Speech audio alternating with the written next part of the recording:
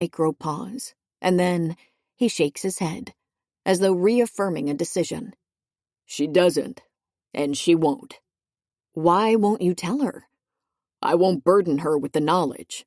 Burden? She'd be into that.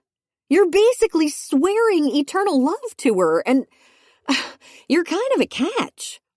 I used to vet all of Serena's dating app matches. I've seen what's out there.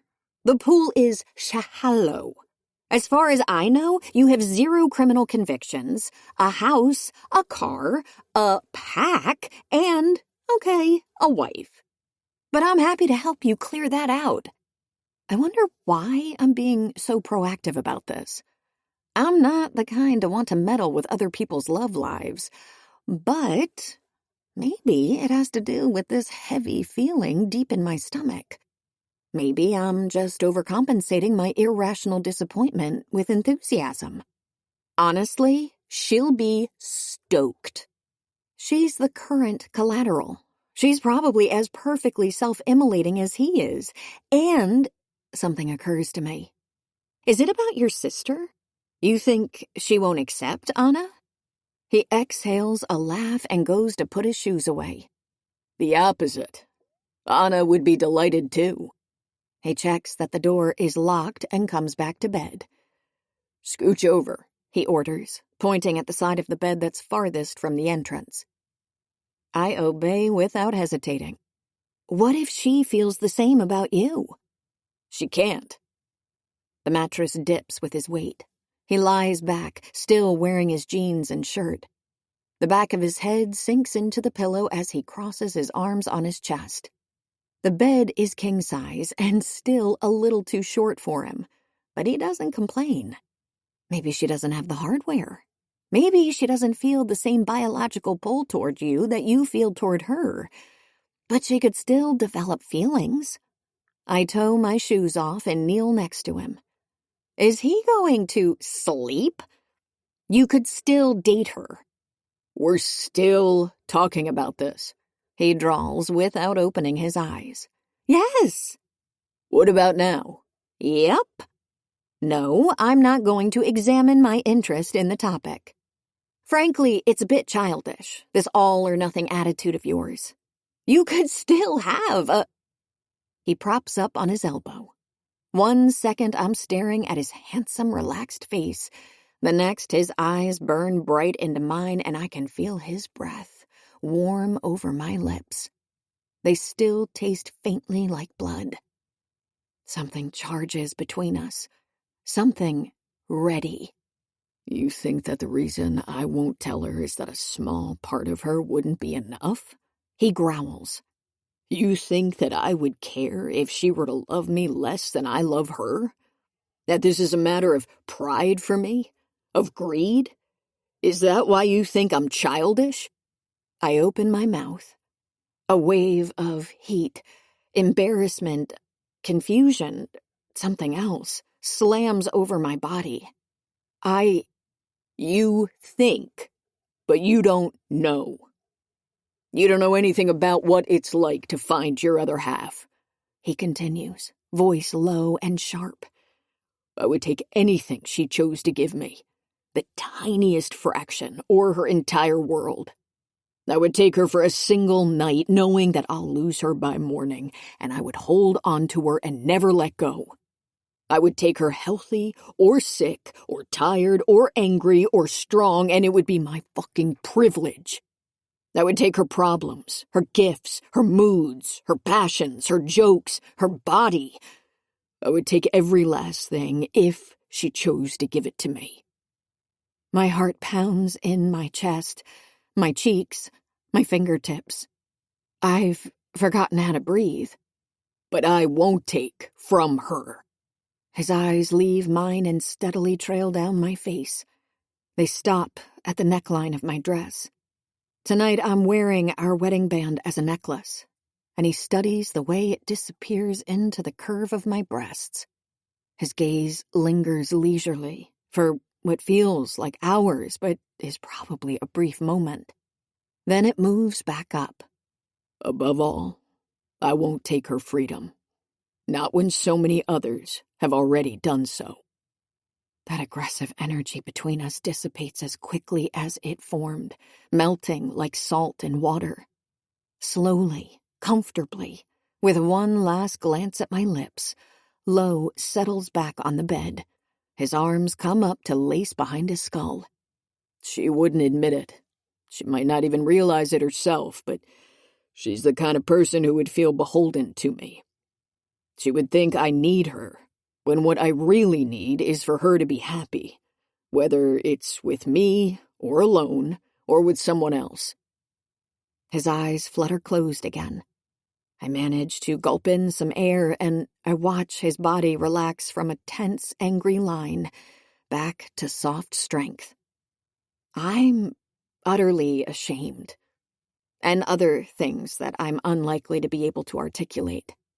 My hands are trembling, so I curl my fists into the cotton coverlet. I'm sorry. I went too far. My feelings are mine to deal with, not hers. I cannot help myself. I lick my lips and say, it's just misery.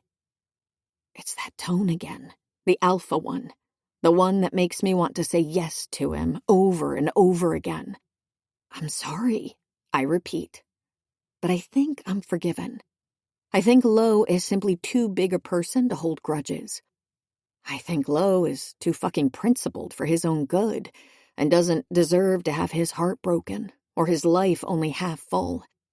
Shall I retreat into the closet in shame so you don't have to see me? His mouth twitches. Definitely forgiven. I can just turn the other way. Right. Will you have to scent me again? Tomorrow? His smile disappears. No. The message came across. They think you're important to me now. Okay. I scratch my temple and do not ruminate over the fact that he said they think instead of they know. I should get ready for bed. The sun will be up soon. But it's such a rare opportunity to study Lo at will. He's just so handsome. Even to me. Someone who's so different, so chronically weird, that I'm rarely afforded the privilege of noticing these things in others. And yet, the more I know him, the more I find him magnetic, unique, genuinely decent, in a world where no one seems to be.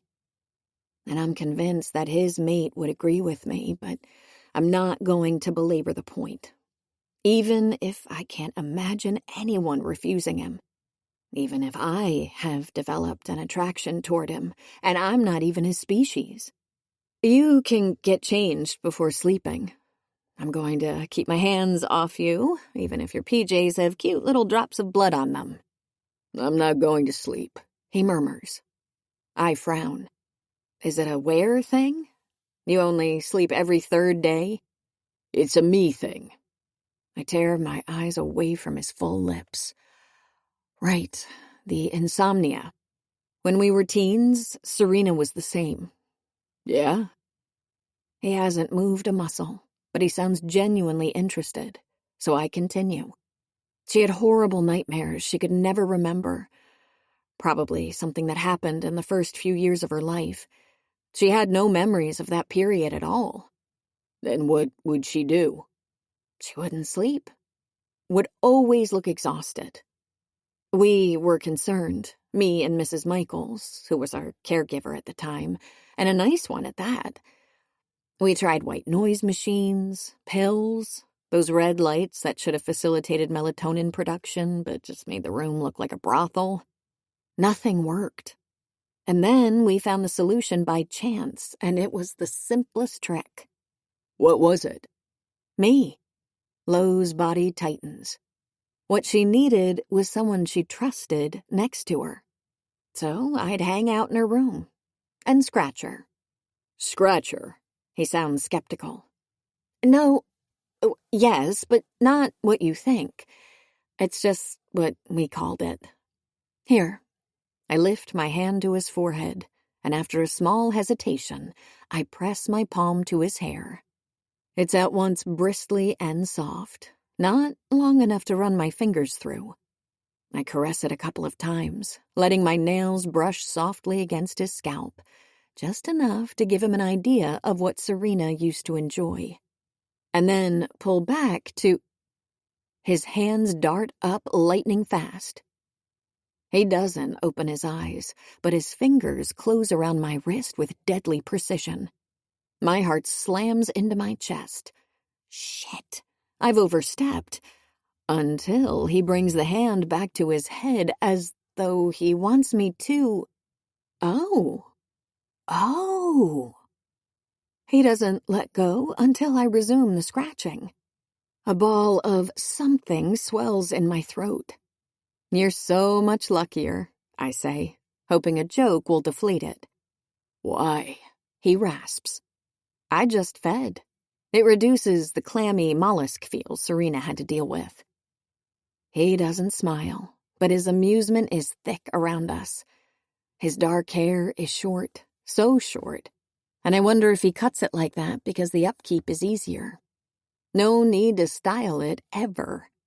I think about how much research I put into the best cuts to hide my ears, about the way Serena enjoyed shopping for clothes and makeup that suited her moods, and then imagine Lo having no time to do any of that, having no time for himself.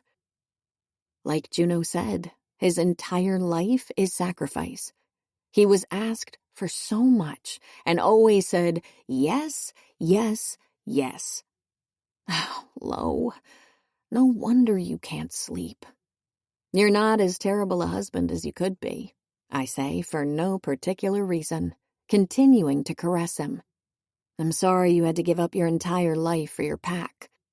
This time he's definitely smiling. You did the same. What? I tilt my head. No. You spent years among the humans, knowing that if a very flimsy truce was broken, you'd be the first to be killed. Then you spent more years building a life among the humans, and now here you are, having given that up, doing stuff for your people whom you claim to care so little about. Not for them. For Serena. Yeah? Then what's your plan, after you find her? Run away together? Disappear? Send the alliance between the vampires and wares into chaos? It's not that I haven't thought that far. I just don't like to dwell on the answer. This marriage is just for 1 year. I punt. Yeah? Misery, I think you should ask yourself something. He sounds more tired than I've ever heard him. What is that? If Serena hadn't disappeared, would you have been able to say no to your father? Or would you have ended up in this marriage anyway? I think about it for a long, long time, watching my fingers trace patterns in Lo's hair. And when I think I have an answer, a frustrating, depressing answer, I don't say it out loud.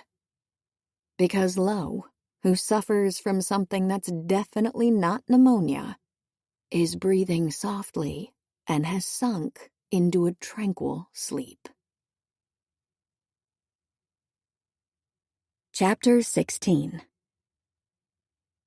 He's been picturing her during her baths. He's been having filthy, unspeakable thoughts. He's too tired to keep them at bay. The following day, Lo disappears to do were things. I wake up in the late afternoon with only vague memories of having crawled into the built-in closet and find a note tucked under the doors. It's a piece of white paper, folded once and then again. On a run, it says. And on a new line, be good. Followed by L.J. Moreland. I snort. For unclear reasons, I don't toss it in the trash bin, but slip it in the external pocket of my suitcase. I draw a bath and lower myself into the tepid water. Holding on to garbage is dumb, but I come by it honestly. It's what Serena used to do with wrappers of rare import candy bars. A maniac-worthy move, in my humble opinion, the way she'd pin them to the wall. A surefire method to spot a future serial murderer, together with pyromania and torturing small animals. When I look at the wrappers, I remember the taste, she told me when we were 13, and I tried to throw them away. It led to me rolling my eyes, which led to us not talking for 2 days, which led to me passive-aggressively littering our shared spaces with used blood bags, which led to flies, which led to an explosive showdown in which she couldn't decide whether to call me a leech or a bitch, and blurted out, "Bleach," which led to us cracking up and remembering that we liked each other. "Misery?" Lo's voice pulls me back. I'm staring vacantly at the stained windows, a faint smile on my lips. "Where are you?" "Bathroom." "Are you dressed?" I look down and shift the foam around strategically. "Yup." The door opens a moment later. Lo and I regard each other from across the room, him blinking, me staring, with similarly dumbfounded expressions. He clears his throat twice, then remembers that looking away is an option. "You said you were dressed." "I'm wearing my modesty froth. You, on the other hand," he frowns. "I'm wearing jeans." Plus a healthy layer of sweat and nothing else. The curtains are pulled, but sheer. The incoming light is warm and tints Lo's skin a pretty gold. His wide shoulders, his broad, heavily muscled chest. He's still glowing with the flush of being outside, in nature, and he looks healthy, even with more scars than anyone his age should have. Narrow, thin stripes and knotty twists. So I like looking at my husband, who's a different species and fated to be someone else's mate. Whatever. Take me to court. Impound my non-existent assets. I'll overlook your nudity if you overlook mine, I offer. Lo's hand comes up to rub his nape. "I took off my shirt before shifting and lost it. Let me find a clean one." "I don't care. Plus you're sweaty and gross." His eyebrow cocks. "Gross?" I shrug, which maybe misplaces the foam. I'm not sure, nor am I going to check, as the answer could be mortifying. "So you went frolicking in the mud with Emery?" He snorts. "With Cohen. He arrived early this morning." "That sounds fun." He got to hang out for a couple of hours with someone he clearly loves and trusts. Let his guard down. "It was." It must be why his eyes are dancing, at once boyish and animated. Why he seems younger than last night. Why, when he walks inside and sits by my feet on the edge of the tub, he looks like he's been smiling. You know, I muse, relaxing into the water. I think I want to see you. He looks down at his body. "You want to see me?" "No, not naked." His head tilts in confusion. "As a wolf." His is soft and amused. "Can you quickly shift? Right now? But keep your distance, please. Animals tend to hate me." "Nope." "Why?" I sit upright, covering my breasts with my arms. Oh my God, does it hurt, shifting? "No." He seems offended. "Phew. Well, how long does it take?" "Depends." "How long does it take for you, on average?" "A few seconds." "Is it another alpha thing? And your motor proteins are super dominant?" His glare tells me I'm on the right track. "Shifting is not a party trick, Misery." Clearly it's not a super secret deal either, because I've seen Cal as a... I gasp. "I got it." "Got what?" I smile, fangs out. "You don't want to show me because your wolfy coat is hot pink." "Not wolfy coat, just coat." I splash him with my foot. "Is it purple?" He flinches and screws his eyes shut. "Is it glittery?" I splash some more. "You have to tell me if it's glittery." His fingers close around my ankle, vice tight. "You done?" He wipes his eyes with the back of his free hand, and it comes away wet. My calf is pale against Lo's skin, slick with water and soap suds. When his grip slips, he turns his wrist to adjust it, and it transitions into something that's more in the realm of a caress. Okay. So, we've been touching a lot since yesterday. We are touching a lot. About tonight, he starts. New topic, but his hand stays firmly in place. I talked to Cohen. He'll buy us some time, distract Emery. How? We'll see. Cohen's a creative thinker. Does he know what we're planning? Not yet. He lowers my trapped foot under the water but doesn't let go of my ankle, as though he doesn't trust me to behave. Or as though he doesn't want to. He might suspect, but he knows better than to ask. Plausible deniability. Wise. Hey, why is Cohen here? Emery is his mother's sister. His aunt? Correct.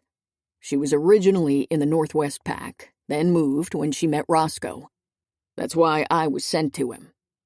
Wow. And he's still going to help you? He is no fan of Roscoe, or his own family. So relatable. After dinner, then. You're going to say you need to feed.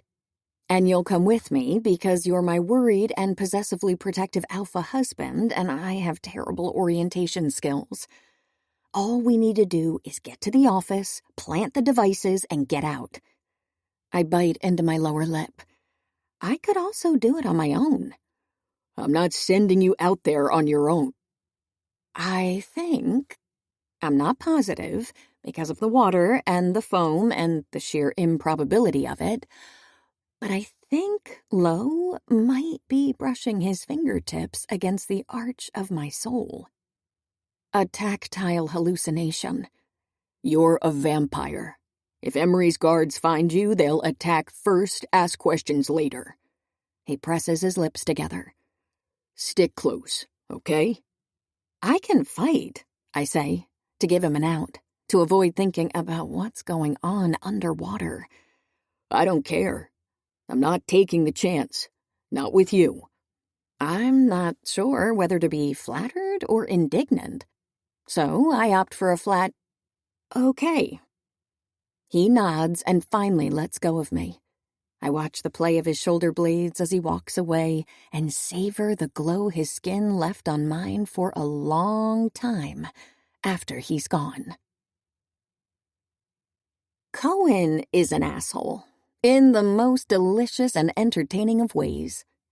He seems to have distinct preferences, strong opinions, and little interest in keeping either to himself.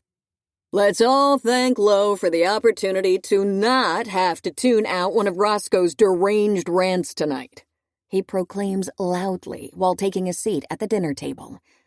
I nearly choke on my spit, but no one else appears concerned that a brawl might be on the verge of erupting, not even Emery. I'm relieved that he doesn't hate me. The opposite, actually. When we meet, he clasps my shoulder and pulls me in for a bear hug that has me wondering whether he's aware that I'm a vampire, or that Lo and I are not actually married. He must be around 10 years older than us, somewhere between a big brother and a father figure for Lo.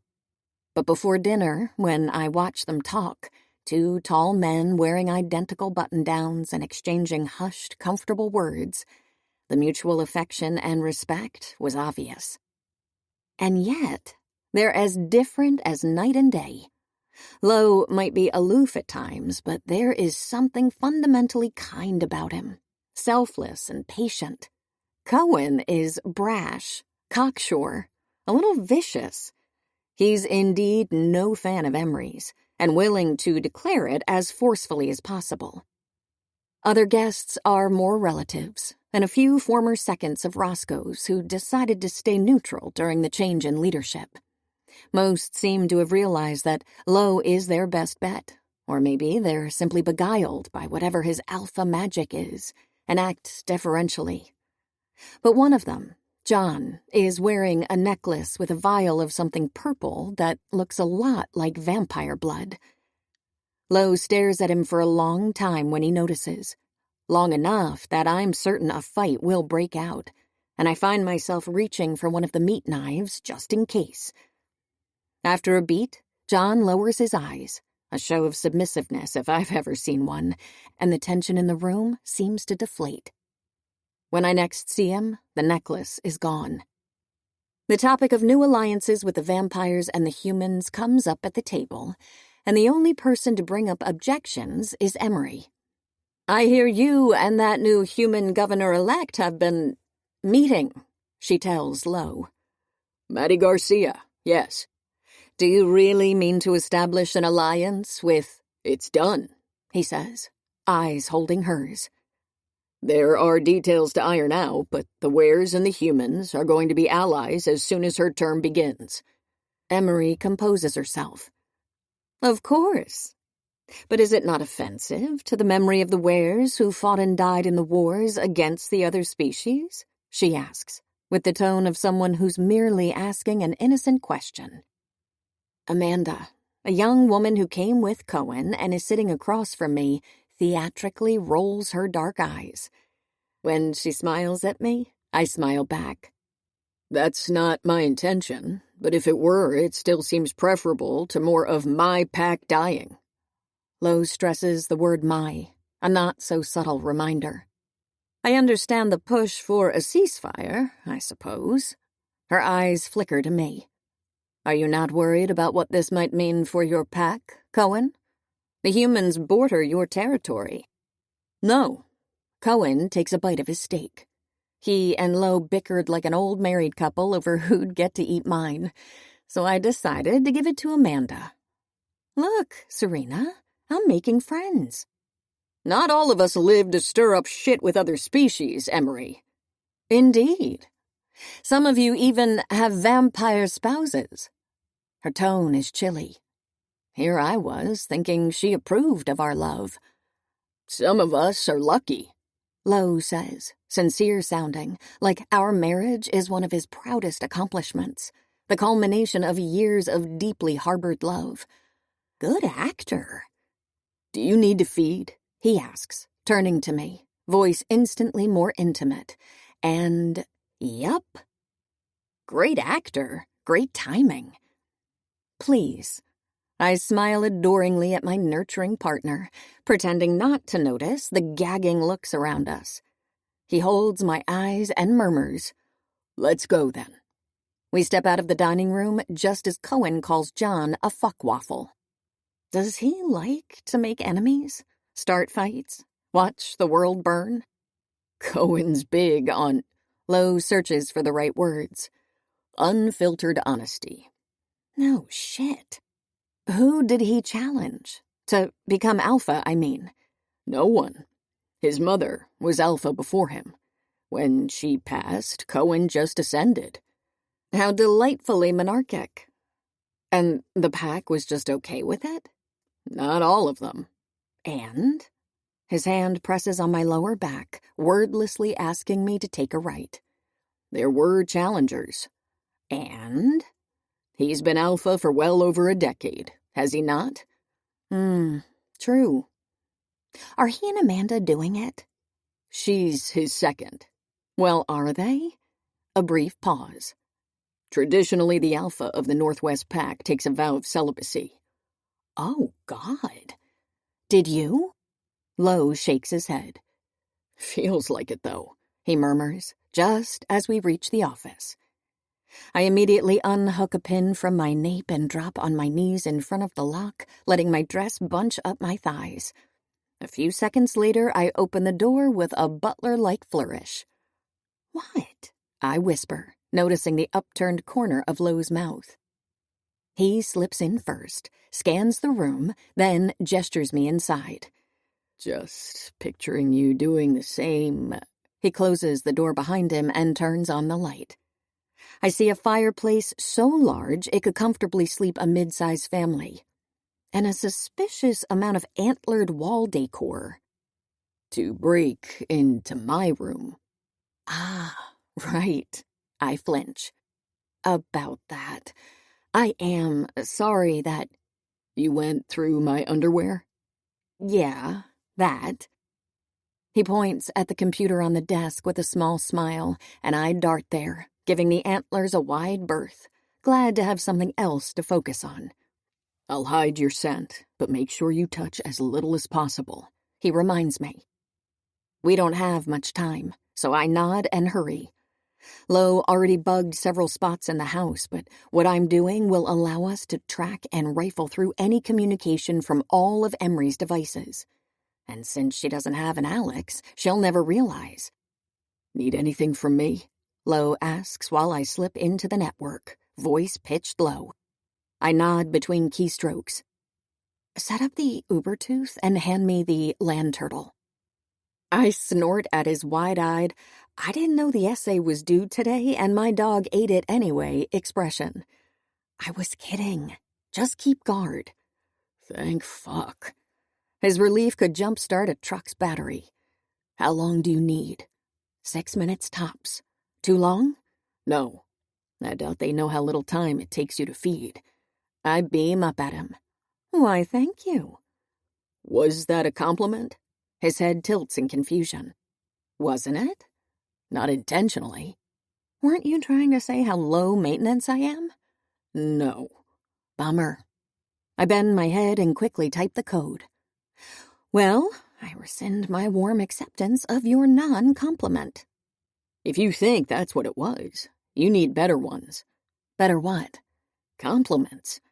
I look up once more. He's staring, his eyes halfway between unreadable and indecipherable. What do you mean? You need to be told the right things. He shrugs casually, but the movement feels the opposite of casual. That you're intelligent and incredibly skilled at what you do, and brave. That despite your weird belief that you're heartless, you're more genuinely caring than anyone I've ever met. That you're so resilient, I can't quite wrap my head around it. That you're very... He pauses, wets his lips. My heartbeat skips.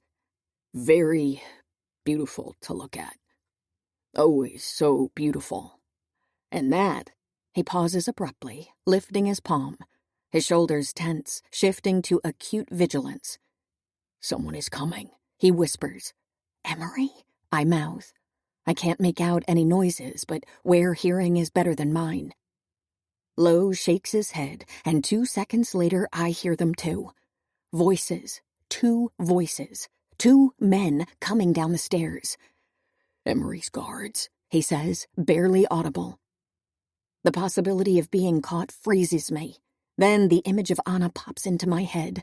The way Emery tried to take her, how terribly she might have hurt her, and fear, real fear, drives through me like a spear. We can't go back home empty-handed. Don't, I whisper, when Lo is about to turn off the computer. The steps sound terrifyingly closer. It just needs a couple more minutes. If they come in and find us. They won't. I turn off the monitor. And I have an idea, but it's easier shown than explained, so I grasp Lo's hand and tug him closer, walking backward until I hit one of the square columns on the sides of the fireplace. The cliché almost makes my teeth hurt, and if Emery's guards are media literate even just at a 3rd grade level, they're not going to fall for it.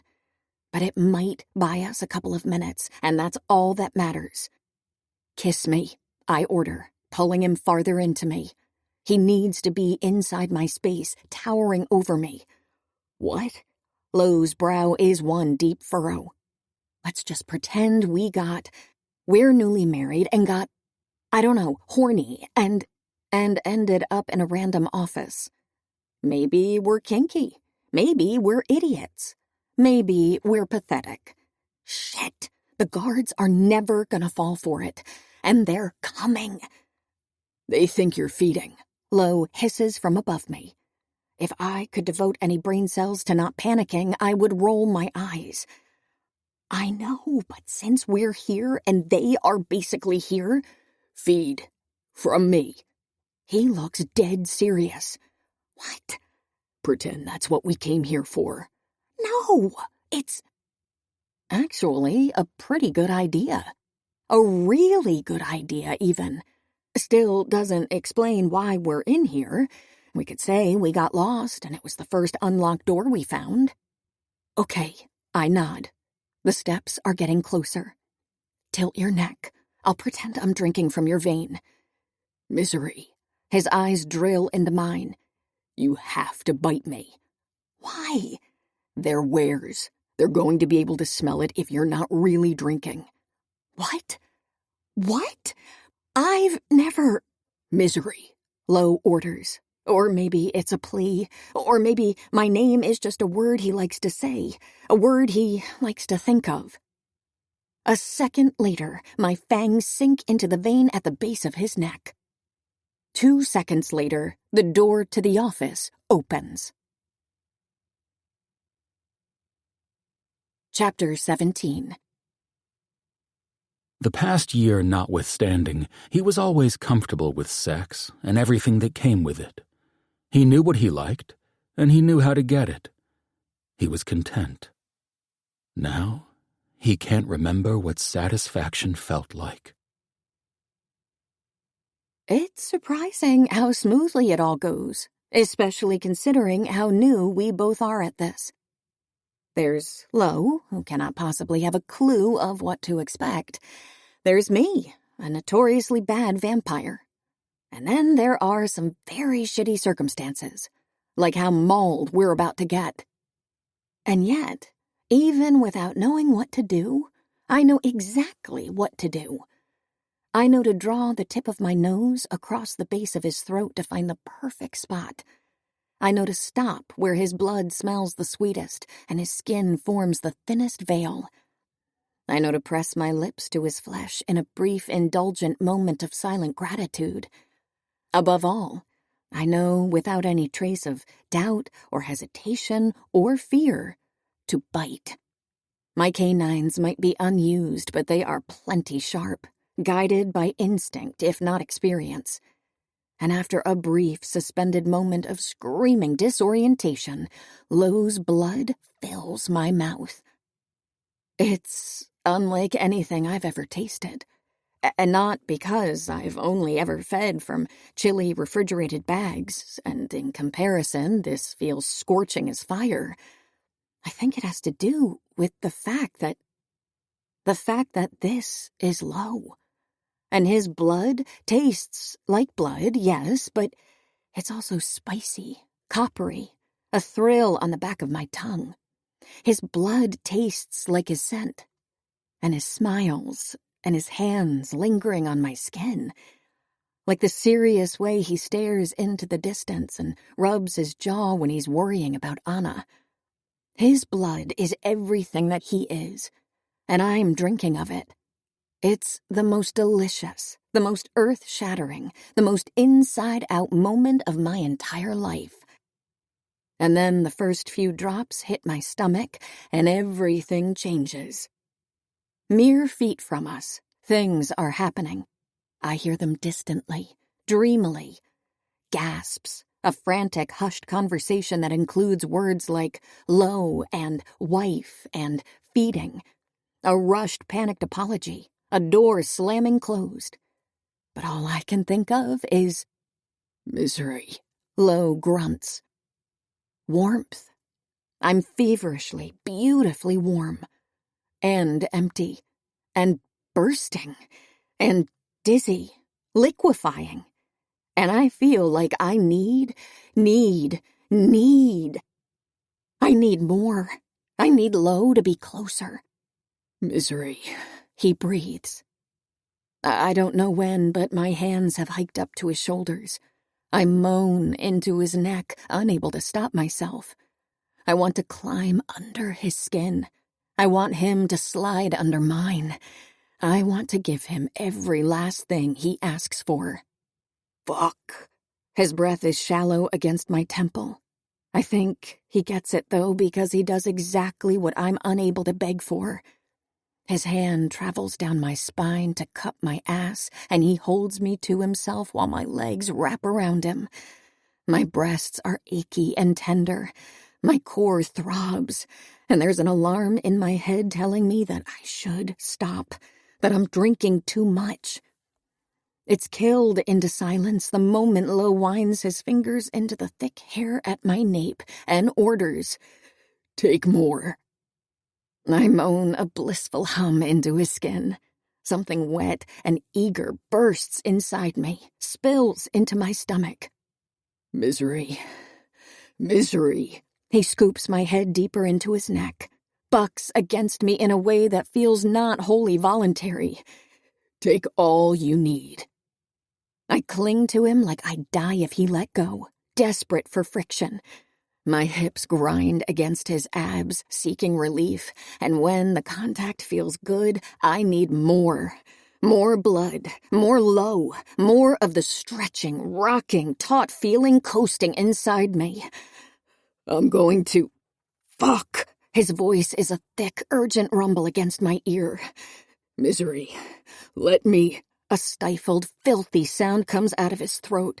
He's rock hard, and when he lifts me higher, fingertips pressed into my ass, trying to thrust against the perfect spot in me, I almost lose contact with his vein.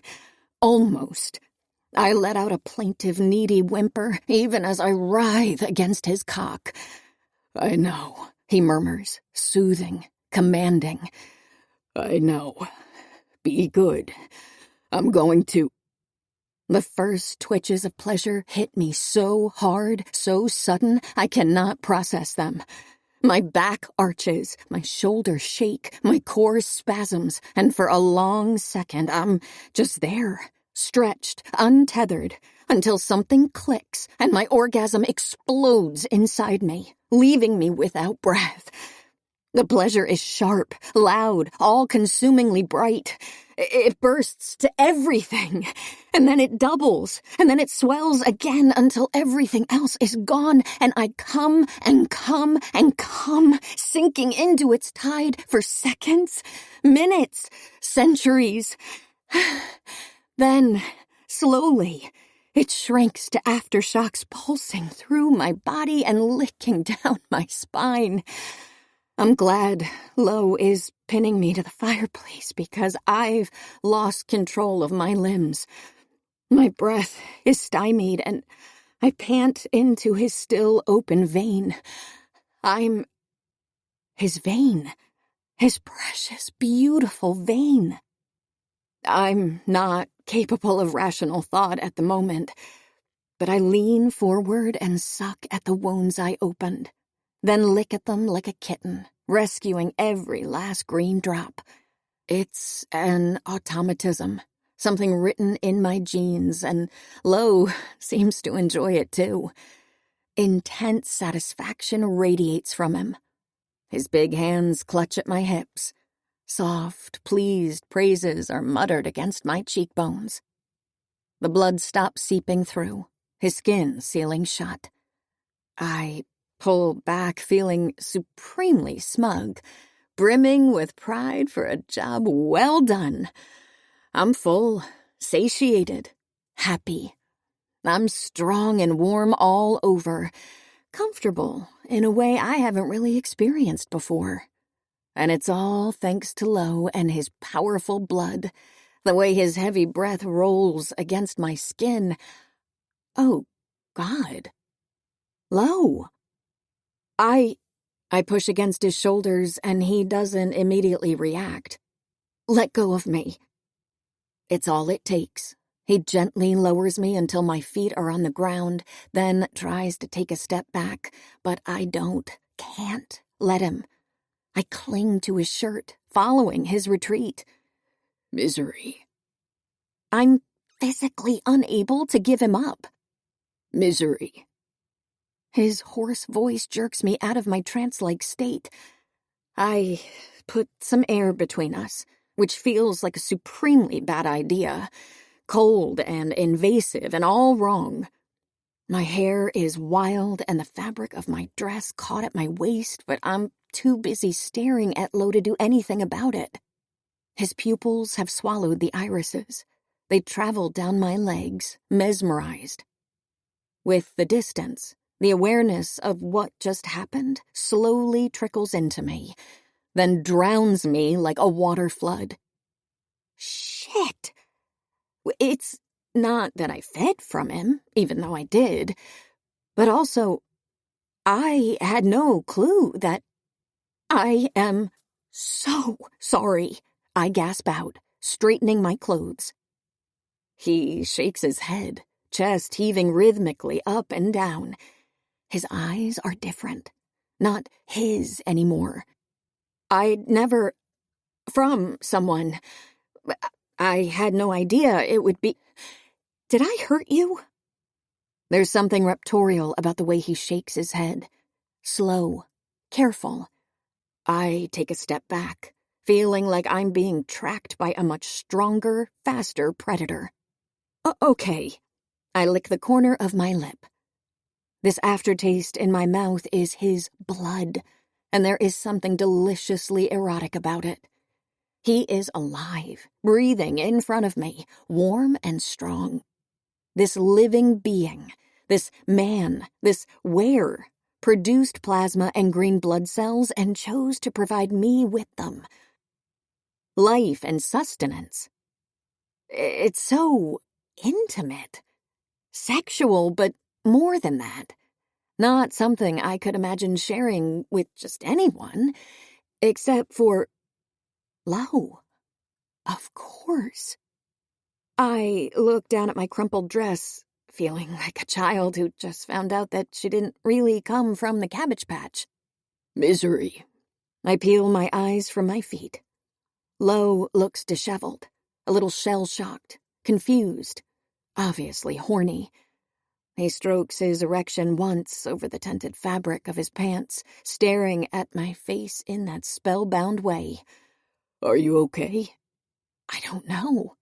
I lick my lips, finding more traces of him. I don't think so. That's when I hear the steps and remember why I was sucking on his blood a second ago. They're coming, I hiss, hurrying to the computer to disconnect the hardware.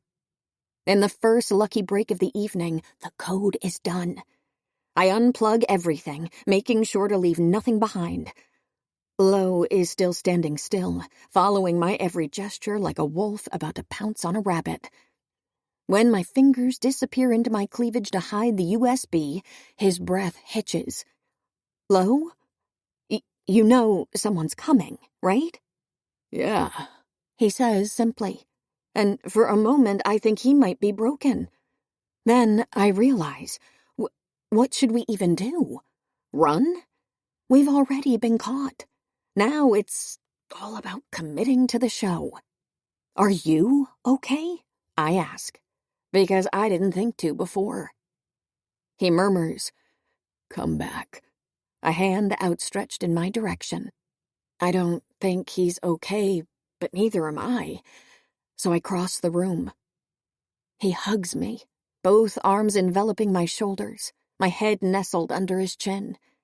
It's not like before, not in that sexual, feverish way that's all about heat and shared skin and contact. This hug is all about closeness, and Lo burying his nose in my hair and my heartbeat seeking his. We should probably discuss what to do when the next person barges in. Come up with an action plan, but all I want is to be here. Cling to him. I could fuck you very nicely right now, He says into my ear. He sounds honest and a bit resigned. I almost did. I'm sorry. I never imagined it would lead to... I know. I'm just really... His lips move against my forehead, soft and warm. I've never felt like this. Like what? Turned on. Smitten. And other things. I feel the exact same. I'm sorry, I repeat. It must be... I'm going to talk to my brother. It might be something I've done. It's not. It's just right. Lo's stubble drags against my temple. Have you had enough? Enough? Blood. Oh, yes. but I'd like more. But may I have more? I want it so bad. I'm about to say fuck it and ask for it assertively like a big girl when the door opens again. This time Lo and I manage to break apart. He steps protectively in front of me, the tenderness between us dissolving. I thought my guards were having hallucinations, Emery says, eyeing us suspiciously. I must have forgotten to lock this room. Her gaze lingers on Lo's neck, woundless, but faintly bluish-green, as if someone latched onto it and didn't let go for a long while. When you mentioned feeding Lo, I assumed... Her lips twist into something that resembles disgust. You should never. Assume, that is. Lo's voice is cutting. And then Cohen appears behind Emery, leaning against the door jamb with a shit-eating grin. I, for one, am glad the kids are having fun. Yeah, well, when you're done, please come back to the table. We're waiting for you for dessert. Aunt Emery, they already had dessert. Emery makes a revulsed face and brushes past Cohen. Lo doesn't relax even when she's gone. His broad shoulders remain tense, gaze fixed on Cohen as if he were a threat, someone I should be shielded from, instead of Lo's most trusted and valuable ally. Which, going by his amused smile, Cohen knows. And to think that you're the most sensible were I've ever met. Look how finding her made you, he says cryptically. He gives Lo a fond glance, and then his expression shifts. I got a phone call. Cal tried to reach you with something important, but wasn't able to. It's urgent. I left my phone back in my room. Cohen's eyebrow lifts. Yeah, not sure it would have made a difference if it had been in your pocket. Lo rolls his eyes but eases up a fraction. What's going on? He mentioned the possibility of you heading home tonight instead of tomorrow morning. Something about Anna, I think. Chapter 18. Her presence soothes him more than a full moon run. I try to use the time on the plane to make sure that the tracker is in place and working remotely, but the Wi-Fi signal is too spotty, and I end up tossing my Raspberry Pi to the side with an angry grunt. Lo and I don't exchange more than a couple of perfunctory words on the flight. He pilots in a focused, self-assured way, his thoughts clearly full of concern for Anna. My heart aches for him. It started when you left, Mick explains grimly when he picks us up. I know, he immediately adds when he sees Lo's expression. I should have told you, but it was a low fever. I assumed she'd eaten something funny, but then she started shivering and said that her bones hurt. And started to vomit.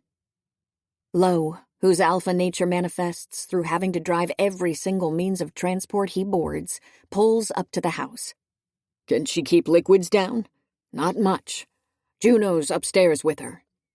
He looks about 5 years older than when we left. And so do Juno and Cal, who are pacing outside of Lo's room, where Anna chose to make her sickbed. I wonder if her brother's smell is thicker in there, reassuring her that everything is going to be all right. I have no doubt Lo is terrified, but he never shows it. Even earlier tonight, when we were about to be discovered, he never panicked. Maybe it's an alpha trait, the making of a good leader. The ability to backburner emotions and focus on what needs to be done. I think Father would agree. Is this being sick? Is it not something that happens to full wares? I ask. Cal and Mick seem taken aback. Juno just asks Lo, calmly, "You told her about Anna?" and seems unsurprised when he nods. "We're not really susceptible to viruses," she explains to me. Or bacteria, or whatever this is. There are select poisons that affect us, but not this way. It occurs to me that because of Anna's physiology, a were doctor would be useless. And because of Anna's physiology, a human doctor would put her at risk of being discovered. Is it the first time this has happened? Lo nods. She's had a runny nose and some sneezing in the past. We pass them off as allergies. We still have that Tyler medicine, Cal offers. The one we got months ago. Tylenol? I ask. He gives me an admiring look. How do you know? I smile. Just guessing. That might help with the fever and the pain, but I shrug. And while the others try to decide how to proceed, I go check on Anna directly. She looks small and fragile in the middle of Lo's king bed, and her forehead burns under my hand. I'm convinced she's asleep, but her "Can you keep it there?" when I'm about to leave tells me otherwise. You feel so cool. Who do you think I am? For her pleasure, I produce a deep frown. Your personal ice pack? Her giggle squeezes my chest. How do you feel? I ask. Like I'm about to puke on you. Could you please puke on Sparkles first? She gives it a long thought before formally declaring, As you wish. Lo joins us a few minutes later. He presses his lips to Anna's temple and gives her what he announces to be the first of her California presents, a large pink giraffe that I cannot figure out where or when he acquired. Were there giraffes in California? Not in the wild, love. She purses her lips. I'd like a more authentic present next time. Noted. Lo? Yes. I miss Mama. Lo's eyes briefly flutter shut, like he can't bear to keep them open. I know, love. Why does Misha get to have two parents, and I get none? It's not fair. No. He gently smooths down her hair, and I feel it deep inside my bones that he'd burn the entire world for her. It's not. He holds her head when, just a couple of minutes later, a new wave of nausea has her dry retching into a bucket. We stay with her until she falls asleep, clutching both our hands with her little fingers. When we step out of the room, there are deep grooves around Lo's mouth. I'm going to take her to human territory, he says to the others in that alpha decree tone of his that doesn't allow pushback. I'll find a doctor who won't ask too many questions or perform any unnecessary exams. It's not ideal, but we simply don't know enough about her human half, even at baseline, to interpret. I do, I interrupt. Everyone turns to gawk at me. At least I have more experience with humans than you guys. Actually, Cal starts. Experience with humans that doesn't involve murdering them, I tell him with a pointed look. He concedes that I'm right with a sheepish nod. But Mick, who's usually my ally, scratches his neck and says in a pained tone, Misery, it's a really kind offer, but you're not a human. You're a vampire. I lived among humans for 1.5 decades, with a human sister. You're saying you know what's wrong with her? Lo asks me. No, but I'm fairly sure it's either bacterial or viral, and I know what meds Serena used for each. They're all still looking at me skeptically. Listen, I'm not saying this is foolproof, and I'm no physician, but it's probably better than moving her while she's already so weak, or exposing her to someone who might figure out her situation. It seems risky, and there's no telling what could go wrong. Mick sighs and shakes his head. We should take her to human territory, Lo. I can do it myself. I'll be quick about it and have her back. Do you have the names of the drugs? Lo interrupts, looking at me. I can write them down for you. You'll need to go to a human pharmacy, most of which will be closed by now, and you'd normally need a prescription, but I don't need that. I grin. I figured. I have no doubt that someone like Lo can slip in and out of other territories undetected. Lo, Misery's friend was fully human. Mick is protesting a lot, which is probably related to how invested he is. Lo said that he lost his son, and I wonder if that has anything to do with the attachment he's formed to Anna. True, I say gently. But any doctor will evaluate her as a fully human child, too. There is simply no one like Anna. We might as well use Serena as a template. I agree, Juno intervenes. We should trust misery. Mick looks on the verge of complaining again, so Lo clasps his hand around his shoulder. If this doesn't work, we will take her to a doctor. Tomorrow. He's back in less than an hour. We're all waiting for him with Anna, but his eyes meet mine first when he steps inside. His knuckles are dusted with green blood as he hands me the meds, and I'm relieved to find no traces of red. I make quick work of smashing the pills for Anna, like I used to for Serena before she learned how to gulp them down. An embarrassingly recent development. Why so many? Anna whines. Because we don't know exactly what you have, I explain. These will help whether it's a virus or bacteria, and this other one will lower your fever. Now quit bitching. She says the pills taste like poison, which earns me several nasty looks from the peanut gallery. I decide to make myself scarce and go look for Alex, hoping he's still awake. I'm in luck, because I find him in Lo's office. I walk up behind him, curious about what has him so engrossed that he didn't hear me coming. Playing smuggled human games and GTA, no less, at your boss's desk. The sheer gall of today's workforce. Shit a brick. He almost falls off his chair. Where are you? You're so close all of a sudden. I had garlic for lunch, and my blood is probably poisonous to you. I give him my best disappointed pout. I missed you too. We're intercepting, right? He nods, still clutching his chest. Yes, I'm getting great signal. Emery can't book a chiropractor appointment without us knowing. Lovely. Anything yet? He shakes his head. His nostrils twitch. You smell different. That's why I didn't notice you coming in. Uh-oh. Maybe my vampiric stench is growing on you? No. You smell like... By the way, Lo asked us to work on a project. I interrupt. It's a lie, but I don't think Lo will mind. What? It's something that just occurred to me because of what Anna said. Misha gets to have 2 parents and I get none. When trying to figure out who told Serena about Anna, we assumed that it couldn't be her father because he never believed Maria when she said she was pregnant. But what if that's not the whole story? He wants us to get a list of humans who were part of the Humanware Bureau, say, 10 to 5 years ago? It is safer than saying 8.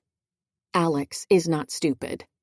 Lo is looking for people who would have interacted with wares in in his pack. He blinks curiously. Why? I don't know. Something came up when we were at Emery's, and he said he'd need to know. Maybe I'm a better actor than I gave myself credit for. Any person who worked for the Bureau? No other criteria? I run a hand through my hair, thinking. Men. Just men. Okay, yeah, sure. Do you have time to start now? I smile as fanglessly as I can. Or are you too busy playing pretend street gangster? He flushes a cute shade of green, clears his throat, and we spend the next hour finding very little because of the disorganized mess of the human archives. We give up when Alex starts yawning. Oh my God, he says after I stand to leave. What? His eyes are moon-wide. I got it. Got what? What you smell like. Fuck. Good night, Alex. Why do you smell like my alpha marked you? Is the last thing I hear as I head back to Anna's room. Mick and Cal have left, but Lo and Juno are standing outside of his room talking in hushed tones. They fall silent when I arrive and turn to me with heavy eyes. I freeze. Shit. Is she okay? Juno's response only lags about a second, but my stomach's weight doubles. Her fever broke, and she's been able to keep liquids down. She said your gross stuff, direct quote, made her feel much better. I smile. Really? Yup. She gives her alpha an appraising look. Her eyes bounce between the two of us, and then she adds, "You guys make a surprisingly good team." It was mostly me. I dust off the dress I put on for dinner and am somehow still wearing. Juno's mouth twitches. Just take the compliment. Fine, I concede, watching her wave it low and leave. This friendship, or lack of enmity, appears to be highly rewarding to my dopaminergic system. I expect to find Lo smiling. Instead, he's staring at me with a grave, almost haunted expression. Is Anna asleep? He nods. Do you want to sleep in my bed? His throat bobs before it occurs to me to clarify. I sleep in the closet anyway, and you could keep the door open in case Anna wakes up, and I'm not coming on to you while your sister is still sick because of what happened between us earlier. I finish, considerably less strongly than I began. But I don't think he cares. Honestly, I doubt he's listening. He nods robotically, and once he follows me inside my room, his gaze fixes on the night outside the window, on something that might not even be there. There is an unpleasant twist in my throat. I sit on the bare mattress and softly call, "Lo?" He doesn't respond. His eyes, pale and otherworldly, stick to the darkness. Are you okay? I'm afraid he'll ignore this question too. But a few minutes later, he shakes his head. Slowly, he turns and comes to stand in front of me. What if you hadn't been here? He murmurs. What? If you hadn't been here with your knowledge of human anatomy. His jaw works. I'd have had to choose between her health and her safety. Ah. I see now where all of this is coming from. I see it and I feel it deep in the pit of my stomach, a stone sinking heavily. It'll be okay. She'll be okay. It's probably just the flu. What if next time it's something more serious? Something she needs extensive human medical care for? It won't. Like I said, she'll be okay. Will she? He asks, in a tone that makes it impossible for me to lie. The truth is, I don't know. I have no idea whether Anna will be okay. I have no idea whether Lo and I will be okay. I have no idea whether Serena is alive.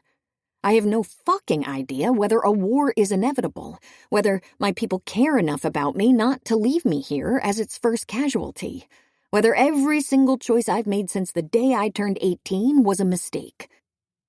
I have no idea what will happen. I have no idea what has happened, and it's terrifying. I respect Lo, this man who feels so similar to me, this man I've known less than a handful of weeks and yet cannot quite make myself not trust. I respect him too much to lie to him, or to lie to myself in his presence. So I say, I'm not sure, and it's barely a whisper, but he hears me. He nods, and I nod, and when he sinks to his knees, when he buries his face in my lap, I welcome him. Let my hands run over his soft hair, feel his deep inhale. His shoulders, so broad and strong, rise and fall. I slide my hand down the back of his neck, inside his shirt, hoping my cool skin will be as soothing as his heat is to me. Misery, he sighs, and his breath warms the skin of my belly through the fabric of the dress, and I'm still alone, still different, still mostly on my own, but maybe a little less than usual. His fingers close softly around my ankle, the metal of his wedding band hot against skin and bones, and for the first time in more than I can remember, I feel held. I'm here, I say, only in my head, with you. We stay like that for longer than I can keep track of. Chapter 19. She is fearless, and the thought terrifies him. This question you just asked me. I don't like it. Not rolling my eyes at Owen requires a degree of control over my ocular muscles I didn't know I had. Normally, I wouldn't bother with civility, but I need my brother to get me some answers. On the plus side, Ludwig is not paying attention to my call. Earlier today, when I found him in the sunroom trimming a rose plant and asked whether I could chat with my brother, he looked at me like I was asking for permission to get a liger tattoo. I don't care. Lo said your movements are not to be restricted. Call whoever you like. A pause. Maybe avoid phone sex, but really it's up to you.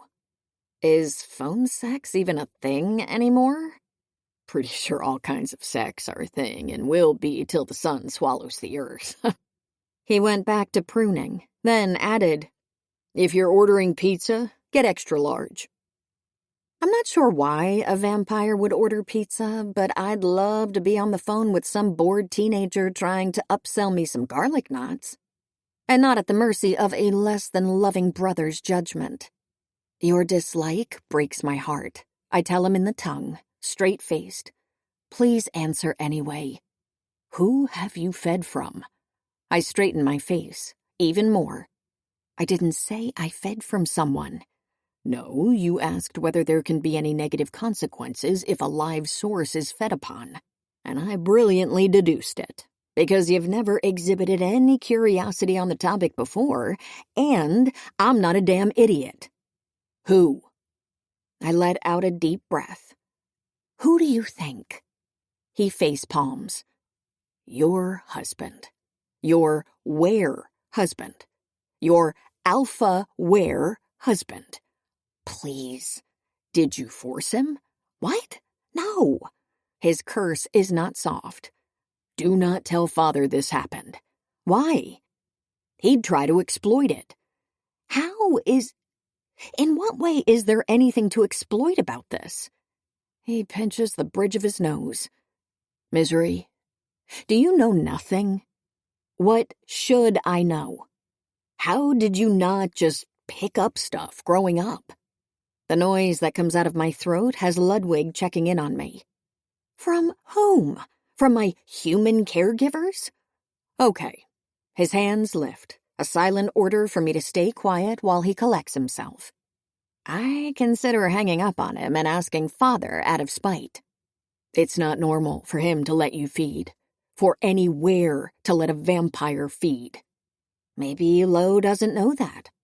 Our species have been enemies for centuries. Do you think they didn't grow up thinking that being sucked on by a leech is the highest level of defilement? Do you think using his blood to keep alive the people who killed his ancestors is something his pack will be okay with? I remember Emery's disgusted expression, her second's gasps. Even Cohen had to suppress his initial shock at seeing my marks on Lo's neck. And Lo, pulling me to himself after I said I wasn't okay. Lo is different, clearly, and clearly this is something you should bring to your grave. It's obvious that there is some friendship here. I think about it for a minute, then nod. So he took a liking to you. He rubs his forehead. Oh, this is weird. I'm glad you're alive and maybe going to stay that way, but it's weirder than that. When I fed from him, misery, he gives me a blistering look. I went through puberty in vampire territory. I know exactly what happened when you fed from him. Please do not continue. People who shared a placenta for 9 months should not talk about this stuff. Am I flushing? I am. We're dizygotic twins, which means that we never shared a placenta or an umbilical cord. A womb at best, really. Still, do not subject me to a retelling. Owen tips his head back and looks at the ceiling. Can you just tell me if there will be any negative consequences for Lo? I want to be sure I didn't harm him. Owen sighs. As long as you didn't take too much, he'll be fine. And you'll probably be fine too. Honestly, there aren't that many case studies of vampires feeding from wares. Okay. Phew. Thank you for letting me know. Have a good life. I'm hanging up now. Misery, listen carefully. There is a reason our species decided to transition from live feeding as soon as the technology to safely draw and store blood became available. Drinking from a live source is not just something that's hard to tease apart from sex. It has hormonal and biological consequences that are trivial in the moment, but might build up in the long run. That's why it's been discouraged among vampires for centuries. We need to fuck as many people as we can and reproduce, not form bonds. Repeat, feedings create complex dynamics that... He stops abruptly, shaking his head. His expression has softened, and I wonder if he has done it before. If it's something he'd want to do with someone else. Don't do it again, Misery. Be his friend. Build a chicken coop with him. Fuck him if you want, but do not feed from Low Moorland again. The irritation of being told what to do by my useless brother sticks with me the entire night. I'm still miffed hours later when I wander into the kitchen after reading a story to Anna about an annoying llama who's being deservedly bullied by a goat.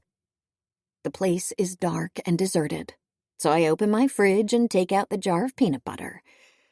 It's not like I plan to feed from Low ever again, nor do I think he'd appreciate it, given the questionable side effects. I'm here to find Serena, and I've not forgotten. But Owen has no right to... The man you and Alex are looking for. He's Anna's father, isn't he? Yeah.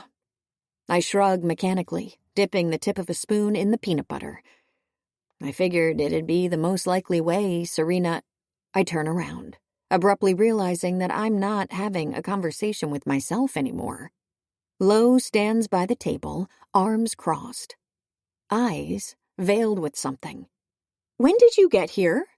Just now. Oh. We haven't really talked since 2 nights ago when we awkwardly untangled from each other after Anna woke up and called for a glass of water. He stood in front of me as earnest and shaken as I felt, and then left to take care of her. I slipped into my closet under the mound of pillows and blankets, smiling a little when I overheard them talking about the pink giraffe in hushed tones. Anna named her Sparkles, too. Yesterday was some sort of hearing day with lots of wares coming over to bring concerns, advice, requests to their alpha. I remained very out of the way for that. But most of the meetings happened in the pier area, and from my window, it was fascinating, witnessing the span of Low's responsibilities. I couldn't help overhearing how warmly and easily he interacted with pack members, and how many of them lingered just to exchange a joke or to mention how relieved they are that Roscoe is gone. I guess I felt envious. Maybe I, too, wanted a minute with the alpha. Maybe during our trip I got used to having him nearby. Anna's father. Why? He talks like we're past preambles, and I think we might be. Why not? He lifts one eyebrow. What if he did know? What if he did believe your mother eventually? What if he told someone else? He tilts his head, curious and wolf-like, and hums for me to continue. Serena was a lot of things, but computer savvy wasn't one of them. Nothing as tragic as you. I power through Low's glare. But if I wasn't able to find traces of Anna while snooping around, it's very unlikely she came across it on her own. Which means that someone must have told her, and we need to figure out who. I shake my head, marveling for the millionth time at Anna's existence. She's here. She's perfect. She's like nothing I've ever conceived of before. How the fuck did Serena get embroiled with her? The theory I keep coming back to is someone pitching Anna's story to a hungry young journalist. But the Serena I know would never, never go public with Anna's identity. Lo, if it makes you uncomfortable, If you feel like this is intruding on your mother's privacy, I'm okay with pursuing this one on my own." "It doesn't. What you're saying makes sense, and I wish I'd thought of it sooner." "Okay. Well, glad to have you on board. Juno did say that we make a good team." And you replied that, "Who even remembers?" I gesture breezily and feel my face slowly widen into a smug grin. One with fangs. He smiles back, small and warm. And then we seem to reach an impasse. I'm not sure what to say. Neither is he. And the events of the last time? No, 2 times we were together finally catch up with us. I'm no coward, but I don't think I can bear it. I've been wanting to be in his presence, but now I'm not sure what to do with him. So I dip my spoon in the peanut butter jar once more, just to keep busy, and stuff it in my mouth. Well, I think I'm overdue for my nightly bath, just to avoid smelling like phlegm. After that, I have a hot date with Alex, so... "Does phlegm smell?" he asks. Does it? "No clue. Wares don't get colds." Stop bragging. "Do you get colds?" Nope, but I'm classy about it. "You'd be classier if you didn't have peanut butter on your nose." Damn, where? He doesn't say, but comes forward to show me, walking into me until I'm nestled between him and the counter and... Am I cornered here? By a were? A wolf? The stuff of boogeyman tales? Yes. Yes, I'm cornered, and no, I'm not scared. "Here." His hand swipes the tip of my nose. He holds his fingertip up to show me the small clump of peanut butter. I should be wondering how it got there to begin with. What I do instead is lean forward and lick it off Lo's thumb. I regret it instantly. I don't regret it at all.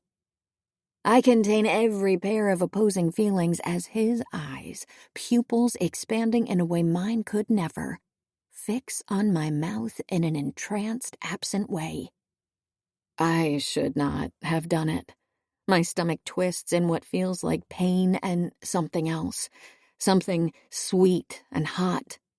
"Anna's feeling much better," I say, hoping that it'll diffuse this thick tension between us. We're a seesaw, Lo and I, constantly pushing and pulling for a precarious balance on the brink of this, whatever this is that we are always about to fall into, alternating in chaos. "She's completely healed," he agrees. We're too close to be having this conversation. We're just really close. Back to her pestering self. He takes a small step back, barely an inch, and I almost cry with relief, or disappointment, or both. "Yeah," he says, even though there's no question to answer.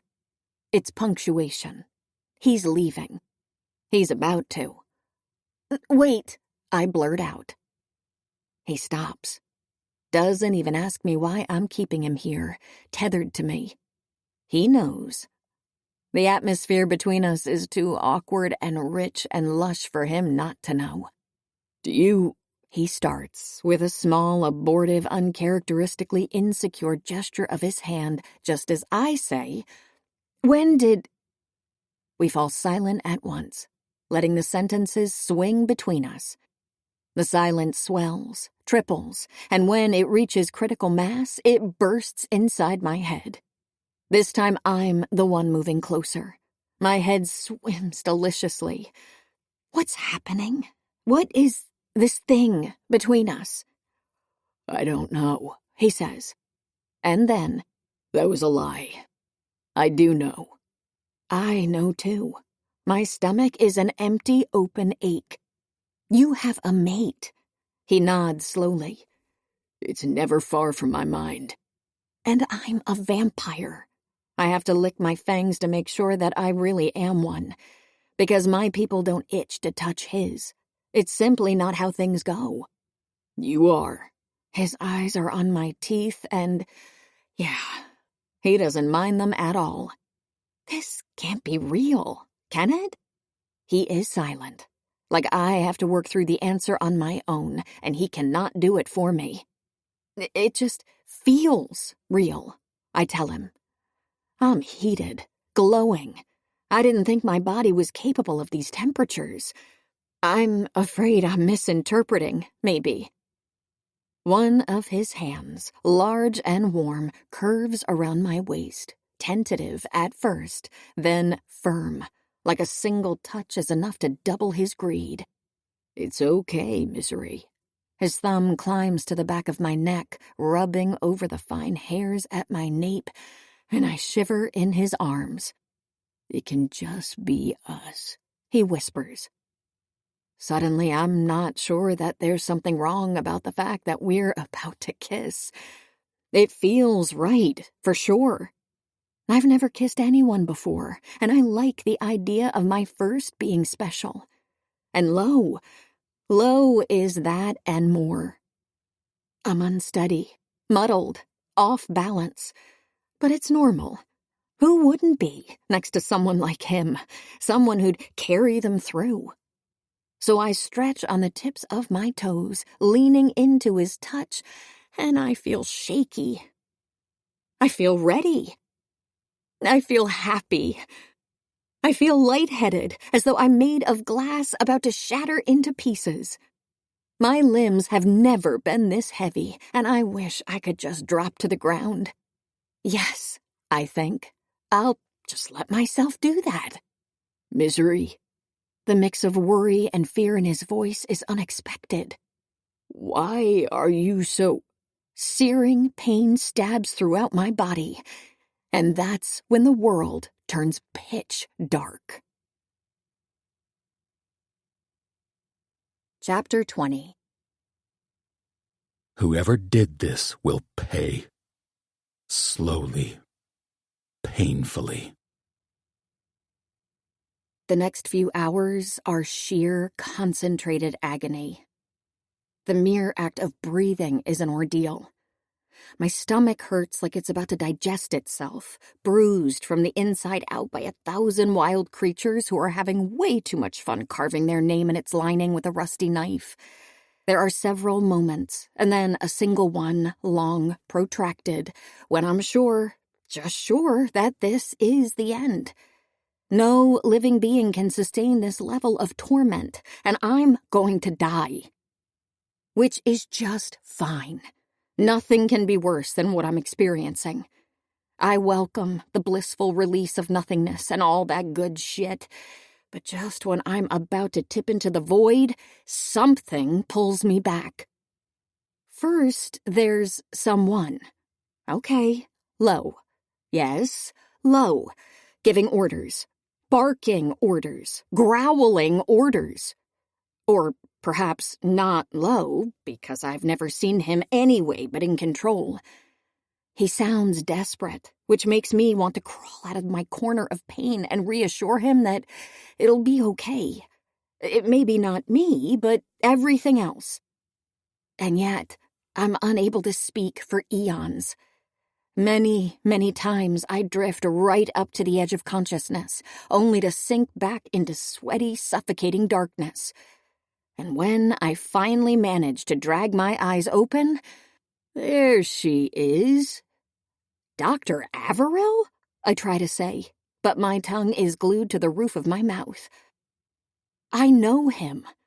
The Collateral's official physician. With diplomatic passage into human territory where he'd give me annual checkups to ensure that I remained healthy enough to be killed if the alliance dissolved, I guess. His duties must have expanded, which is a shame because he looks as ancient now as he did when I was 10. Except that there's something weird about him. Is he experimenting with facial hair? Little misery lark. It's been a while. Not the mustache. I slur, delirious, unable to keep my eyelids up. He clucks his tongue. If you have the energy to question my appearance, maybe you don't need this painkiller. He mutters in the tongue, ornery as always.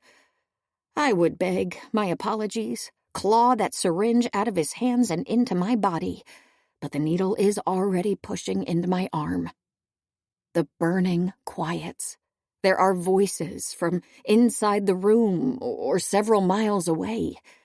Her organism deals with the poison. She'll gradually slip into a healing trance. She'll look very still, and you'll be worried that she's dead. But it's simply the vampire way. How long? Lo asks. Several hours, days, maybe. Don't look at me like that, young man. A few muttered curses. What do I do? There's nothing to do. It's her body's job to combat the infection now. But what do I do for her? Dr. Averill sighs. Make her comfortable. At some point after she wakes up, she'll need to feed. More than usual, in quantity and in frequency. Make sure that you have blood at her disposal. The fresher, the better. A long pause. I picture Lo running a hand over his jaw, his worried gesture. And of course there's the matter of her father. I'll have to inform Councilman Lark about what happened. He might see this as an act of aggression, even a war declaration against the vampires. Dr. Averill's voice fades, and I fall back inside myself. Need to rest. No. Come on, Lo. You need to sleep. I'll watch over her while you... No. Take Anna away. We cannot be sure that Anna was the real target, Mick protests. The intended victim could have been Misery. But what if Anna was? Juno points out. We shouldn't risk it. Agreed, Cal says. Let's move Anna to a safe place until we find out who did this. We all know it was Emery. Mick. I know no such thing, and I'm done assuming. Lo is icily, murderously angry. My wife was on the brink of death until hours ago. I'm going to move Anna to a safe place. This is not up for discussion. Where will you move her? Mick asks. That's for me to know. Cool lips press a soft kiss into my feverish palm. Misery, I come out of the healing trance all at once, like a salmon bursting from a stream.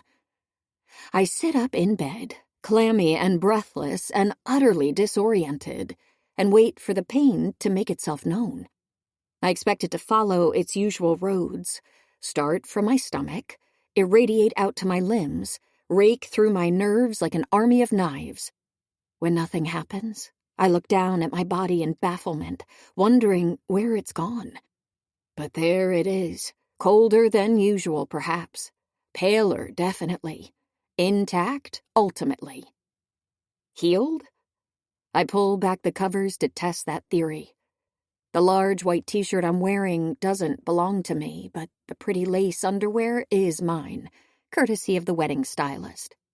I haven't worn it since the ceremony, and I refuse to wonder how it ended up on me. Instead, I stand. Even though I'm wobblier than a newborn calf, my legs are functional. I push through the exhaustion and force myself to walk. The clock on the wall says 1:30 in the morning, and the house is dead silent. But I'm fairly sure that more than a few hours have passed since I first lost consciousness. Did I skip a day? I have no phone to check, so I do the pre-technology thing. Head outside to ask someone. Hopefully not the person who poisoned my peanut butter. I open the door to a dimly lit hallway and almost stumble on the pile of clothes right outside. Anna, giving her dolls another makeover, I bet. I hold on to the wall and weakly step around it, but the pile moves. It uncurls, then gets up, then stretches very much like a cat would. Then it opens its eyes, which happen to be a very beautiful, very pale, very familiar green. Because it's not a pile at all. It's a wolf, curled outside my room, guarding my door.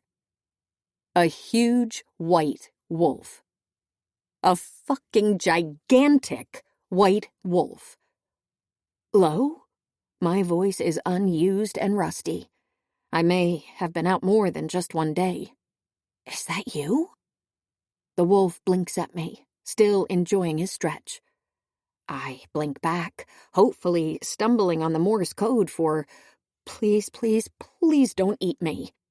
I don't want to assume, but the eyes look like yours, and he trots to me, and I scurry back in a blast of panic, plastering myself to the wall. Oh shit! Oh shit! He's just so much larger than Cal, so much larger than I thought wolves could be. I squeeze my eyes shut, not wanting a high-def view of my duodenum getting ripped out of my abdominal cavity and then eaten. And then something soft and damp pokes me in the hip. I crack one eyelid open and there it is. A muzzle, pressing against my skin, pushing gently but firmly, like he's hurting me, back inside the room. You want me to... He doesn't reply, but he radiates satisfaction when I take a few steps back. And when I stop, he nudges me again, even more insistent. Okay, I'm going. I march back where I came from. The wolf follows at my heels, and once we're both in the room, angles his body and closes the door with more ease than anyone without opposable thumbs should display. Lo? I just want to be sure. The eyes seem proof enough, but God, I'm exhausted. It is you, right? He pads to me. You're not Juno or Mick? Please tell me you're not Ken doll. A soft, rumbly noise rises from the back of his throat. I guess I expected your fur would be dark, because your hair is. I let him prod me toward the bed. Yes, I'm going back to sleep. I feel like total shit, but not the bed, please. The closet. He understands because he closes his very impressive jaws around a pillow and carries it to the closet, and then does the same with a blanket under my bemused stare. God, you're just so fluffy. And sorry, but you're kinda cute. I know you could murder me in less time than it takes to stick a straw in a blood bag, but you're soft, and your coat is not even sparkly pink. I don't know what you were embarrassed about, you majestic fluffball. Yes, fine, I'm going. He all but drags me to the closet and doesn't stop bossing me around until I'm lying down in my favorite spot. I wonder how he managed to find it. Might be a scent thing. FYI, your alpha tendencies are even worse in this form. His tongue darts out and licks at my neck. Ooh, gross, I giggle. His teeth close around my arm, a joking, playful warning that could shatter my ulna, but won't. Can I pet you? His head turns to butt under my hand. Yes, please. Well then, I half laugh, half yawn, scratching him behind the ears, luxuriating in the beautiful, comforting feeling of his coat.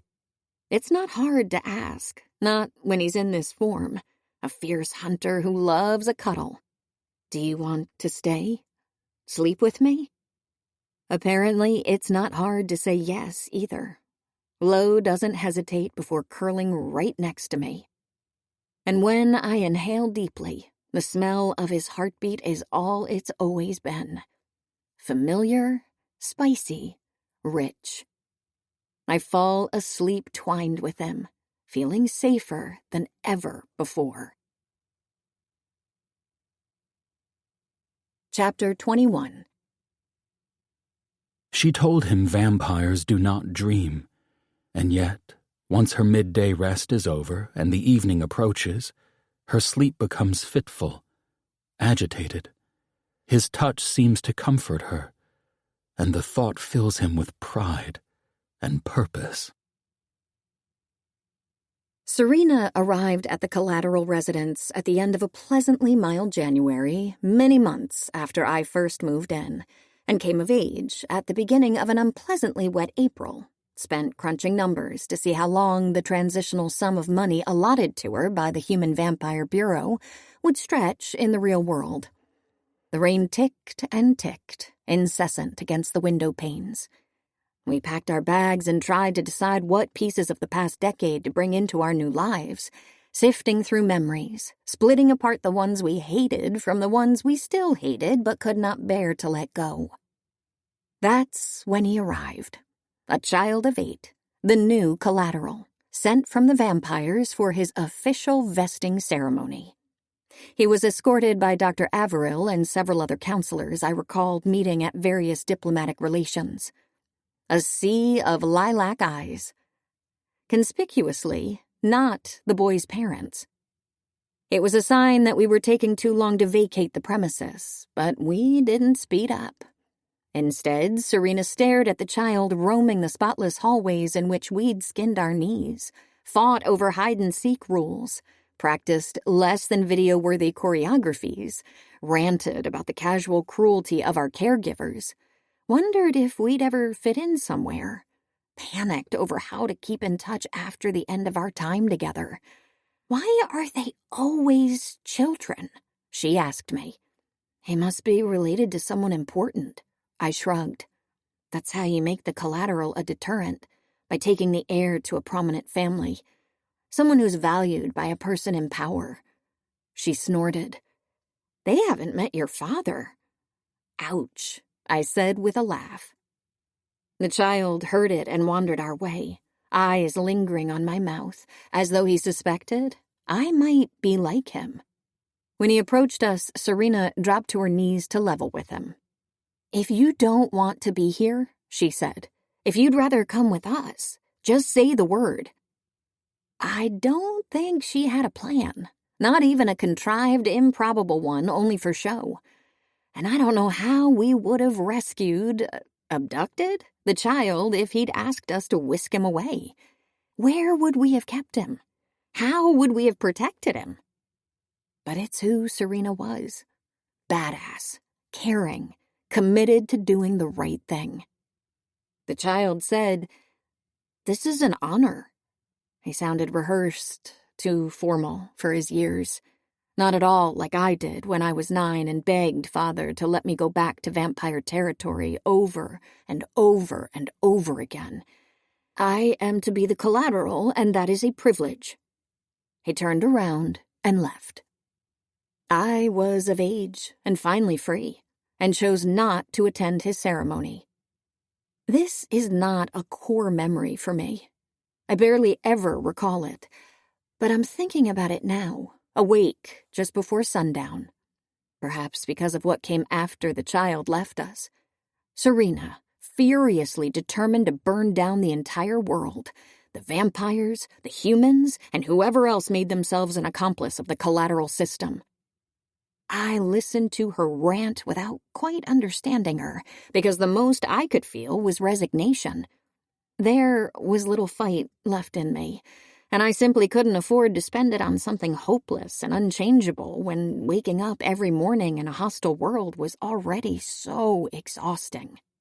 Her anger was admirable, but I didn't get it then. I get it now, though.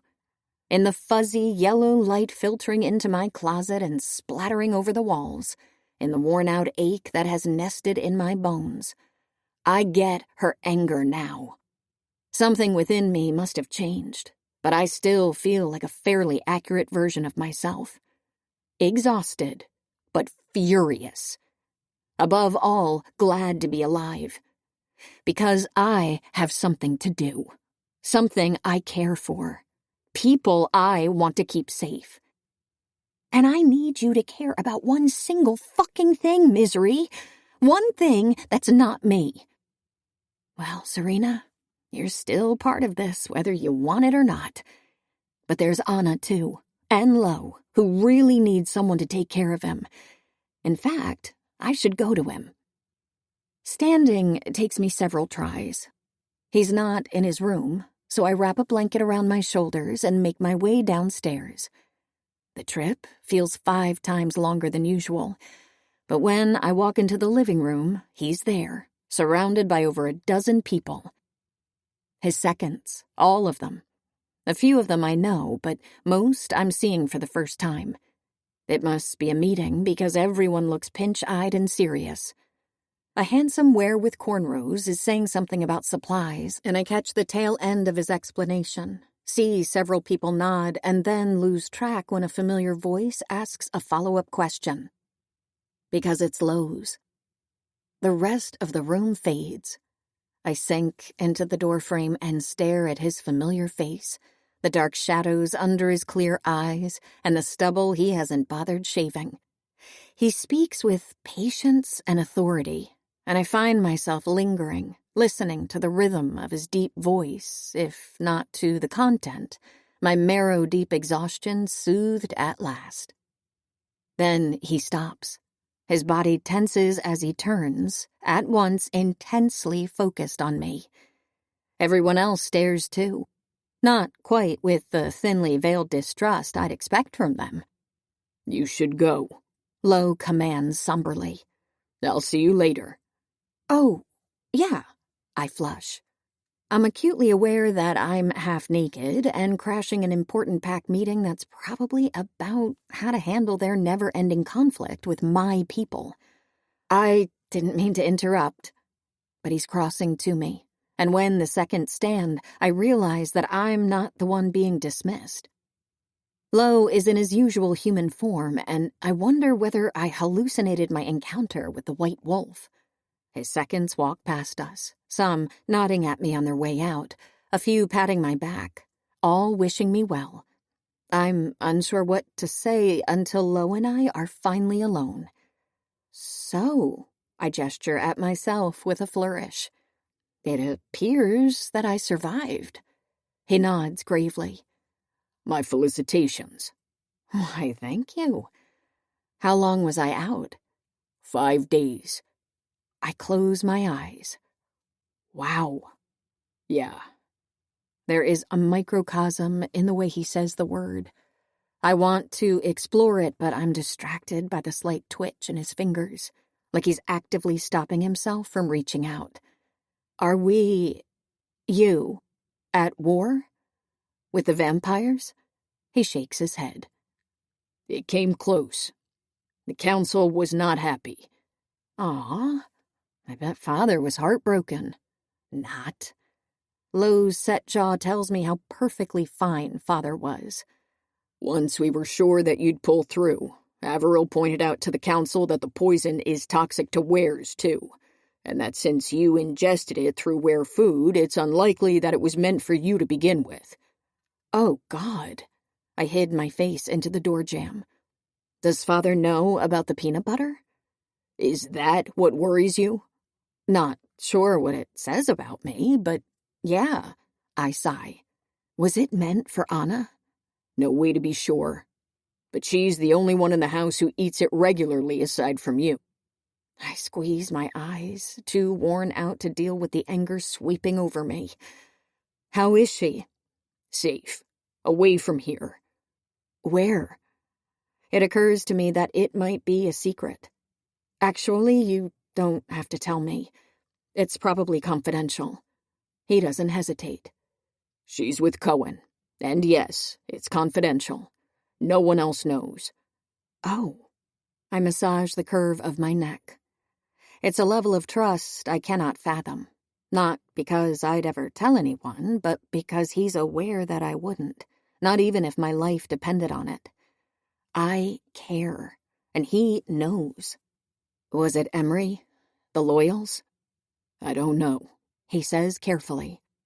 I can't think of anyone else having a motive, let alone the resources for this. But? All of Emery's communications are monitored. We have found evidence that she and her people are behind the arson that happened in the spring at one of the schools in the east. But if she's behind Anna's kidnapping attempt, I see no proof of it. He presses his lips together. I'm going to move you, too. Move me? To the vampires, or the humans, if you prefer. Cohen is also an option. He'd keep you safe, and Anna would love to have you there, and I'd feel better knowing you two are together. Lo, I take a step closer and shake my head, which apparently now makes me dizzy. This is very much not the first time someone has tried to off me, and I'm not going to. I don't want to go away. Why would I? I thought we're a team, right? And what would even happen with the armistice if I left? It doesn't matter. Your father doesn't need to know. I can take care of everything and make sure that you're as free. No! I don't realize how loudly I spoke until the word echoes through the room. For a split second, I see the guilt and agony Lowe's wrestling with on his face. He sighs and bends his head. I almost got you killed, Misery. You didn't. Someone else did, and we should figure out who. Together. My job is to protect you, and I failed. It happened under my watch when I was standing inches away from you. There you go. My cheeks heat up. A good reason for me not to leave. In fact, you should keep me even closer. I say it a little flirtatiously, and it messes with his head as much as with mine. He steps into me, inhaling sharply. His words are a heated, barely audible hiss. Do you have no fucking fear? No. I have enough for both of us, then. His jaw works, the intensity of his fury thick in the space between us. How are you? He asks after a while, voice once again calm. The change of topic is so brusque, I'm even dizzier. Kinda gross? I shrug. Like there should be flies buzzing around me. But maybe not, because they'd stick to my skin. You sweated through your sheets multiple times. A feat, since vampires barely have sweat glands. Did Dr. Averill change them? I did. Oh. Juno helped, sometimes, when I was able to let her. Once I calmed down. He wipes his palm down his face. It's hard for me. What is? To see you like that. To let anyone else touch you when you're hurt or sick or just... I didn't need that qualifier, actually. To let anyone else touch you is... He rubs the back of his hand against his mouth. I can't quite follow, and then I can when he says, I'm not sure who I can trust anymore. Ah. I won't let you. I reach out to clasp his shoulders. Lo, there's no letting, and you can trust me. I smile up at him. Please. I'm going to stay, and I'm going to help, and I'm going to... I take a deep breath. No. God, no. Shower. I'm going to shower. I had not realized how bad I stink. I am offending myself. He studies me, undoubtedly preparing more rebuttals, lining up arguments, all ready to drive me away. But they never come. Instead, the corner of his mouth lifts into a soft smile, and he abruptly picks me up, arms under my back and knees. What is happening? You do need washing, he agrees, carrying me out of the room. Are you going to hose me off in the garden? We'll see. But he brings me to my bathroom, deposits me on the marble counter, and draws a bath. I'm not so weak that I couldn't do this on my own, but I enjoy watching his graceful movements, the hypnotic play of muscles under his t-shirt as he bends to fill the tub. The water level slowly rises, and he tests the temperature with his fingers. I think about Owen, the only person who may have been remotely upset by me being on the brink of death. I should contact him. I should ask after Lo's mate. As the wear collateral, she must have been terrified, because my death would lead to hers. I bet Lo was acutely aware and feared for his mate. But I also believe that he cares for me, deeply. He chooses a lavender bottle from the shelf. I can't smell its scent, but as steam fills the room, I pack my lungs with warm air. I may not be who Lo was meant for, but that doesn't mean that there isn't something here. And I've had so little throughout my life, I know better than to demand all or nothing. I'm good at making do. It's ready, He says with his deep, mundane voice. It's a dreamlike sequence, but we're on the same page. I slide to my feet and untie my hair, running a hand through it until it falls limp around my shoulders. I take everything else off and stand naked, skin pale and cool and tacky. Should I be nervous? Because I'm not. Lo, I'm not sure how he feels. He certainly doesn't pretend to be uninterested, and looks his fill, following each curve of mine more than once, betraying little but hiding nothing. I'm not made like a werewoman. I'm not toned and have no defined muscles. Either Lo knew to expect it, or he doesn't mind. His eyes glaze over as I step forward, and I take his hand when he offers it. I'm drowsy, wobbly-kneed. He lowers me into the tub. This feels nice. I sigh once I'm submerged. I lean forward, forehead against my knees, letting my hair float around me. It does. He's not in the bath, but perhaps he's referring to the shaky warmth of this unspoken agreement, this moment we're sharing. He takes a washcloth from the shelf and dips it into the water. His first pass is delicate over my bent neck. So you're one of them, I say, instantly relaxed under his touch. Of who? People who use washcloths. I hear his smile in his voice. If you have a sponge. I don't use anything, I offer. Because it's very much an offer, a request even. But he says nothing and continues with my arms, starting from the ball of my shoulder. His hands are firm but lightly trembling. He might be more tense about this than I am. It seemed too forward, he admits at last. His cheekbones are dusted with an olive tone, his voice husky. He patiently works his way to my ankle, then slowly up my leg. I decide to be forward. I take his hand into mine and stroke each knuckle with my thumb, one by one. And once his guard is relaxed, I steal the cloth from him and let it float away. I know he wants to touch me. I know he won't ask. I know he needs me to do this. Put his hand back on my knee, this time without barriers. His breath hitches, then comes faster. His jaw shifts, like he's biting the inside of his mouth. The skin of my thigh glistens under his eyes, and his fingers tighten around my flesh, on the verge of something wonderful, something we both want. But Lo talks himself out of it. He squeezes his eyes and stands to take care of my back. I swallow a whimper. Coward, I whisper good-naturedly. In retaliation, he leans in to kiss my nape like he did on the plane, sucking and licking and some gentle biting.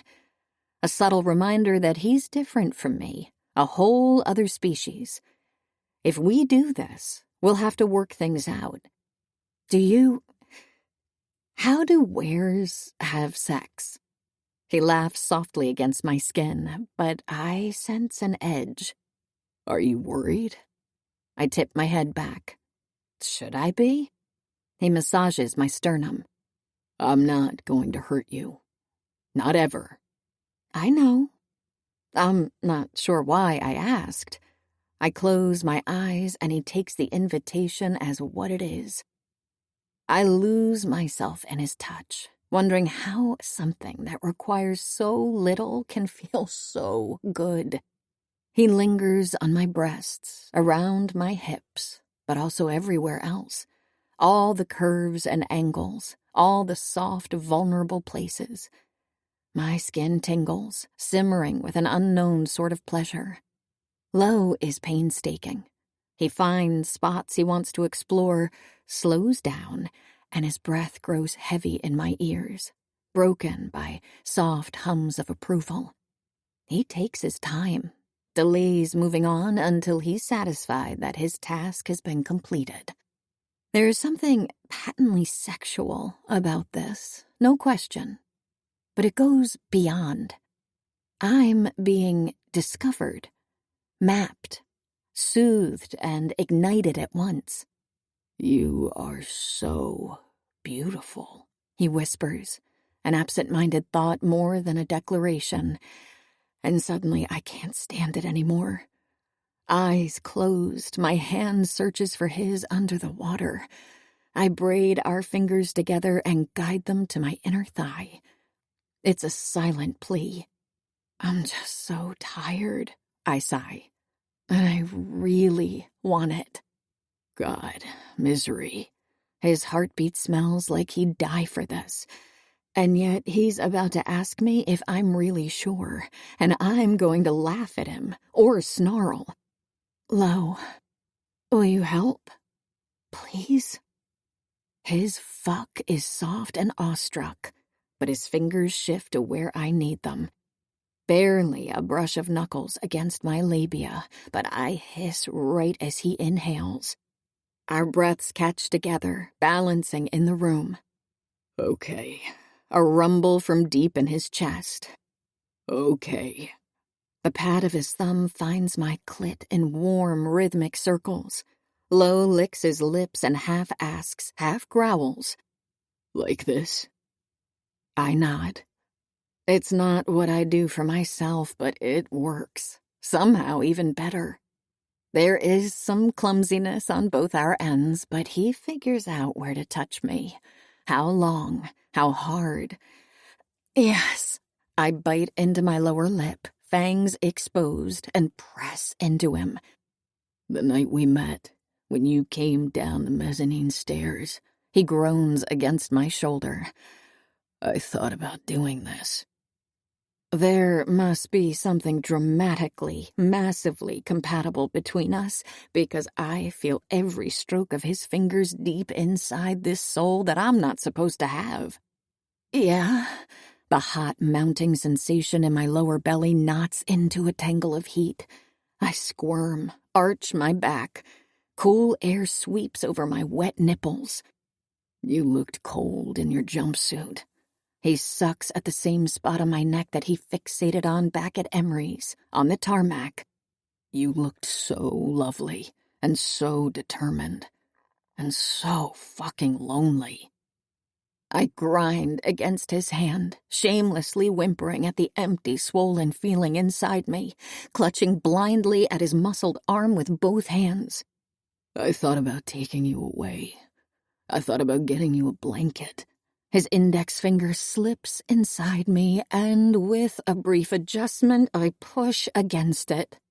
I thought about making you come with my mouth until you couldn't take it anymore. The pleasure snaps inside me like fireworks, a glow of heat and relief. I clench around Lo's hand, curling into his arm, shaking all over it.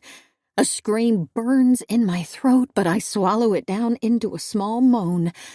And then it's a mess, cobbled together with fluttering heartbeats and gasping breaths. Lo is staring at me, mouth parted, throat bobbing. His icy eyes flare into mine, and I laugh, throaty and raspy. What? He sounds winded.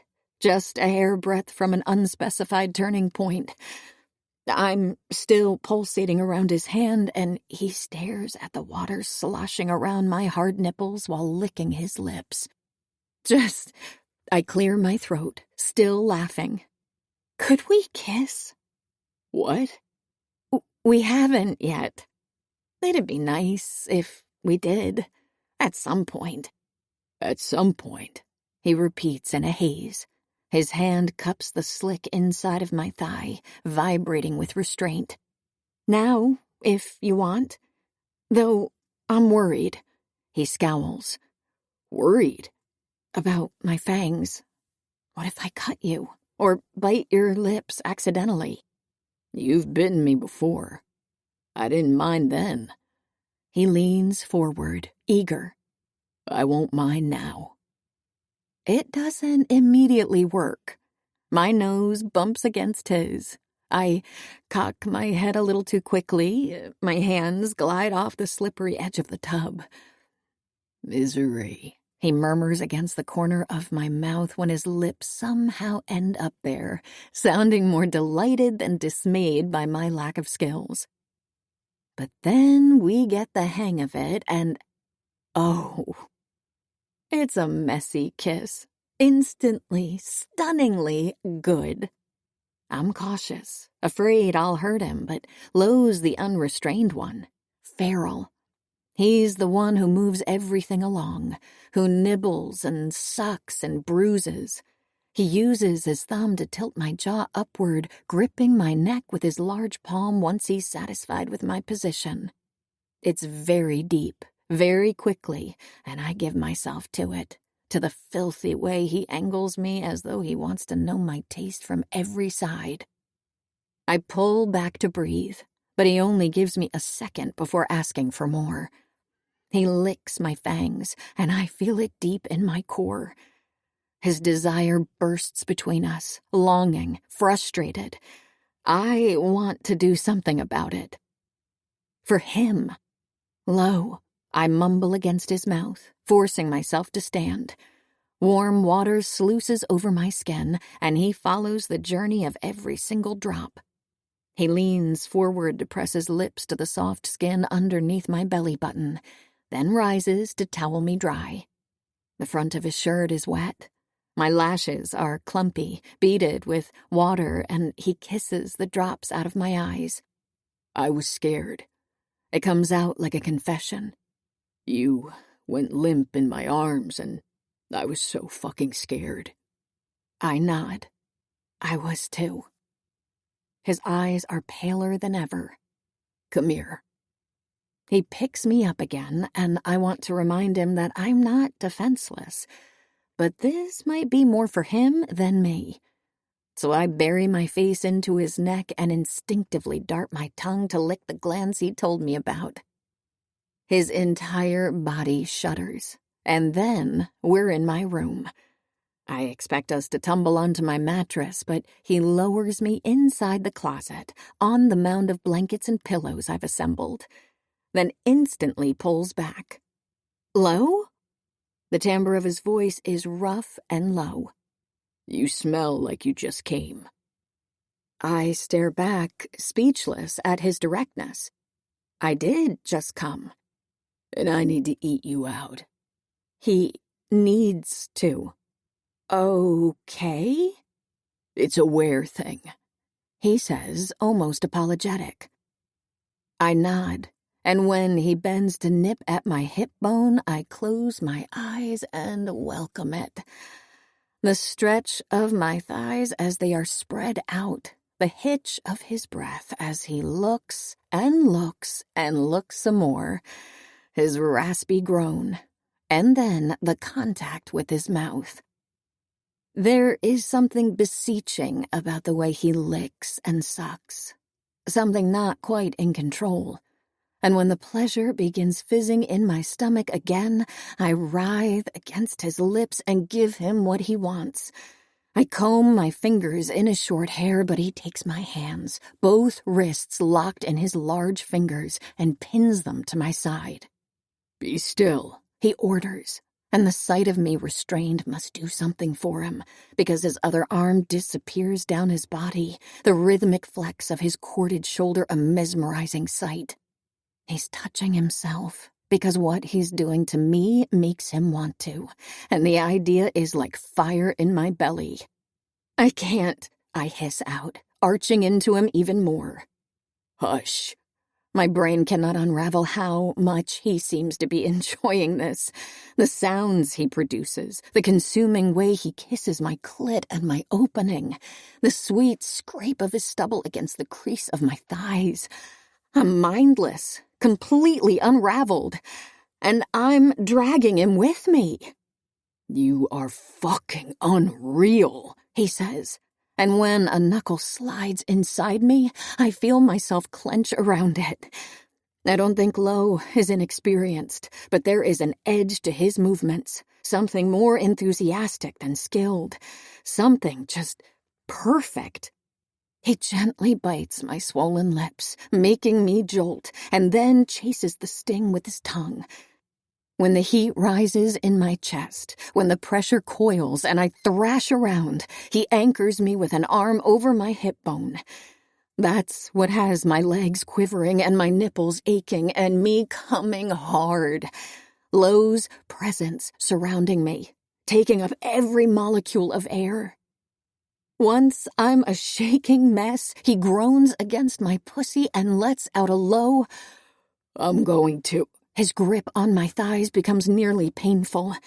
His hips jerk and my heels dig into his shoulder as the pleasure crests violently inside me once again. I probably black out a little, because when everything recedes, I find Lo crowding my body, still hard against my hip. His jeans are warm and sticky. His heartbeat pounds on the back of my tongue as he guides my head to his neck. I think, he says, winded, hoarse, I'm gonna lock you in this closet forever. I nuzzle closer. I think I'd love that. My fangs graze against his vein until he growls. I reach for the button of his jeans, fumble with it, and I almost have it open when his phone rings. I whimper, disappointed. Lo clutches my hip once, forcefully, then again before letting go. He vibrates with frustrated tension as he disentangles us. He sighs heavily after checking the caller ID and hands the phone to me with shaky hands. I reach for my discarded towel to cover myself and try not to pay attention to the way Lo is breathing deeply, trying to calm himself down. Owen's formal, "Congratulations on evading your first assassination attempt," is so factually incorrect, I almost hang up on him. My first? Excuse me? He rolls his eyes. I meant in this round of collateral duties. My apologies. Allow me to restate. I fucking told you this would happen, and you need to come back home immediately. Home? I drum my fingers against my chin. You mean to the people who sent me twice into enemy territory? They technically sent you into ally territory, and you almost got killed. So get your ass back here. I open my mouth to ask him if Father has died and made him councilman, then close it when Lo enters the screen. Her safety is my priority, he tells Owen in a stately manner. My brother studies my bare shoulders, the wet t-shirt contest condition Lo's chest appears to be in, the flush on both our cheeks, and says, "You two really are fucking, huh?" It's not a question. I turn to look at Lo, who turns to look at me. And we both get a little lost in the exchange. Not yet, I think. I wish we were, he seems to say. Maybe we could... Stop eye-fucking each other in front of me. This is incest. Bestiality at the very least, Misery. Owen switches to the tongue. There is something I need to tell you about your friend. In English, I interrupt. He gives me an incredulous look, eyes darting between me and Lo. He's helping me search for Serena, I explain. He's helping you. Yup. He rolls his eyes again. Your friend's apartment was broken into 3 days ago. What? I shift forward. By whom? Not sure, because whoever did it also messed with the cameras in the apartment complex. But I'm having some friends look into alternative sources. Like what? Footage from security cameras in the surrounding buildings. Did they take anything? Lo asks. Very difficult to tell, considering the state they left the place in. I massage my temple, wondering for a millionth time what Serena got herself involved in. And there's more, Owen adds, Something important. But I can't talk about it on the phone, so we'll need to meet in person. I glance at Lo. Could we arrange it? Yes. Give me a few hours. Very well. He nods at Lo, then switches back to the tongue. I am glad you're still with me. His eyes meet mine, and I almost believe he means it. When I notice the brackets on each side of his mouth, it occurs to me that there's an air about my usually carefree, glib brother that mirrors Lo's. Tired, worried, heavy. I'm glad to still be with you, I reply. It might be the most vulnerable we've been with each other. Marriage is making a sap out of me. And whatever is happening between you two, fuck it out of your system before people find out. He hangs up, and I instantly turn to Lo. Will we really? I ask. His eyes are instantly hooded. His lips move unintelligibly for a few moments. The things I want to... will we be meeting him in person? He clears his throat. As soon as I can arrange it. I nod gratefully. Thank you. The other thing, too, I would... His phone rings again. He picks up with a curt, "Lo," peeling his eyes from mine with great effort. Yeah, of course. I'll take care of it. He slips the phone in his pocket and then lingers here on the floor of my closet, more than is necessary. I have to go. Pack business. And I should get changed first. But I'll be back soon. Okay. I'll be here, I guess. I'm not sure what to say. All that happened in the past hour is slowly solidifying, becoming concrete and awkward between us. I think he wants to stay. I think I want him to stay. Be good, he says, getting up. And then immediately crouches down again, just to kiss my forehead. Chapter 22. She makes him want to draw again.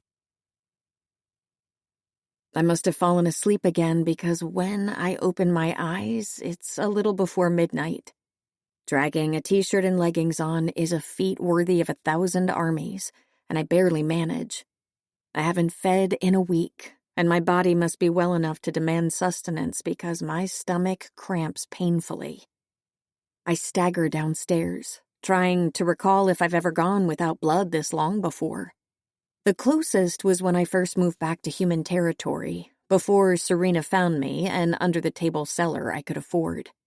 By the time I got my hands on a small bag, it had been 3 days, and I felt as though my internal organs were feasting on themselves.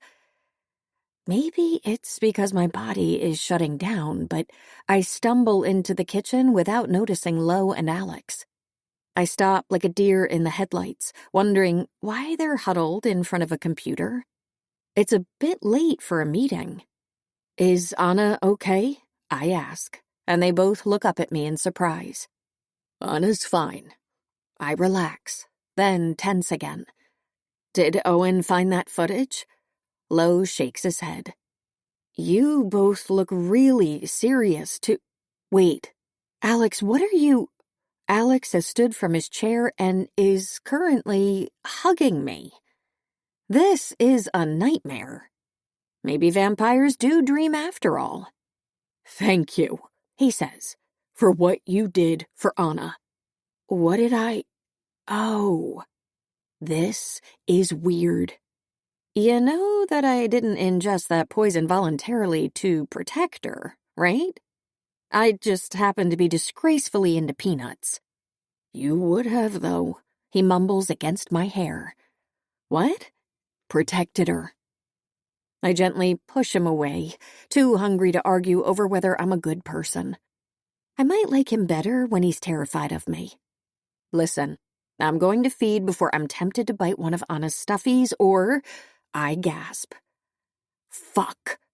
What? Fuck. Sparkles. Serena's damn fucking cat. I forgot about him. Did someone feed him? Is he dead? How long can cats go without eating? An hour? A month? He's safe with Anna, Lo informs me. Oh, I press my palm to my chest. I'll need him back when I find Serena. Oh, at this point, he's been with Anna longer. I take a bag out of the fridge. Maybe they can work out some joint custody. Misery, I found it, Alex tells me excitedly. Serena Paris. You found Serena? No, but I found the connection. He leads me back to the table and we both take a seat next to Lo. That search we were working on before you, he gestures at me. Almost croaked? Yes. I continued it while you were almost croaking, and it was surprisingly difficult. So difficult, I figured we were onto something. How so? The identities of the Humanware Bureau workers were nowhere to be found, which is odd for that kind of government employee. I glance at Lo, who stares back calmly. He's already been briefed. So I looked harder, let's say, and stumbled on a list with a very familiar name. What name? Thomas Jalakis. He was the human comptroller of public accounts. I nod slowly. I'm not sure what that even means, but I do know that it has to do with finance and the economy because Serena emailed with his office for an article that she was writing, and then she met him in person. Yup. She interviewed him, though the article was never published. But I background checked him. I checked everyone she talked to. I found nothing about him being in the Humanware Bureau. Precisely. His CV is all over the place, but there are no mentions anywhere that he was at the Bureau for 11 months 8 years ago. My head spins. I cover my mouth. Now, Alex adds, you've both been very withholding, and I don't fully understand the significance of any of this, but if you tell me why I'm looking into this guy, I could— Alex, Lo interrupts gently. It's getting late. You should go home. Alex turns to him, wide-eyed. You did a great job. Have a good night. Alex's hesitation is negligible. He stands, bows his head once, and clasps my shoulder on his way out. Lo's eyes hold mine the entire time, but I wait until the kitchen door locks in the frame to say, Thomas Jalakis must be Anna's father. I mean, could this be a coincidence? Yes. I scoff, skeptical. Fine, but is it? He shakes his head. I don't believe so, no. He navigates through the browser tabs and shows me a picture. This is Thomas. Holy shit! I study his wide mouth, the square jaw, the dimples. The resemblance to Anna is undeniable. This means that Serena met with Anna's father, and I never realized it because I assumed it was for her financial stuff. Lo nods. He has to be the person who told her about Anna. We have to talk to him. We can't. Why? I can get answers from him. If you help me, I might be able to thrall him and— He's dead, Misery. Dread crawls up my spine. When? 2 weeks after Serena disappeared. A car accident. The implications sink into me instantly. Serena, that fucking idiot, got herself involved in something incredibly dangerous. And the other person who was involved in it is now dead, which— Misery. Lo's hand blankets mine, large and warm. I don't think it means she's dead. It's what I needed to hear. I silently beg him to continue. I don't believe for a second that this is a coincidence, but whoever got rid of him had the resources to make it look like an accident. They would have done the same for Serena to avoid loose ends. I stare at his strong fingers and think it through. Maybe. Yes. It makes some sense. At the very least, it's something to hope for. If not with him, we should still talk with his aides, his colleagues, his predecessor, someone who— Governor Davenport.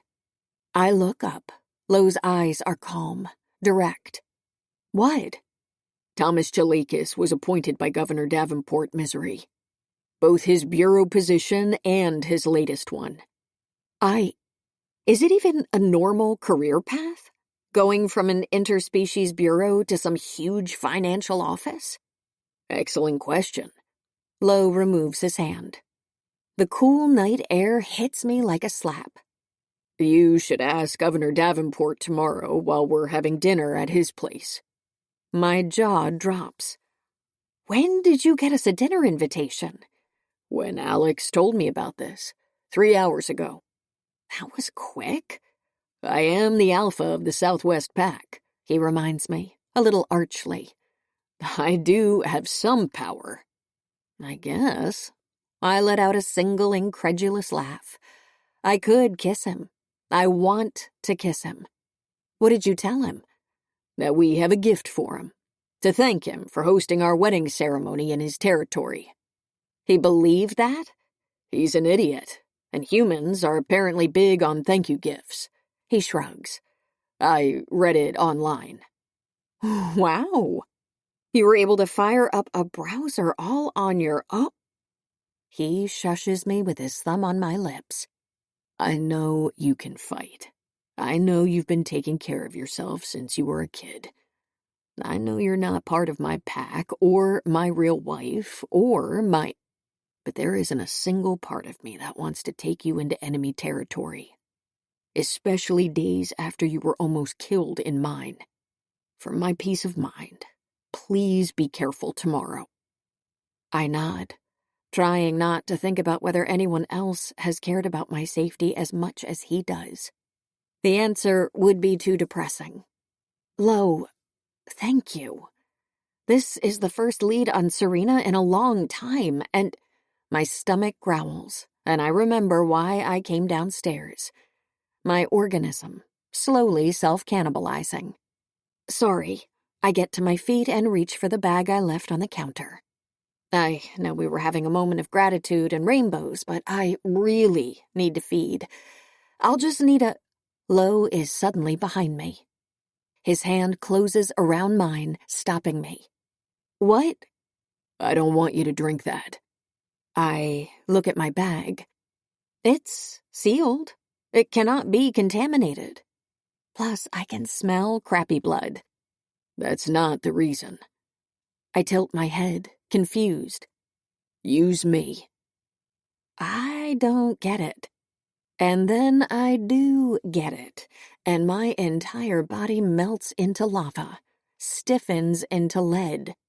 Oh, no. I feel hot. Hotter than after a feeding, hotter than while gorging myself on blood. You don't have to. I want to. He is so earnest and young, and the boldest I've ever seen him, when his baseline is pretty bold. I want to, he repeats, even more determined. Jesus. I talked with Owen before the poison. Lo nods. His gaze is eager. I think I shouldn't have fed from you.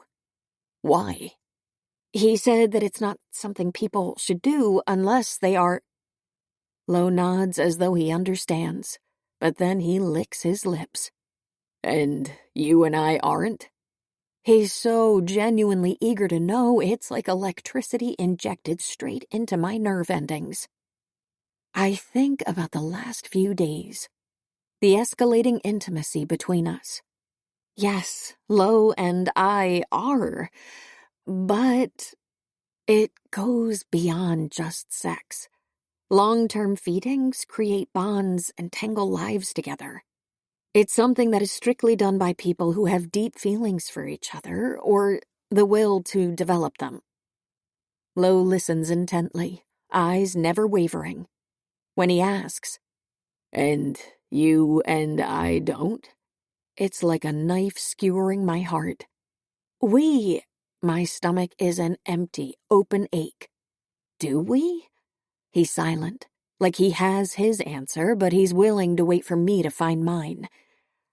It's just, It would be different from what we've done before. It's not just sex or fun.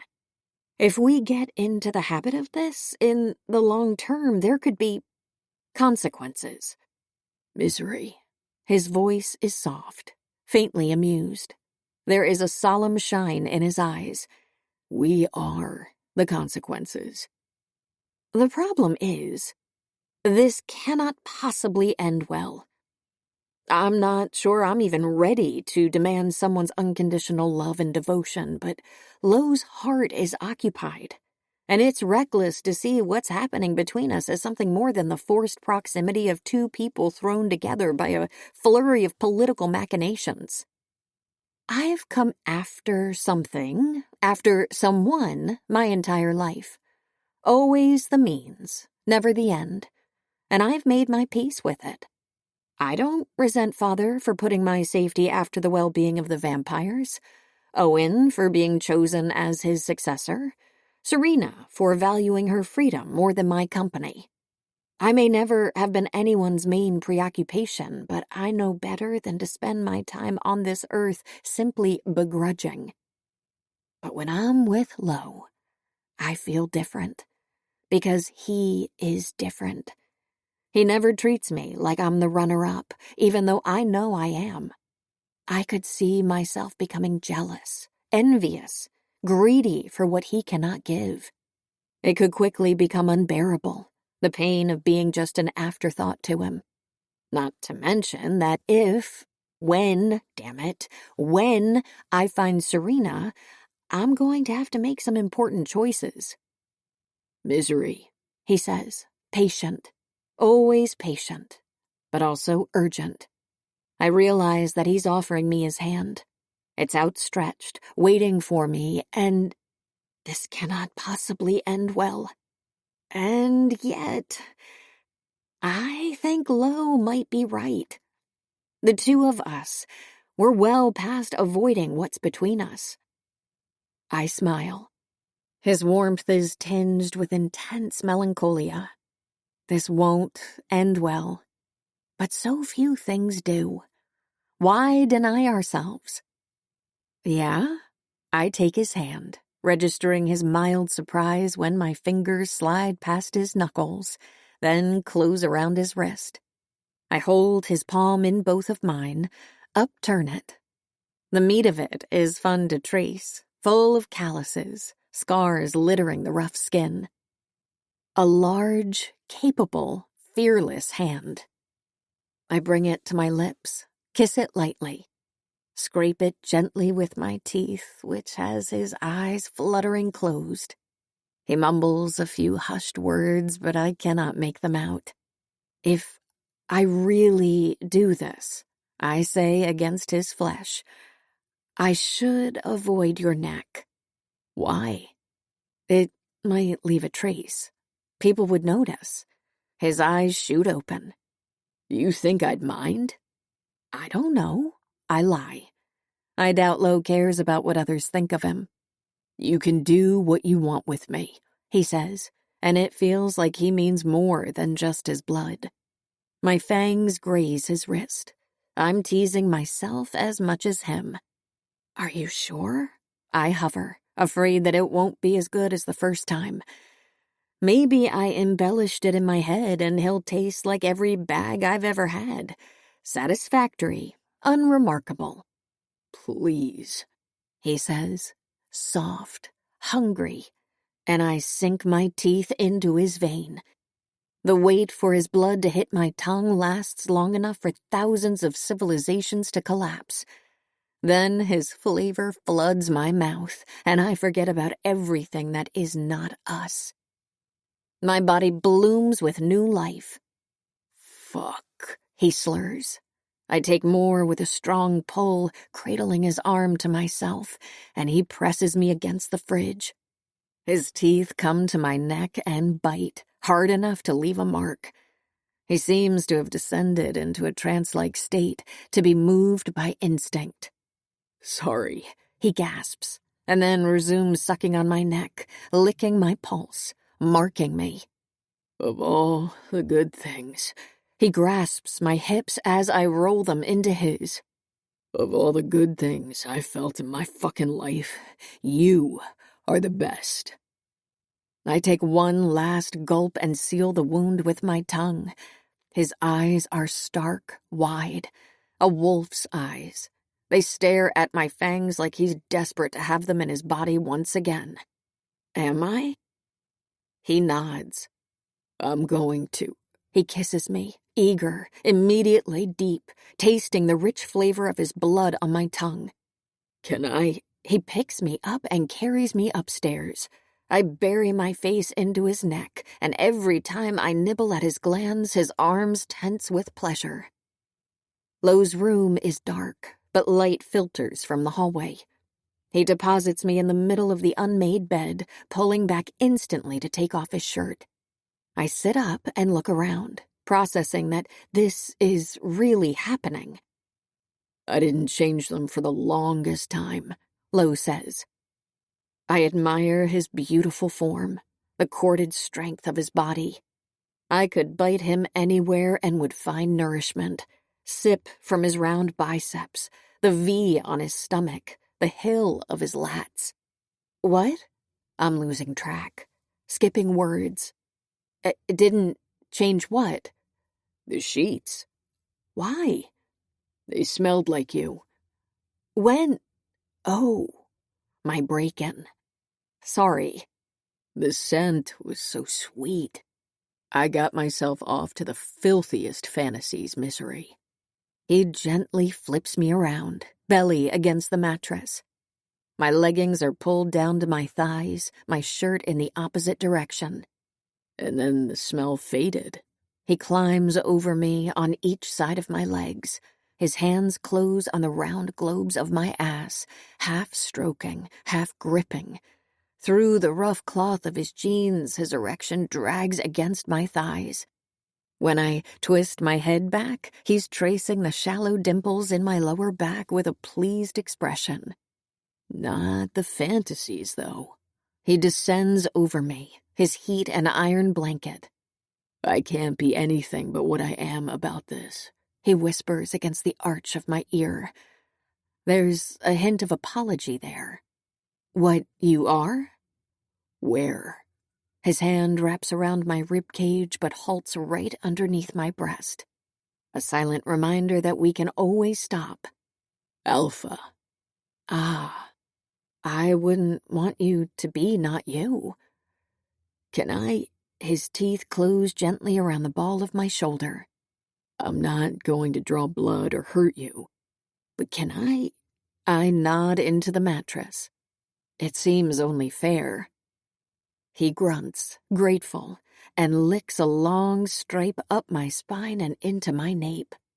He's vocal in his pleasure, vocal in his praise, and even though I don't fully understand it, this is a thing for him, something important and consuming and maybe even necessary. His hand pins my wrists again, above my head, as though he needs to know that I'm here to stay. I struggle against his hold just to test it. Be good. Lo clicks his tongue. You're all right. Aren't you, Misery? Yeah, I breathe. Nice. Very. I am profoundly obsessed with these. I feel hot air against my skin and realize he's talking about my ears. Are they sensitive? I don't think... His teeth close around the tip, and it's like a current passing through me. I see that they are, he drawls.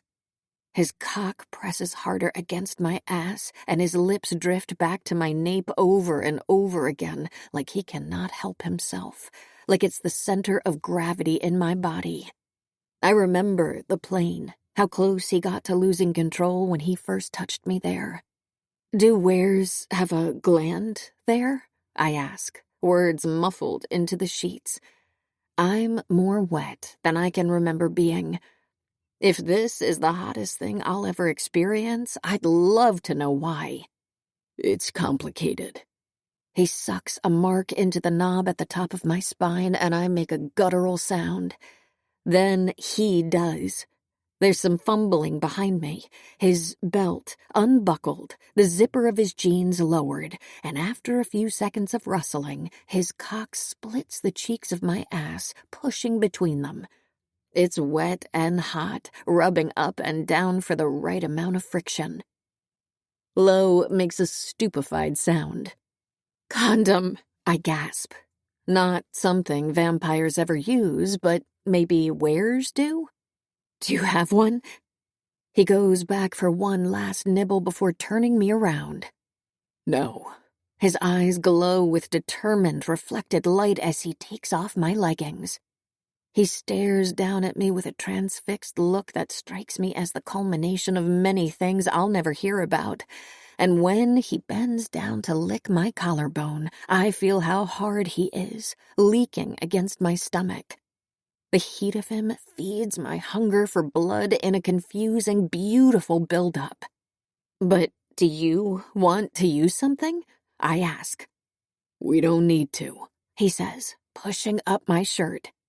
This time his bite is on the side of my breast. His tongue circles around my nipple before pressing flat against it. Then he sucks, mouth wet and electrifying. Stop, I force myself to say. He instantly pulls back, holding himself up on his palms, peeling his gaze from my chest with some difficulty. We don't have to, he pants. If you... I do, but... I prop myself up on my elbows. My shirt slips to cover the upper curve of my breasts. Lo's eyes wander down again until he tears them toward the window. Why don't you want to use contraceptives?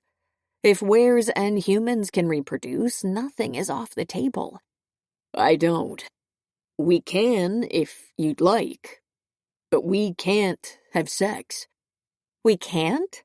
Not like that. I sit up, pulling down my shirt, and he shifts back, sitting on his knees. We stare at each other, breathing heavily like we're in the middle of a Regency-era duel. Maybe we should discuss this. His throat bobs. We're not compatible like that, Misery. He says it like he knows this to be a fact, one he's given a lot of thought to. My eyebrow lifts. If Anna exists, it must be feasible. It's different. Why? Because I'm a vampire?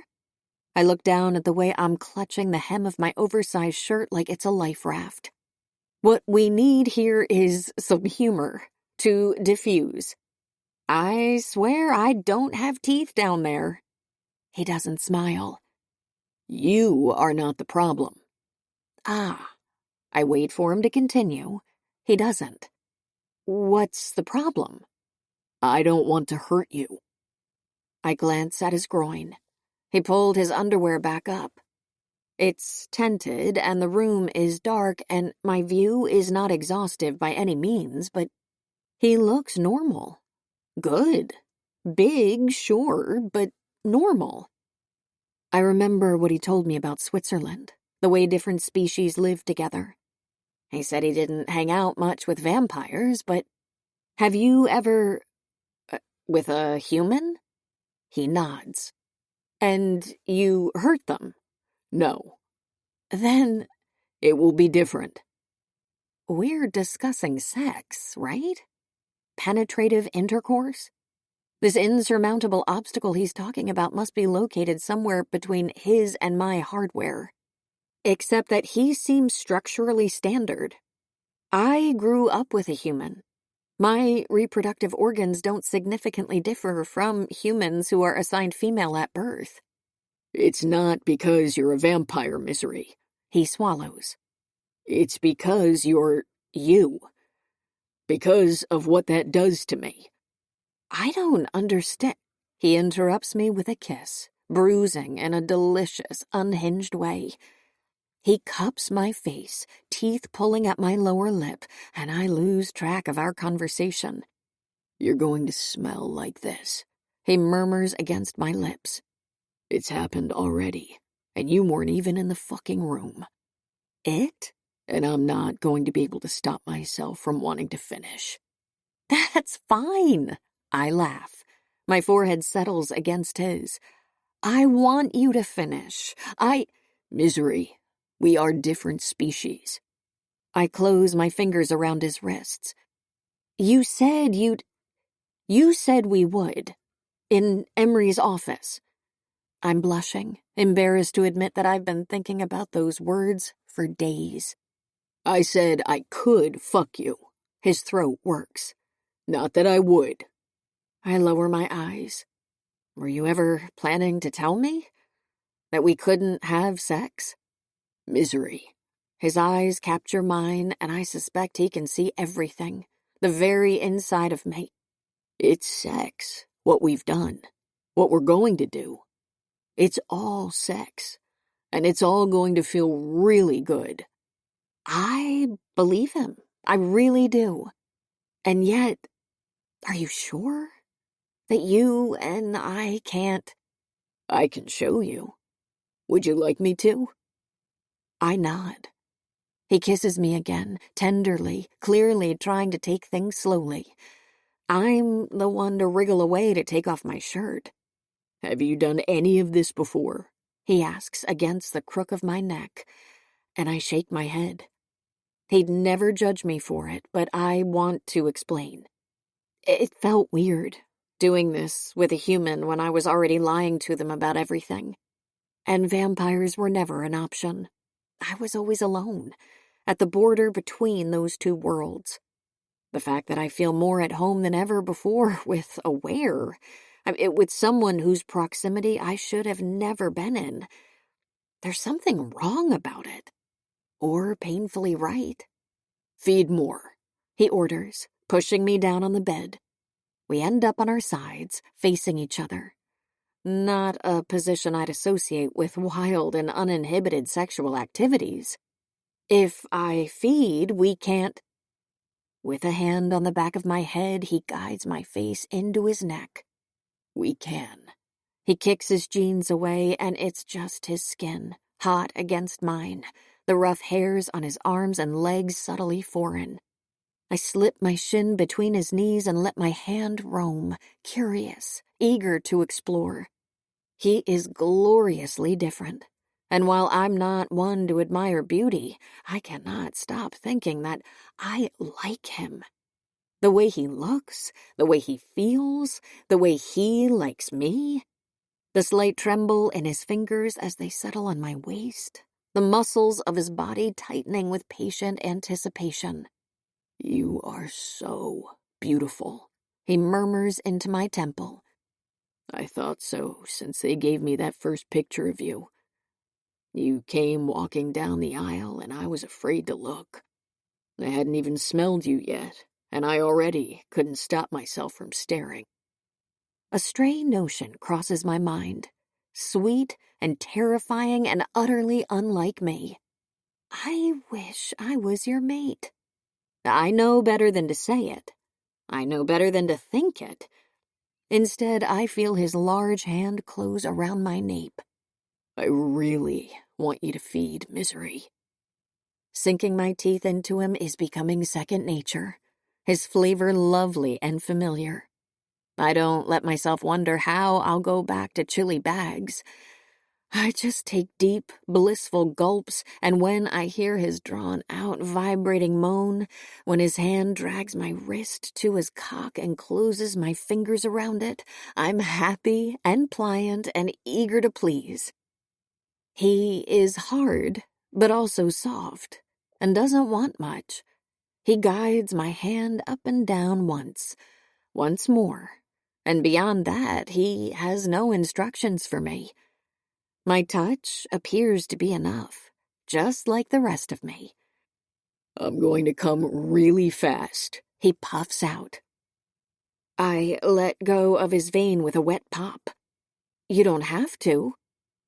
He laughs, rocking into my fist. Not much of a choice. He tightens my grip, giving himself the pressure he's craving. And then I'll show you what you do to me. Whatever he needs, I want the same. One of his thighs wedges between mine, and I rub myself against it, vaguely embarrassed at the lewd, rhythmic sounds the contact makes, at the mess I'm making on him. But it feels good. Too good to stop, and good enough to forget. And then even better when his hand kneads my breasts, moves to the small of my back to cant my hips, positioning me so that, yes, there, I hum the word into his neck around mouthfuls of blood. I'm shameless and dizzy and briefly happy, grinding and searching for pleasure like it's something he has in store for me. Not if, just when. I take one last drag and swallow and then ask, "Is this good?" Lowe's eyes stare unseeing into mine, and the fact that he seems too awestruck to be able to speak, the choppy, uncoordinated way he tries to nod his pleasure, that's what pushes me over. I let out a low, resonant whimper, and my orgasm spreads like a wave of heat. My breaths shorten, my vision narrows, and then I'm shuddering all over Lowe's thigh, rolling against him like a wild creature. I forget about what I was doing for him, the rhythm I was keeping, the twisty, lingering touch he enjoys. But even then, just seeing and hearing my pleasure seems to do it for him. His arms tighten around me, his cock becomes harder. His mouth against mine chants a string of obscene, pleading things about how much he wanted this, how beautiful I am, how he'll always think of me when he does this from now on, till the day he dies. His semen is hot on my fingers, on my belly.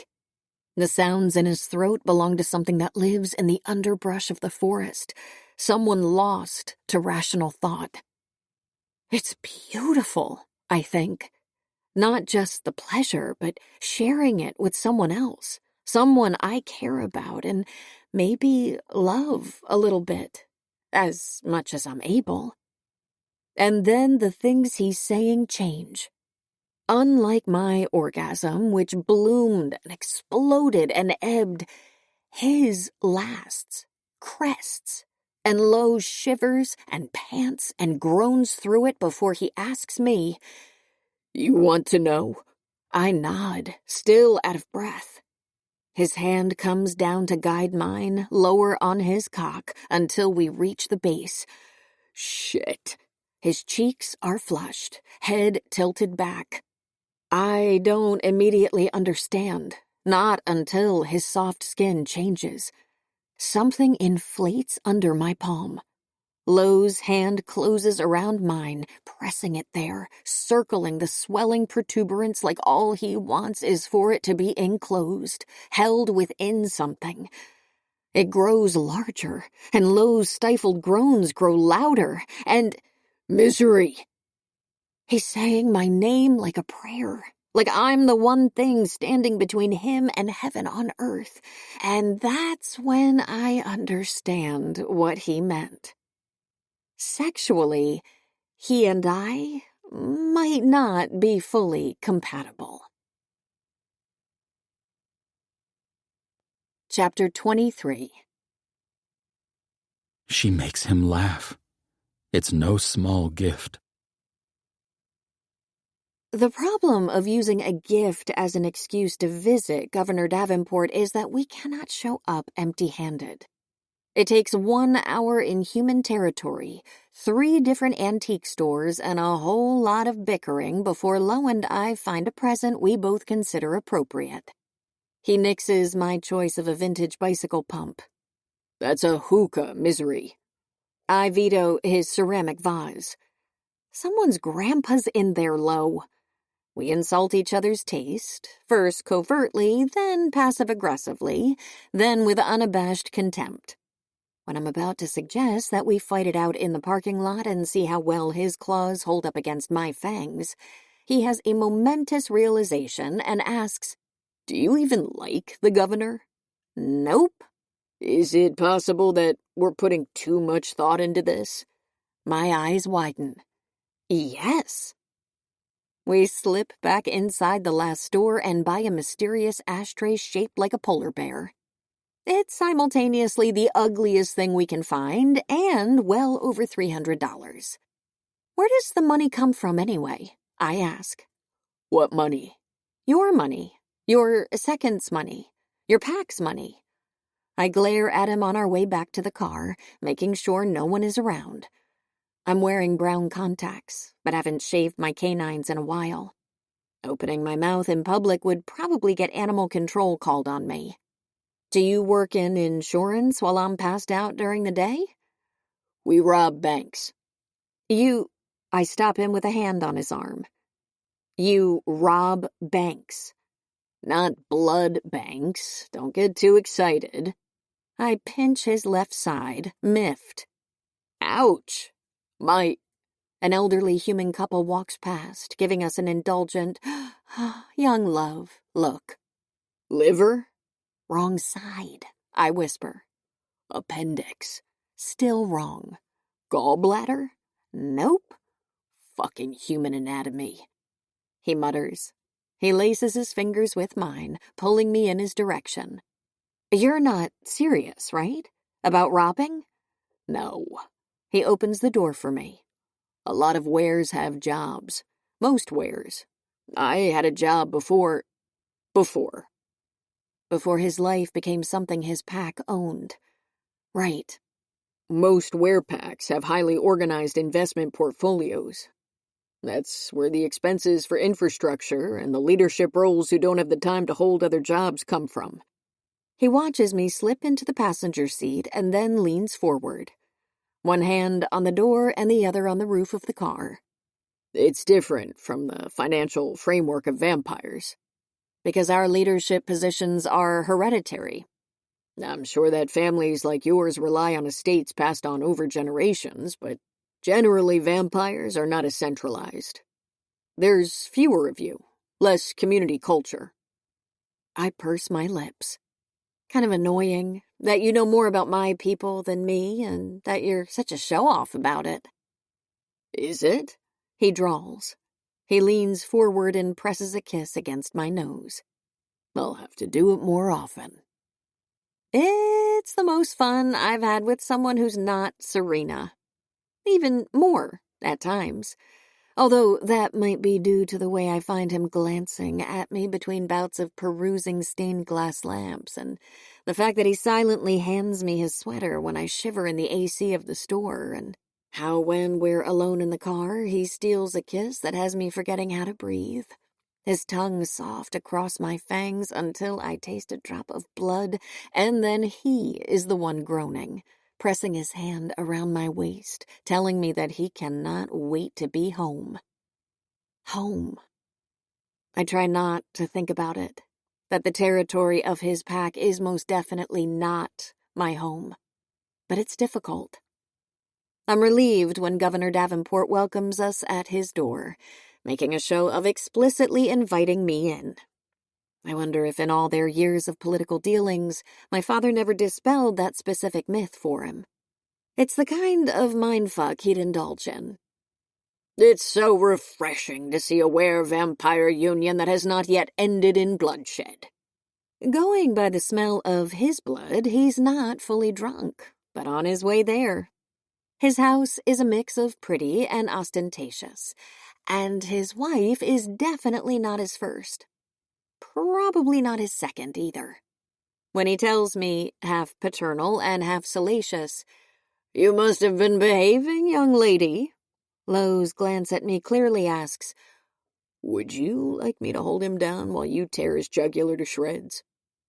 I sigh and mouth a, nah.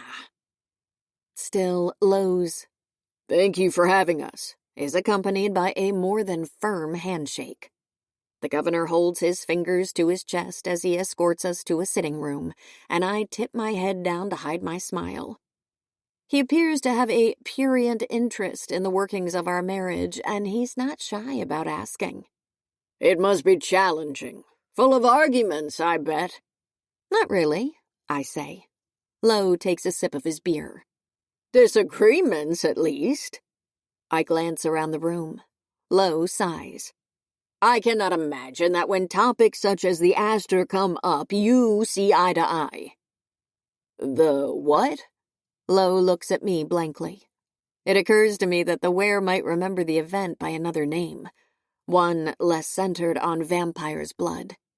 The last attempt at an arranged marriage before ours, I explain, where the Wares betrayed and massacred the vampires. Ah, the sixth wedding. It was an act of revenge. At least that's what we are taught. Revenge? For the vampire groom's violent treatment of his Were bride during the previous marriage. They don't tell us that, I snort. Wonder why. Are you going to argue about it? The governor asks, like we're his personal source of entertainment. No, we say at once, giving him harsh looks. He clears his throat bashfully. It's time for dinner, don't you think? Lo doesn't have the Machiavellian manipulative skills of father, but he's nonetheless crafty at guiding the conversation where it needs to go without giving too much away. The governor's wife is mostly silent. So am I. I stare at my risotto with mushrooms, which, according to Serena, are different from the fungus she once got under her foot, though I can't really recall in what way. I lazily wonder why humans and Wares keep throwing food at me. And listen as the governor informs us that he and my father are great friends who've been meeting in human territory about once a month to discuss business for the past decade, despite the fact that father visited me once per year when I was the collateral. I'd love to be shocked, but I'd rather save the energy. The governor has never been in Were territory, but has heard beautiful things and would love an invitation, which Lo doesn't extend. He's also going to transition to a lobbying position once Maddie Garcia fully takes over. Then Lo moves the conversation to his mother. She used to be one of Roscoe's seconds, he says, switching our plates once he is done with his dinner and starting the meal over. Worked closely with the Human Ware Bureau, as a matter of fact. Ah, yes. I met her once or twice. Did you? The governor reaches for a piece of bread. A lovely woman. Jenna, right? Maria. I hear the displeasure in Lo's tone, but I doubt anyone else can. I was under the impression that most of her dealings were with someone in charge of border affairs. Thomas Jalakis? That sounds right. Lo chews my risotto in silence. I wonder if he remembers her. I tense. Until the governor says, Sadly, he passed a while ago. He did? Lo doesn't act surprised. Paradoxically, it makes his reaction more believable. How old was he? Young, still. The governor sips on his wine. Next to him, his wife plays with her napkin. It was a terrible accident. An accident? I hope my people were not involved. Oh, no. It was a car accident, I believe. The governor shrugs. Unfortunately, these things happen. Lo's stare is so intense, I suspect he's going to confront him. But after a moment, it relaxes and the entire room breathes out in relief. Too bad. My mother talked of him fondly. Ha! The governor downs the rest of his wine. I just bet she did. I heard he got around. Of all the things he could have said, this one is the most wrong. Lo calmly dabs his mouth with his napkin and rises to his feet.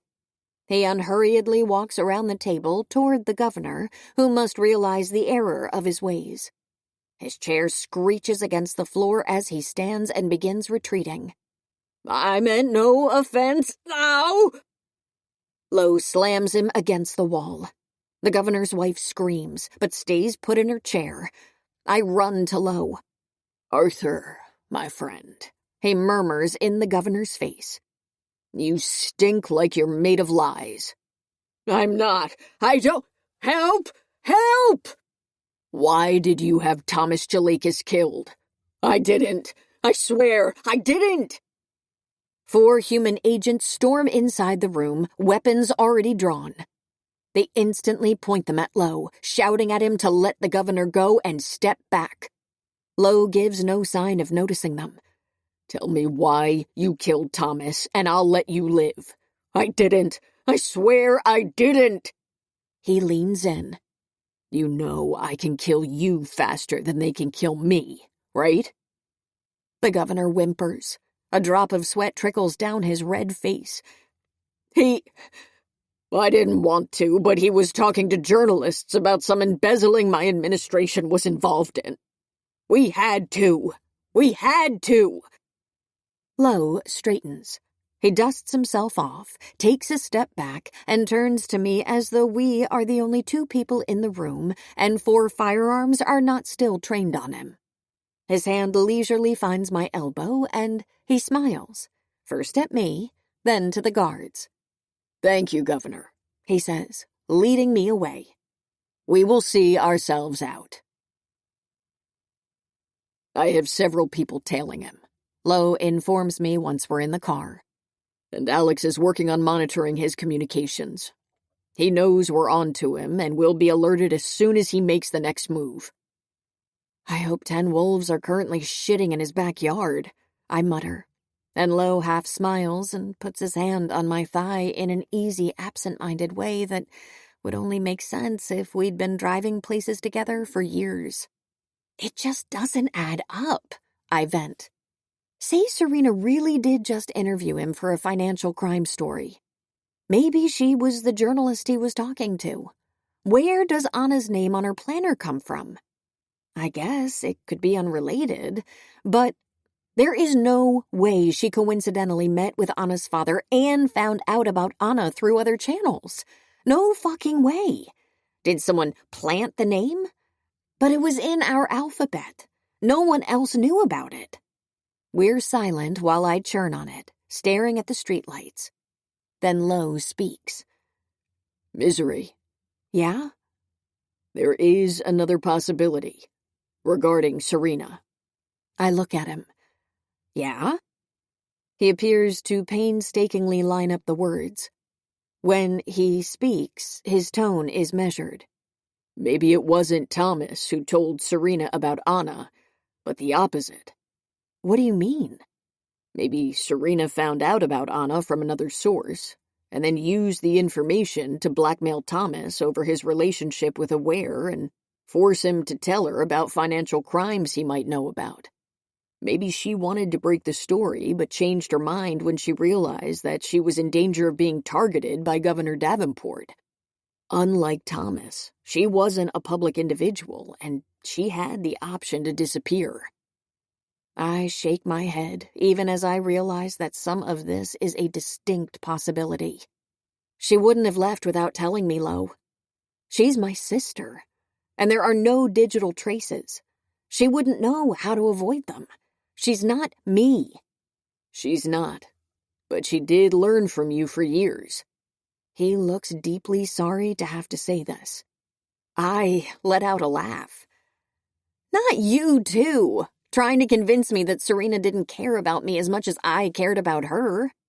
She wouldn't leave me here to picture the worst. She always told me everything, not everything. His jaw tenses, like this conversation is painful for him because it's painful for me. You mentioned that you had a fight before she left, that sometimes she'd leave for days on her own. Never without saying. Maybe there was no time, or she didn't want to put you in danger. I wave it away. This is ridiculous. What about Sparkles? She abandoned her cat. Tell me something, he asks. I hate how measured and rational he sounds. Did she know you well enough to predict that you'd go looking for her and find the cat?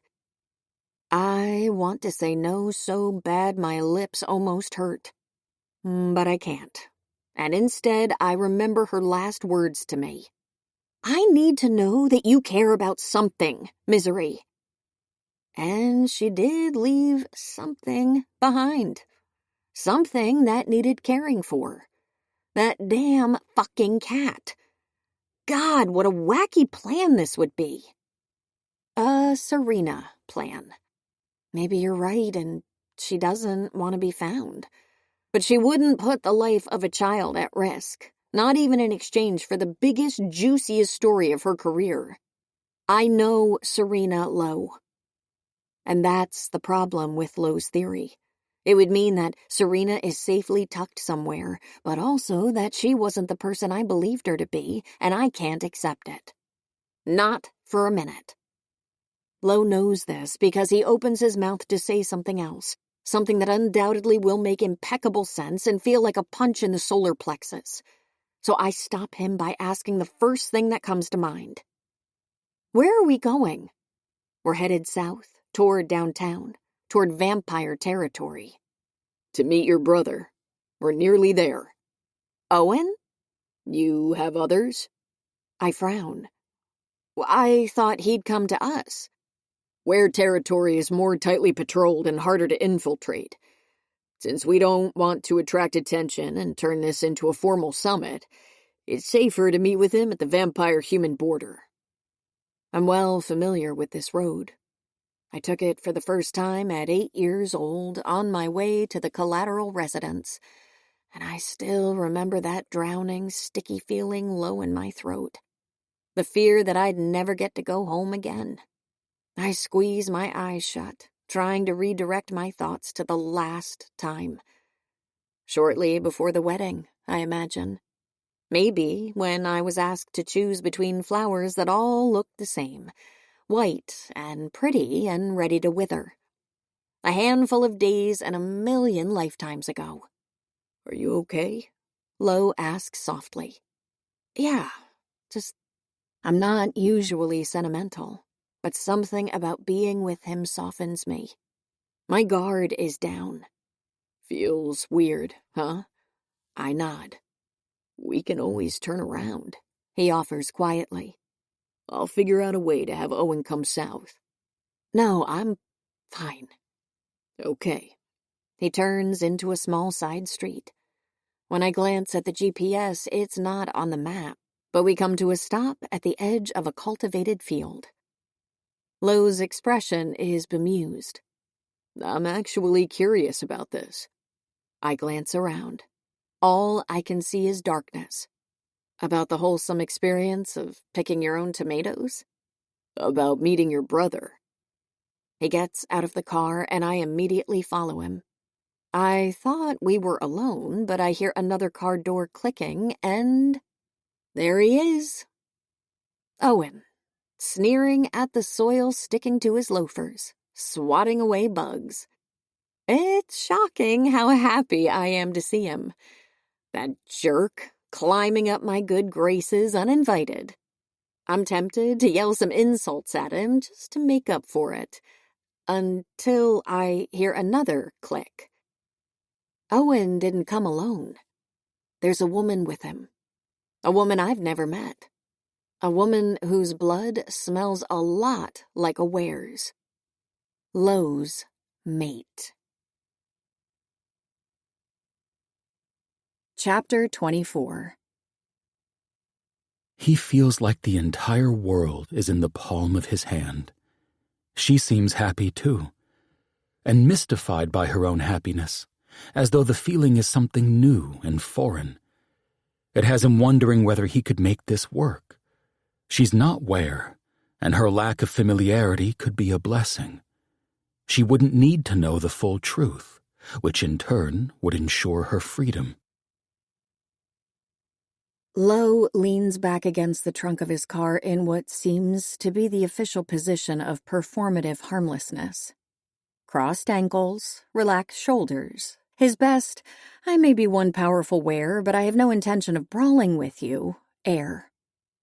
I settle next to him as Owen and Gabby make their way to us, trying to ignore my heart pounding in my chest. I nearly startle when Lowe laces his hand with mine. You're trembling, he says. Are you okay? I don't know why, except that I do. I'm cold, I think. He pulls me closer, the best he can do since I'm already wearing a sweater. I'm immediately enveloped in that toasty warmth his body always welcomes me with, and the scent of his heartbeat is delicious in my nostrils. Lowe peers at me like he knows something's off. I brace myself for, I don't know, Seeing Lo reunited with his mate is something that requires preparation from me. I've sunk way too deep into this thing between us. I asked you to fuck it out. Owen's voice is flat and annoyed, but no more than usual. And yet here you are, subjecting me to this. Owen, Lo warns. His eyes linger on me for another instant, concerned, then flicker to my brothers. A pleasure. Learn from Gabrielle and me, Owen continues. We live together at the nest, but haven't developed unnecessary feelings for each other or any kind of sexual attraction. We cultivate a relationship of mild collaboration at best, severe indifference on average. Gabby. Lo's nod is warm, cordial, surprisingly neutral. She's a beautiful woman, with glossy dark hair and the patient expression that people forced to deal with Owen for any length of time tend to acquire. She briefly dips her head like all of Lo's seconds do when they see him. Nice to see you, Alpha. Everything okay at home? There's affection and respect in the words. I read nothing else. For the most part. Good to hear. She gives me a curious look. Her eyes briefly dart down, and I don't have to follow them to know they're on Lo's and my joined hands. A thought strikes me like a bolt. He might be using me to make her jealous. I let it poison my brain for a moment, then dismiss it. Lo would never stoop to those kinds of plays. How lovely, Owen says dryly. In significantly less wholesome news, no luck on the security footage outside Serena's place yet. We were hoping to get a good view from the apartment complex in front of hers, but the cameras were tampered with. Lo frowns. Only for the date of the break-in? Correct? I frown. How? Owen shrugs. What do you mean? How did the tampering occur? Was it software? Hardware? Did they paintball the lens or trip the circuit breaker or cut the data cable? I'm not certain. My guy did mention, but Owen waves his hand. Technical witchcraft that nobody could understand aside, it's clear that... Jammers, Gabby says and smiles when I give her a surprised look. They disrupted the signal? Likely used a radio frequency detector to figure out the broadcast. It's the sophisticated way. The one someone with resources would use.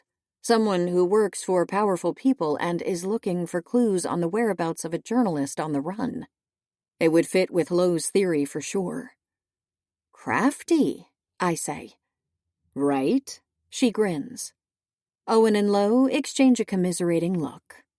I know this has nothing to do with me, Gabby continues, but Owen is the only person who will talk to me at the nest.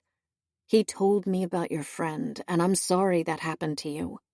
I can't imagine how hard it must be, the uncertainty. Her words are disorienting, because no one else has said them to me before. In my quest to find Serena, people have helped me, mocked me, dismissed me, nudged me, but no one has stopped to tell me they were sorry. A thick feeling rises to my throat. Thank you. Owen makes a gagging sound. How touching. Moving on to more entertaining topics and the reason for this meeting. His lilac eyes settle into mine. I'm going to take over Father's seat on the council. I must have misheard. What? I'm going to take over Father's seat on the council. Nope, I heard correctly. Did Father die? Owen tilts his head. Do you think I would neglect to inform you if Father died? Actually, I could see myself doing that. No, Father is alive, but I am in disagreement with many of his decisions of late. Many. I think I could do better, and I decided to make a bid for his seat. I'd love your support. My support? I push away from the car and disentangle from Lo, facing my brother. My cuckoo bananas brother. Making a bid? That's not a thing people do. He shrugs. It's a thing I'm doing. How? I'm happy to share my plan in detail. In 2 weeks, at the annual meeting, I plan to... Do not share. I look between Lo and Gabby, who seem engrossed in our exchange. You know what the punishment for high treason is? He must, because I do, and I never know shit. But I do remember what happened when I was 7 and Councilwoman Salemio's brother tried to steal her birthright from her, or when Councilman Kotri died suddenly without naming which one of his 2 sons would inherit the position. Slaughter. That's what happened. Lots of purple spatter. Father would never react to having his seat usurped with anything but bloodshed. And by his lazy, hedonistic son? He's not just a member, Owen. He's the leader of the council. Unofficial. Bullshit. And anyway, he continues like he didn't hear me. His prominent position could be in my favor. Lots of council members are dissatisfied with the way he's been seizing power. Wild. Buck wild. Who knows about this? I have been slowly spinning a web of allies, establishing tactical collaborations. He's dead. My only sibling left is as good as dead. Why? It seemed prudent. I pinched my nose because...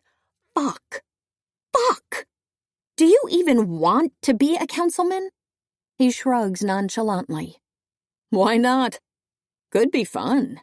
Owen, I bury my face in my hands and Lo stands from the hood of the car, coming to massage my shoulders in this moment of desperate need.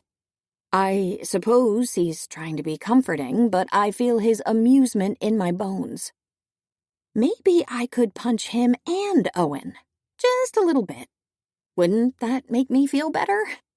Yes, it would. Misery, my sister. He shifts to the tongue. You are displaying more feelings than usual. Are you not well? I straighten and take a deep breath. Even though Owen and I were born 3 minutes apart, clearly I'm the adult. Listen, I'm really trying to find that bitch Serena, and I've grown really fond of Lo's annoying little shit of a sister. Unfortunately, they're both really good at getting themselves in trouble. So if you could avoid making my life even harder because of some half-assed plan you put together 2 hours ago out of spit and shoelaces, 3 months ago, it would be really... What? Owen's eyes harden. 3 months ago, Misery. I've been working on this plan since I discovered that my father was considering sending my sister into enemy territory. Again. He bares his fangs and his tone is uncharacteristically earnest. I could do nothing when we were children. I could do nothing when you returned because I was too much of a coward to take a stand. I cannot do anything now, but I am determined to try. His gaze fixes mine for a long moment, and he picks up in English again. I want to be the one negotiating the next set of alliances. I want all collateral systems gone. I want to stop enforcing artificial border lines or holding on to disputed territories out of spite. I want to turn this place into something that's not a powder keg. I study him, astonished, realizing that in all the years we spent apart, as I grew and changed and built my own life, my idiot brother did too, and turned into not an idiot, clearly. Father is going to kill you, I repeat, this time not with the intent of dissuading him. Maybe. He turns to a spot high above my shoulder. Lo. Any advice on how to successfully carry out a coup, Alpha? I was going to recommend a hearty breakfast, but how unfortunate. Lo's hand slides to my waist, pulling me into his larger body. I'm no fan of your father. And as the Wares and the Vampires form alliances, I would love to see someone whose priorities align with mine. My brother and my husband look at me, then at each other. Something I cannot decipher passes between them. An agreement, a shared port of call. Owen spends the next minutes updating me on the complex network of his supporters, allies, and co-conspirators. He assures me that no one knows about his plan, and, surprisingly, I find that I believe him. He may seem ostentatiously careless, but he's been nothing but careful and circumspect about this. Still, he quickly shifts to inane gossip I'm not interested in. And I find myself tuning out when I overhear Lo asking Gabby, "Anything you need?" Not really. There have been no signs of danger so far. Owen is surprisingly decent company and gave me access to his gaming consoles. Everyone else has been treating me coldly and leaving me alone, which is fantastic. They're real pros at this collateral exchange thing. They've had to deal with human children for decades, and I'm much lower maintenance than that. They're monitoring my internet usage, of course, but I have plenty of time to work on my master's. I'm taking 5 classes this semester. Finance, was it? Electrical engineering. I should be done at the end of the year. Congratulations. Thanks. And you? You seem happy with your... I think Gabby is pointing at me, but I cannot turn to verify. Just like I cannot be sure that Lo nods and smiles faintly, even though it nearly resonates through me, the fact that he is happy. With me. Let's go, Gabby, Owen calls, spinning on his heels. I'm boring my sister with trivial details about who's fucking hoopst among our people. I roll my eyes, then brace myself again. Lo and Gabby didn't greet each other warmly, but now it's sure to happen. A hug, a tender moment, a wistful goodbye. She may not know that she's his mate, but he feels for her. I would take anything she chose to give me, the tiniest fraction, or her entire world. He'll take what he can now, and even though I told myself I'd be able to deal with this when it happened, the jealous heartache is too much. I cannot watch. I wave goodbye at Owen and Gabby and step around Lo's car. But I'm just a couple of feet away when I hear, "Let me know if the situation changes," followed by a short, "Yes, Alpha." There are 2 sets of steps. Gabby walking after Owen, Lo heading for the driver's seat, and nothing else. Nothing more than a friendly wave. When I glance at Lo, he's not looking back in her direction. Not tracking her with his eyes. Not rubbing his jaw with his palm like he does when he's worried or nervous or pensive. His mate is heading back to enemy territory, and he might never see her again, and he is smiling, actually. I sit in the passenger seat staring at my knees, thinking about what Lo told me. A mate grabs you by the stomach, he said, and he was so sure of it I felt it in my stomach too. He made it sound like a thought that won't quit, a spectacle impossible to tear one's eyes from. But with Gabby, maybe I cannot read him, but he doesn't seem to gravitate toward her. He was by my side for the whole conversation. He couldn't remember what she studied. I look up from my lap. Lo is staring at me with a tender, amused expression. The keys are in the ignition, but he hasn't turned them. He's motionless, like he forgot what he was about to do. What? I ask, a little defensive. Nothing. His smile is soft, like a boy who got caught. You okay? He clearly has no idea what I'm thinking. I nod, keeping my eyes on the darkness outside as he starts the car. My cheeks are hot. I'm on the verge of something. It's possible that I understand next to nothing about Wares, about love, about Lo and Gabby. It's possible that I'm an idiot who reads too much into too little. But I feel something deep in my belly, and I know it to be right. Lo may have a mate, but she's not Gabby. Chapter 25. He should never have told her. He made a mistake. Several, in fact.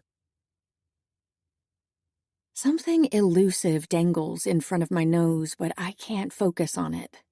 It's a tip-of-the-tongue state, a sneeze that won't start and teeters there, waiting. Lo's mate is not Gabby. I fiddle with the memories of past conversations, trying to recall what I know, what Lo openly acknowledged, and what gaps I filled on my own. There's a nagging spark of something in my chest, something fizzy and not unhappy. I try to rationalize it into nothing, and when that fails, I force my attention away by saying, I live 5 minutes from here. I wet my lips, studying the familiar contours of my old neighborhood. Lived. I bite my lower lip. I guess I still do. The council took over my rent. Want to stop by? Why? I'd like to see it. I snort. It's not a very architecturally pleasing building. It's not about the building, Misery. It takes more like 10 minutes to get there, but Lo follows my directions without complaints. I punch in the code at the main entrance, but didn't bring any keys with me, so once we're in front of my door, I pluck a hairpin off. He lets out a low, affectionate laugh, shaking his head. I push the door open and lift an eyebrow.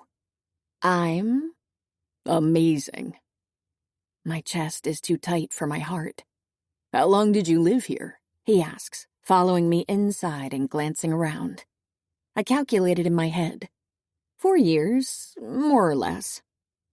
The collateral is entitled to a small trust fund, and I used pretty much all of my money on my fake human IDs, and then to put myself and Serena through college. We were on a tight budget for a few years, sharing cramped spaces and constantly compromising on the decor. The result was a mix of minimalism and shabby chic that we both looked back on with equal fondness and horror. This place, though, is where I moved after graduating. I had my first salary and could splurge a little. I was pleased with the clean, no-fuss spaces. I rescued most of the furniture from flea markets Serena and I visited on cloudy days, early in the morning, and loved how uncluttered and roomy the final result was. I listened to synthwave music without anyone judgmentally asking me what trauma had led to me to enjoy that shit, and could even display my lava lamp in all its cringe glory. And yet, when I glance around the living room, trying to see the place from Lo's perspective, it only seems empty, lifeless, like a museum. Picturing myself in it has my stomach in twists. It's only been a few weeks. My tastes can't have changed so much and so little. Can they? I turn to Lo and find him white-knuckling the doorframe. Are you okay? It smells a lot like you, he says. His voice is hushed, eyes glassy and unfocused. More than your room in my house. More, layers. He wets his lips. Give me a second to get used to it. I don't ask him if my scent bothers him, because it's clear by now that it doesn't. He used to hate it, though. Or did he?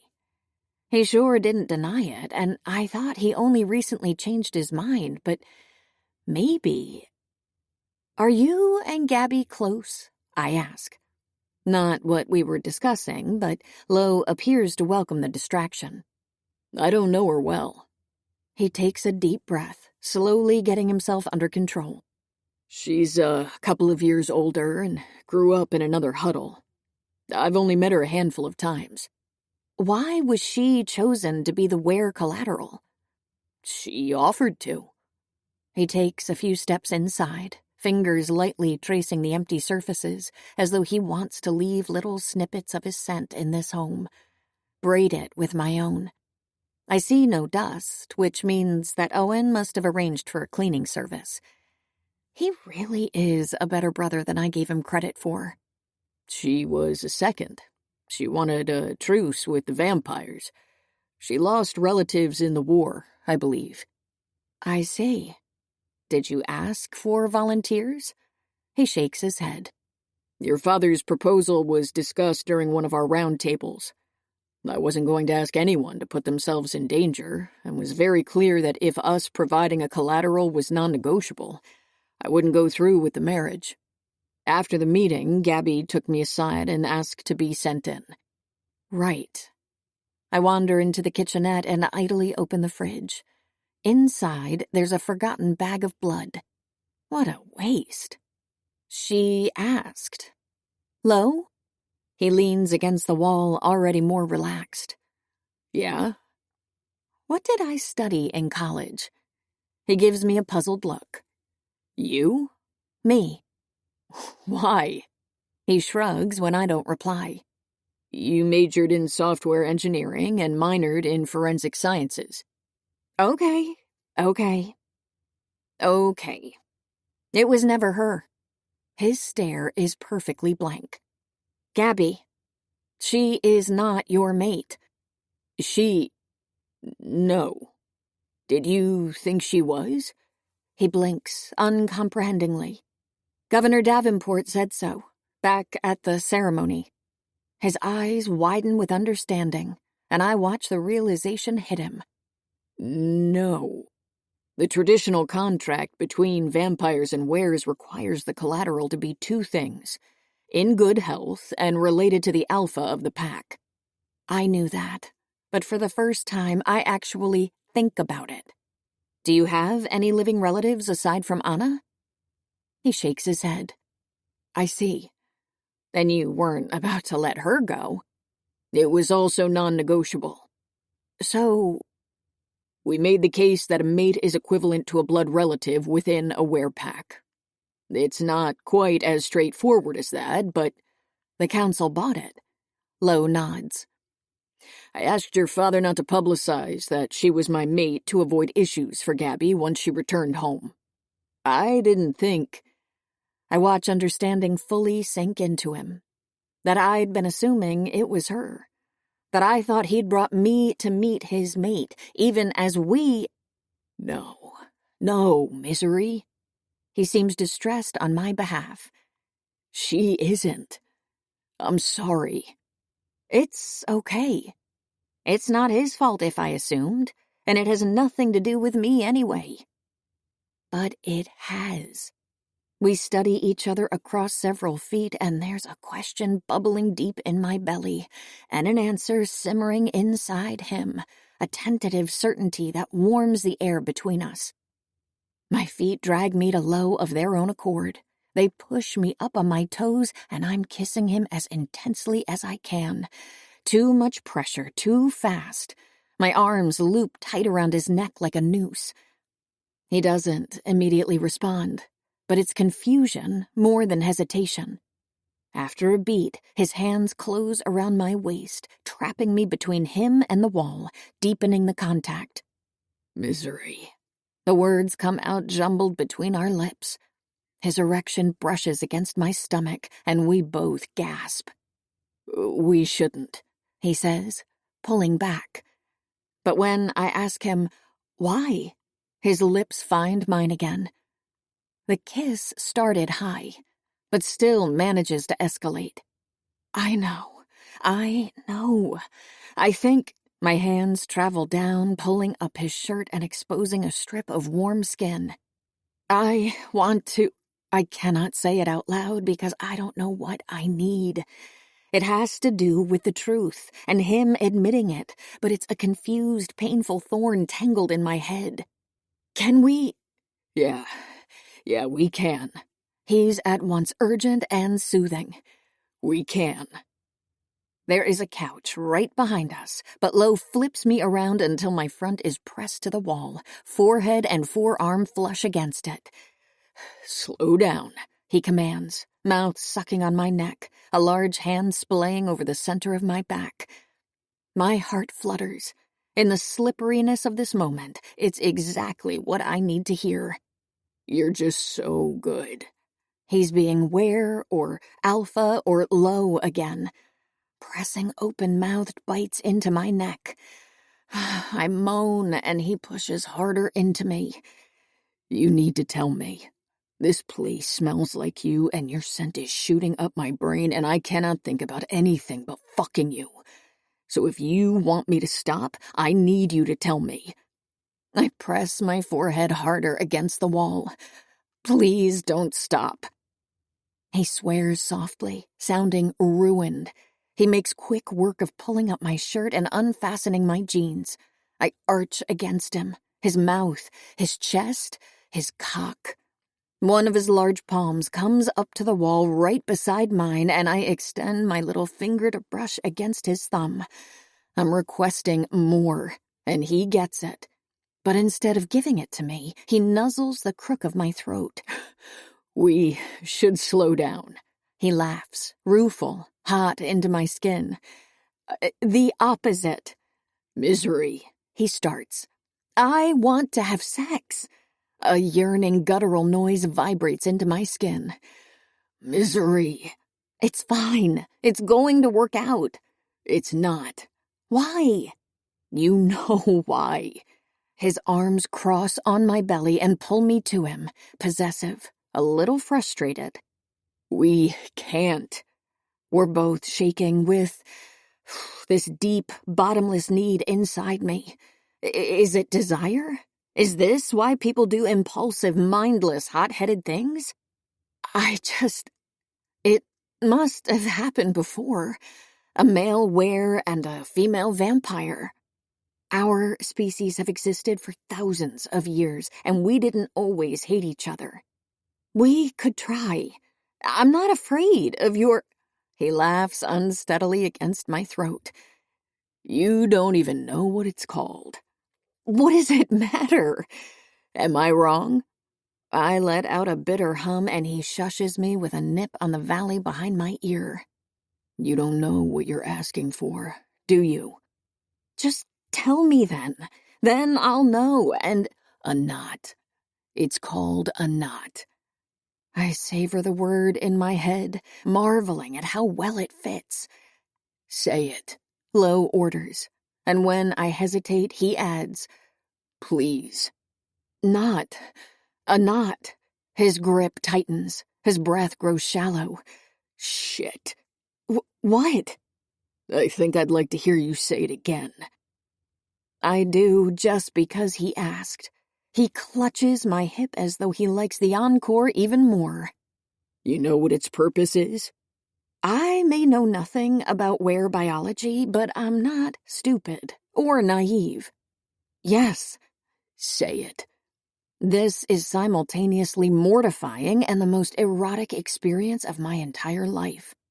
To keep it inside. His hand slides underneath my shirt, gently stroking the underside of my breast. Keep what inside, sweetheart? I close my eyes. My heart beats a pounding, sluggish rhythm into every inch of my skin. Your cum. His big body shudders for a moment, then rewards me with a nibble on the tip of my ear. You'd be okay with that? I nod. He groans. I'm not sure I'd be willing to risk hurting you. I wish I could see his face. You can stop. If it hurts, if it doesn't work. What if I can't? You will. I know you will. Or I won't be able to, because I want it too much.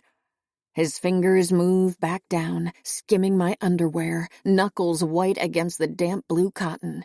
He murmurs something about how slick I am, and when the heel of his palm starts massaging my clit in a slow rhythm, I sigh in pleasure and relief. I really want to. Fuck, he exhales. And then he shifts behind me. His palm fully covers my hand on the wall. I'm here, okay? I've got you. Let me just... I can't just fuck you like this.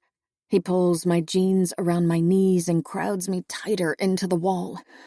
Let me get you there.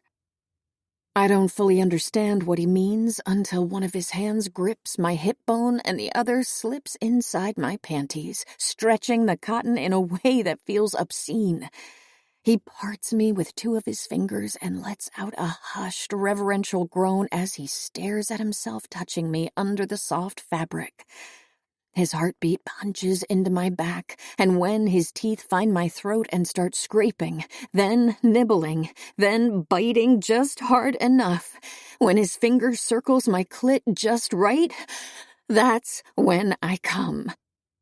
It's unexpected, too fast, barely a climb, and I'm already dropping down, gasping for air. But it feels like an interrupted half thing, and I don't let myself catch my breath. I reach back, frantically grasping to undo his jeans. "Quiet," he orders, pinning my hands to the small of my back. "You need to give me a minute. I'm figuring this out." I force myself to relax. It's obvious that, on average, the sex his people have and the sex of my people are different flavors. Just as it's obvious that he and I inhabit some overlapping space. I would expect nothing less.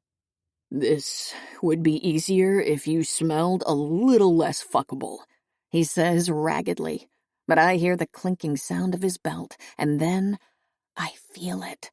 The head of his cock pressing against the soaked panties that stick to my pussy. I free myself to reach down, stroke his length, and he makes a choked sound. It's hot and large, but the thing at the base, his knot, hasn't swelled yet. Last time, it inflated when he came. I want to know if that's the norm, but asking will send Lo into another spin of concern, and I don't need him to worry about me. "Please," I beg, "please put it in." He nods against my temple, breath shallow and quick. He hooks my underwear to the side and pushes his cock inside me, the burning stretch deepening until it cannot go any farther. And whatever it was that I expected from having a man, having Lo inside me, this is different. I inhale abruptly. He exhales in the same way. There's no need for negotiation, no pain, and no struggle. I'm pliant, and he's hard. I'm wet, and he's groaning. We fit. The biological compatibility Lo told me about, the one between mates. I don't presume to know what that would be like. All I know is that we feel pretty fucking "Perfect," he murmurs, bottoming out, gripping my waist like he's trying to collect himself. I know why. This feels exquisite in a sharp, cruel way. Vampires don't read minds, but I know what he's thinking. How easy it would be to live in this forever, to just never stop. "Don't move, or I'll come." He licks a stripe up the back of my neck. "Shit, I might come anyway, just from your scent and your little bent neck." I might too, very soon, especially as he moves with experimental shallow thrusts that hit everywhere inside me. I feel myself tighten in little flutters around him, and he stops. Then he bends over to whisper against my ear. "If you're about to come, tell me, because that will make me come, and I need to pull out or I might hurt you. Okay?" He sounds calm, even when his control is about to snap. I nod, trying to stave off the surge of pleasure. "Okay." He presses another gentle chaste kiss against my nape and then draws out.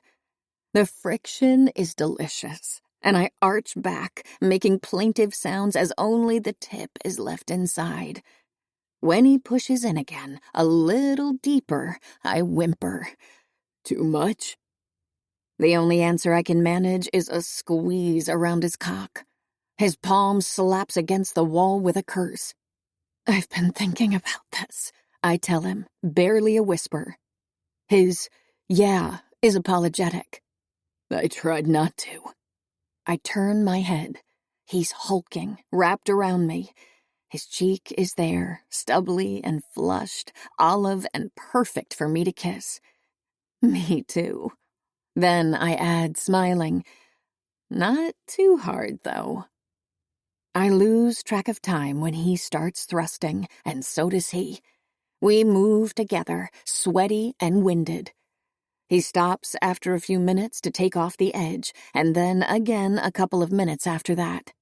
He pulls out when he needs a break from the stimulation, and I feel empty, shaking with frustrated pleasure. So he slides his fingers inside me, keeping me full as he winds down, hot and hard against my hip. The lights from the street pour in through the windows, and our breathing grows choppy.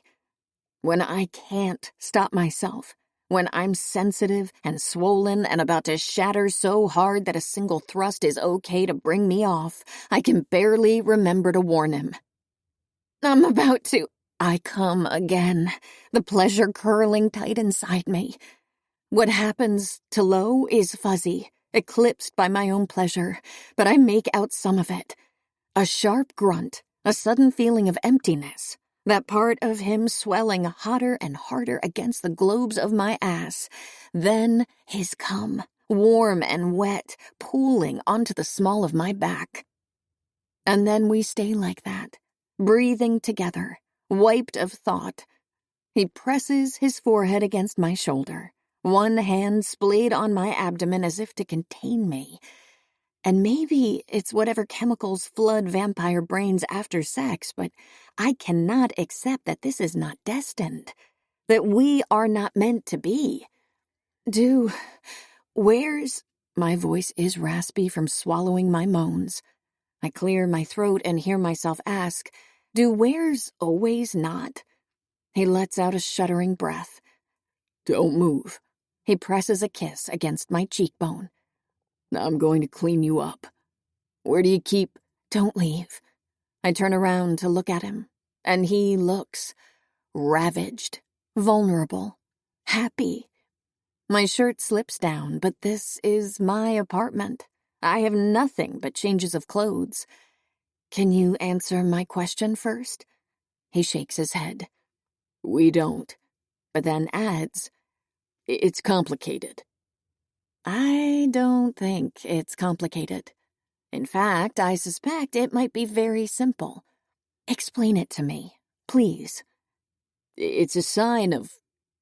It only happens between certain people. My shirt is completely askew, and he trails kisses on the jutting bone of my shoulder, getting lost in the act before straightening my neckline. He inhales deeply. On second thought, I'm not going to clean you up. I'll just leave you like this. His hand snakes around my waist, to my lower back where I'm sticky and wet. Send a clear message to anyone who smells you, who you belong to. Had it ever happened to you before? He's smearing his cum into my skin with his thumb, and why am I okay with this? Before me. Nodding. Did it ever happen with anyone else? His eyes darken. Misery. I'm just starting to put things together, you know? We're still buzzing from the pleasure, and it's unfair of me to press him right now when our defenses are lowered and we're full of the wrong kind of hormones, but I think it was there for me to see all along. But you threw me off on purpose, didn't you? There was your reaction to my scent when we first met, and it was so extreme I assumed that you didn't like it. How adamant you were about not having me around. I swallow. I would have realized it sooner if I hadn't taken for granted that it had to be another wear. It made so much sense that Gabby would be the one. In the end, though, it was all about getting to know you. Because now that I understand what kind of person you are, I cannot help but wonder, if Lo were in love with someone else, would he be like this with me? And I can't picture a reality or even a damn simulation in which that would be the case. I let out a short laugh. Lo says nothing. He stares, impenetrable. His pale, decent, kind eyes retreat into something that offers no clarity. It happens between mates, right? Nodding, I mean. Biologically, it makes sense in so many ways. Honestly, nothing else does. It's me, isn't it? I attempt a wobbly smile. It's okay. I know it. I feel it too. I'm your mate. That's why... Misery. He's not looking at me, but at some spot around my feet, and his tone is like I've never heard it before. Unreadable. Empty. That's why, right? He's silent for heavy seconds. Misery. My name again, but this time there's a world of hurt behind the word, like I'm torturing him. I'm not... I feel the same way you do, I add quickly, not wanting him to think that I'm accusing him of something beyond his control. Or maybe not. Maybe I don't have the hardware. Maybe only another wear could feel the same. But I really do like you. More than that. I haven't quite figured it all out because I don't have much experience with feelings. But maybe you think that this frightens the shit out of me, and my voice weakens because Lo has lifted his gaze and I can see the way he's looking at me.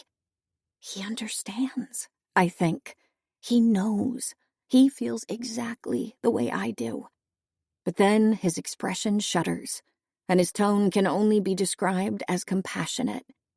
I'm sorry if I've ever given you the wrong impression about what is happening between us. My assurance wobbles when I was secure in his feelings for me till a moment ago. I shake my head. Lo, come on. I know Gabby isn't your mate. She isn't. He presses his lips together. But I'm afraid you've reached the wrong conclusions. Lo. He shakes his head slowly. I'm sorry, Misery. Lo, it's fine. You can't... We should stop discussing this now. No! I let out a laugh. I'm right. I know that I'm right. There is something about the way he stares at me, like he knows he's about to hurt me, and himself, in the process, and the thought is simply unacceptable. Like I'm leaving him no choice. You said that a mate grabs you by the stomach, and... Misery. He speaks harshly this time, like he's scolding a child. You should stop filling your mouth with words you cannot understand. My throat falls into my stomach. Lo! It was a mistake, telling you about the concept of mates. His voice is detached, like he's reading from a script and sucking every emotion out of his performance. It's not something any non-wear can fully comprehend, let alone a vampire. But I understand how appealing it might be for someone who struggles with belonging. What? Misery, he sighs again. You have been abandoned and mistreated your entire life. By your family, by your people, by your only friend. You are fascinated with the idea of eternal love and companionship. But that just doesn't reflect what I feel for you. My heart cracks. The ground beneath my feet undulates as I come to terms with this version of Lo, who, apparently, would take things I told him about my past and use them against me. I shake my head, stupefied by how much his words hurt, even when they cannot be true. You're just trying to push me away. Tell me, I order, stubborn all of a sudden. I feel like a bumbling mess, not myself. Every instinct screams at me to retreat, but this is an unacceptable, obvious lie. Tell me that you're not in love with me, I challenge. That you don't want to be with me. He doesn't miss a beat. I'm sorry, he says, dispassionate, with a hint of condescension. Some pity, sorrow. I think you're very attractive, and I enjoy spending time with you. I enjoyed... His voice almost breaks. I enjoyed fucking you. And I wish you the best, but... He shakes his head. I open my mouth, hoping for a good comeback, only to find that I cannot breathe. And then the worst of it happens. Lo wipes the back of his hand, where, if I could cry, a tear would streak my cheek. The pain of his rejection is a fist around my heart. I see that this was a mistake, He continues. but it's for the best. You don't want to be tied to someone like me. You should be free. He almost stumbles on the last word, but recovers quickly. And from now on, you and I should probably be apart. Apart? I can find another place for you to live. His eyes are trained on a spot behind my shoulders. You're getting the wrong ideas, and I frankly don't want you to... A phone rings. His eyes dart away, annoyed. But when he steps back from me, it's a reprieve.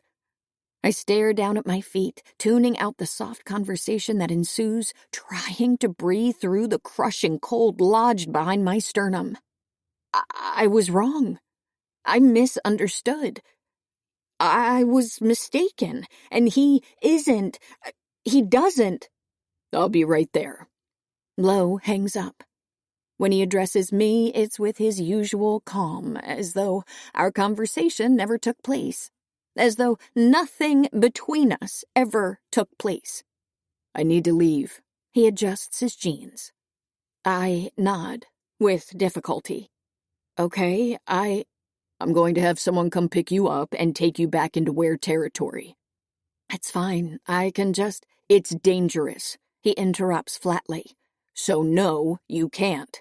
You may persist in not caring about your safety, but He doesn't continue, just looks and looks and looks at me, and the silence between us grows intolerable.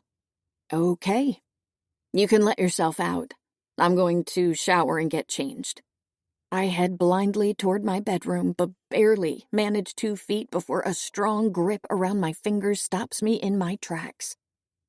I don't want to turn to him, but I do, and tremble when he leans in to kiss my forehead. He inhales once, hard.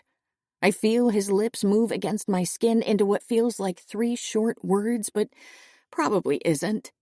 For a second, I wonder if maybe I was right after all, and my heart soars. And then he pulls back, and it collapses on itself once again. go. He orders, and I do. I've had enough of this careless, cruel brand of honesty for tonight. I walk into my room and don't wait for him to leave before I close the door behind me. Chapter 26. He is being kinder to her than to himself, and hopes she can never realize it. There was never a bed in this apartment. I was happy in the closet, and whenever Serena stayed over, she made do on the couch. For the first time in my life, though, I wish I'd done the human thing and bought something soft to fall on.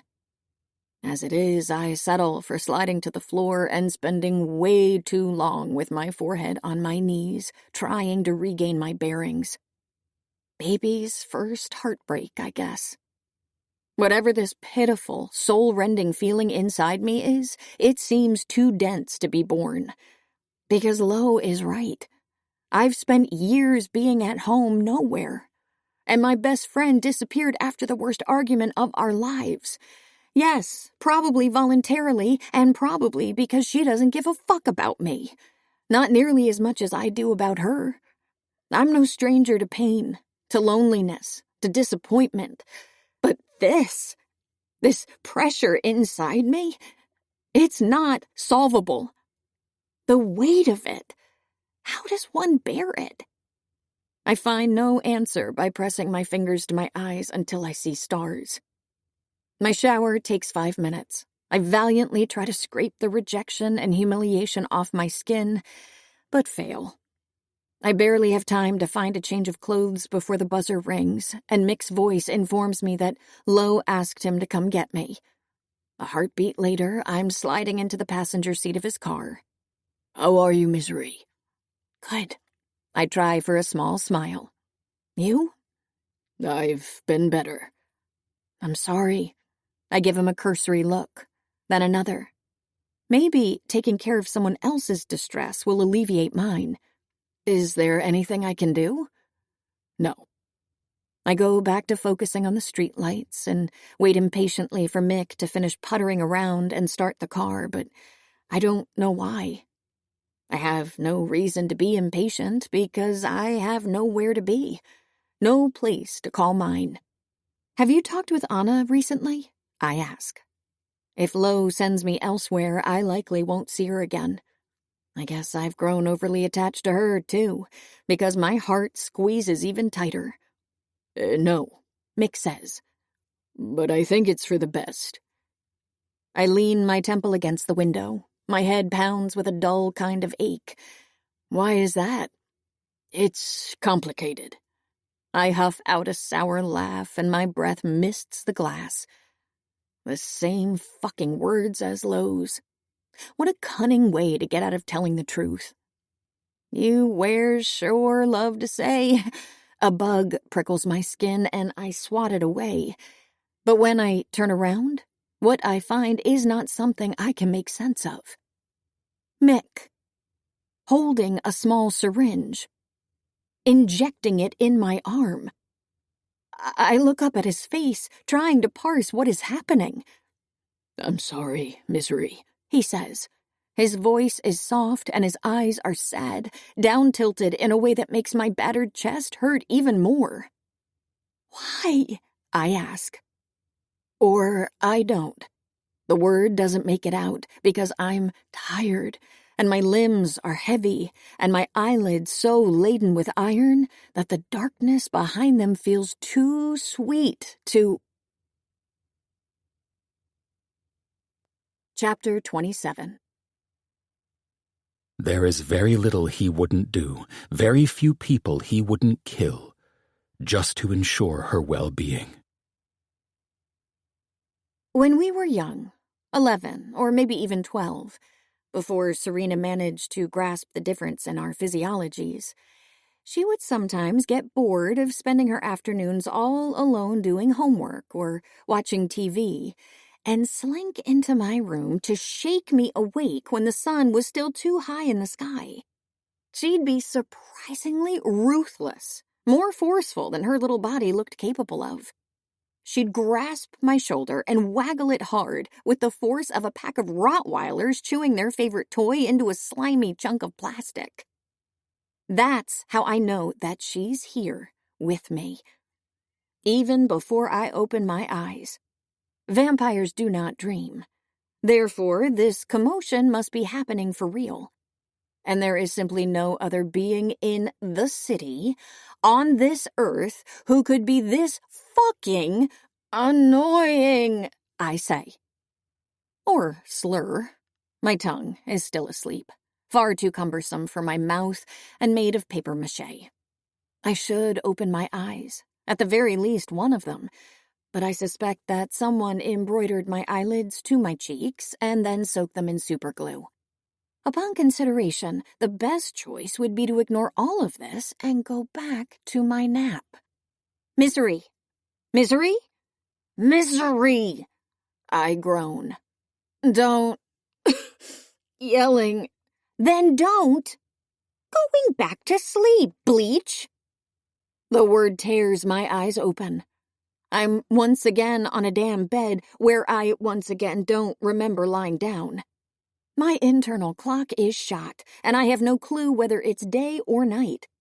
I instinctively move my neck, ouch, checking for sunlight pouring in, and find no windows. I'm in a wooden attic, large and climate-controlled, with ceiling-high shelves full of books on every wall. There is a plate on the coffee table nearby with leftover pasta smeared all over it and a small pile of soda cans and plastic water bottles. I take an achy breath, feeling the drugs fade at a snail's pace. It's not day. Not yet. Not even close to sunrise. I must have been out an hour, 2 tops, which means that Mick didn't carry me that far. Mick. What the fuck, Mick? must have decided to stash me with Serena. I'm with Serena. Holy shit, I mumble, trying to sit up straighter. It takes 2 attempts and substantive help from her to manage a still mostly prone position. Holy shit. Why, hello. How lovely of my oldest and most treasured friend to join me in my humble abode. I'm your only friend. I cough out, wondering whether my brain is making shit up. Vampires do not dream, but they do hallucinate. Correct. And rude. I smack my lips. This dry mouth situation needs to be addressed. Is this why humans and wares drink water all the time? What the fuck? Did they knock you out? I couldn't find a bump on your head. Drugged me. Mick did. Mick being the older were who deposited your lifeless body here like a sack of potatoes and brought me SpaghettiOs? Not lifeless. The thing about vampires is you tend to look pretty lifeless. Shit. Serena, you know how long I've been looking for you? Her smile is commiserating. No. But if I may hazard a guess, I would say... She taps her chin several times. 3 months, 2 weeks, and 4 days? How... She points behind her.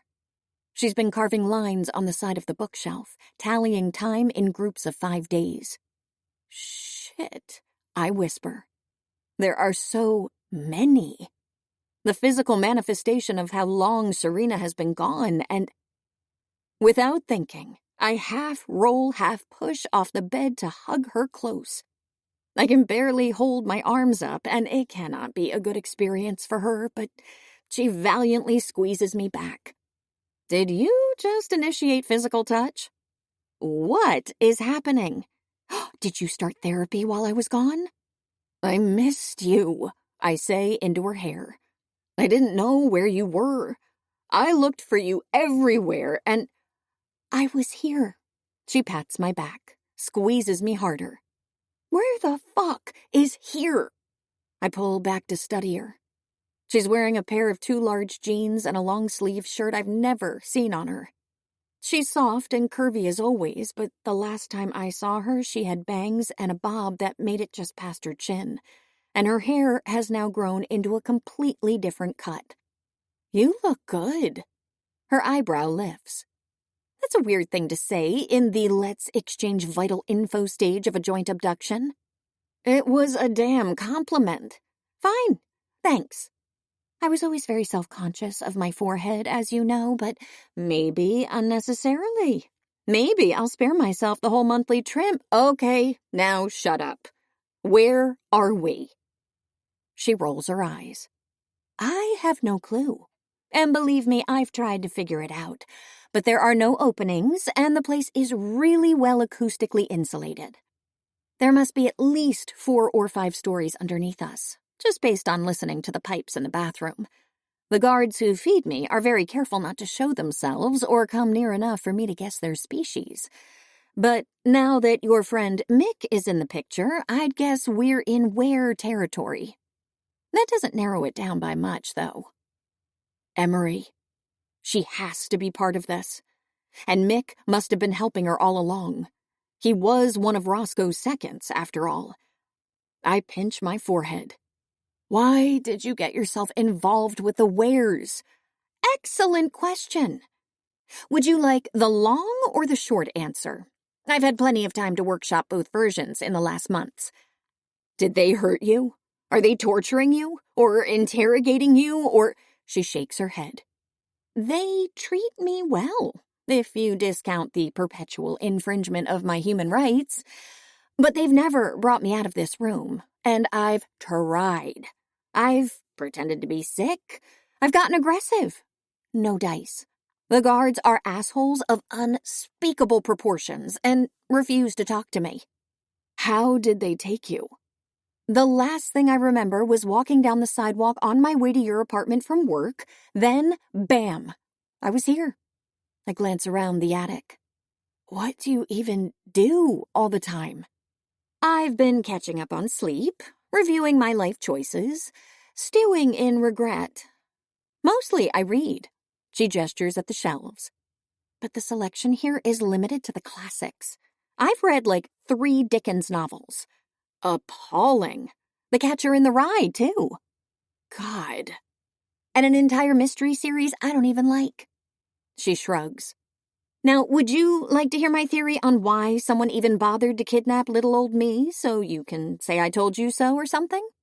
Irritation fuels me enough to finally sit up straight. No, because I didn't tell you so. Oh, she nods, bemused. Well, this is a pleasant surprise. I couldn't tell you so because you hid the story you were working on and the shit you were doing from me. She frowns. Okay. Well, at least let me explain. I already know. Whatever you're thinking, that's not it. You were looking into the Wares, or Thomas Jalakis, or financial crimes or something. You found out that Liliana Moreland is a human were hybrid, possibly one of a kind, and then got kidnapped for your efforts. Serena recoils. How do you... Your cat was... There was that butterfly alphabet thing on your planner, and I massage my temple. Just trust me when I say that I know, frankly, way more than I ever wanted about anything. Lo said that... Who's Lo? My heart pangs. I swat the memory and the pain away in one big swipe. The Were Alpha. My husband. You know what? It doesn't matter. Tell me how they... She stops abruptly, does a double take, blinks at me multiple times.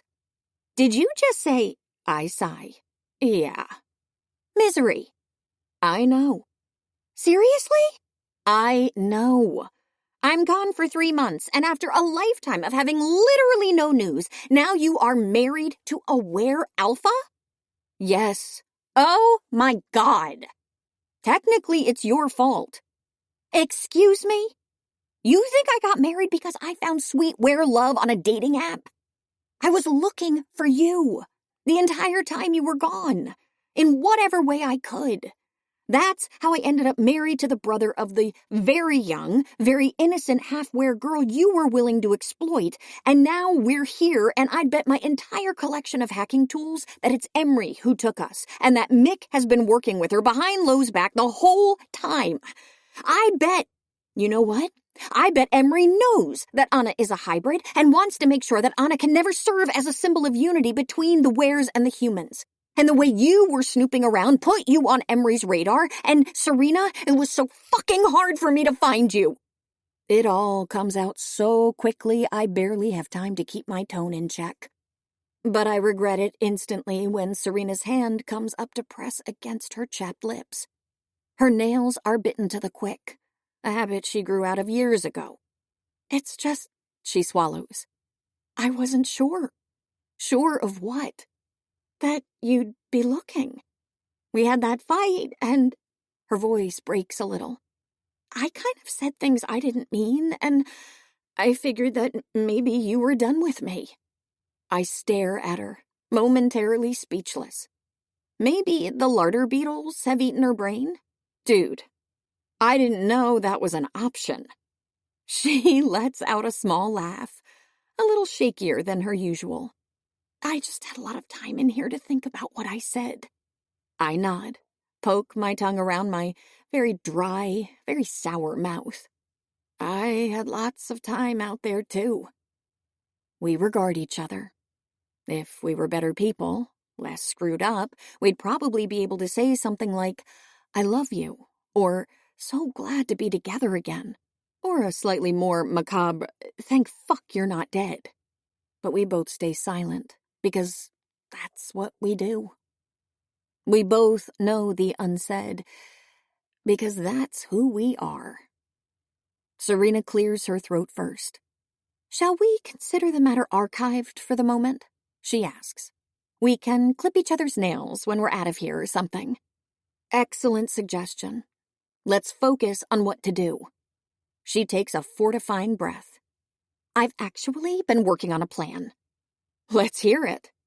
It involves staying here, building a life, growing old, developing cataracts. I smile.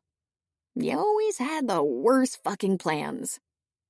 She laughs, and I laugh, and then we laugh some more until the whole thing sounds less like laughter and more like slight hysteria, and God, I miss this. Another plan, she says, wiping her eyes and lowering her voice. That I've hatched in the past 3 minutes is to lure the guard at the door and use your vampy magic to thrall them into letting us go. I scowl. You know I can't do that without touching people.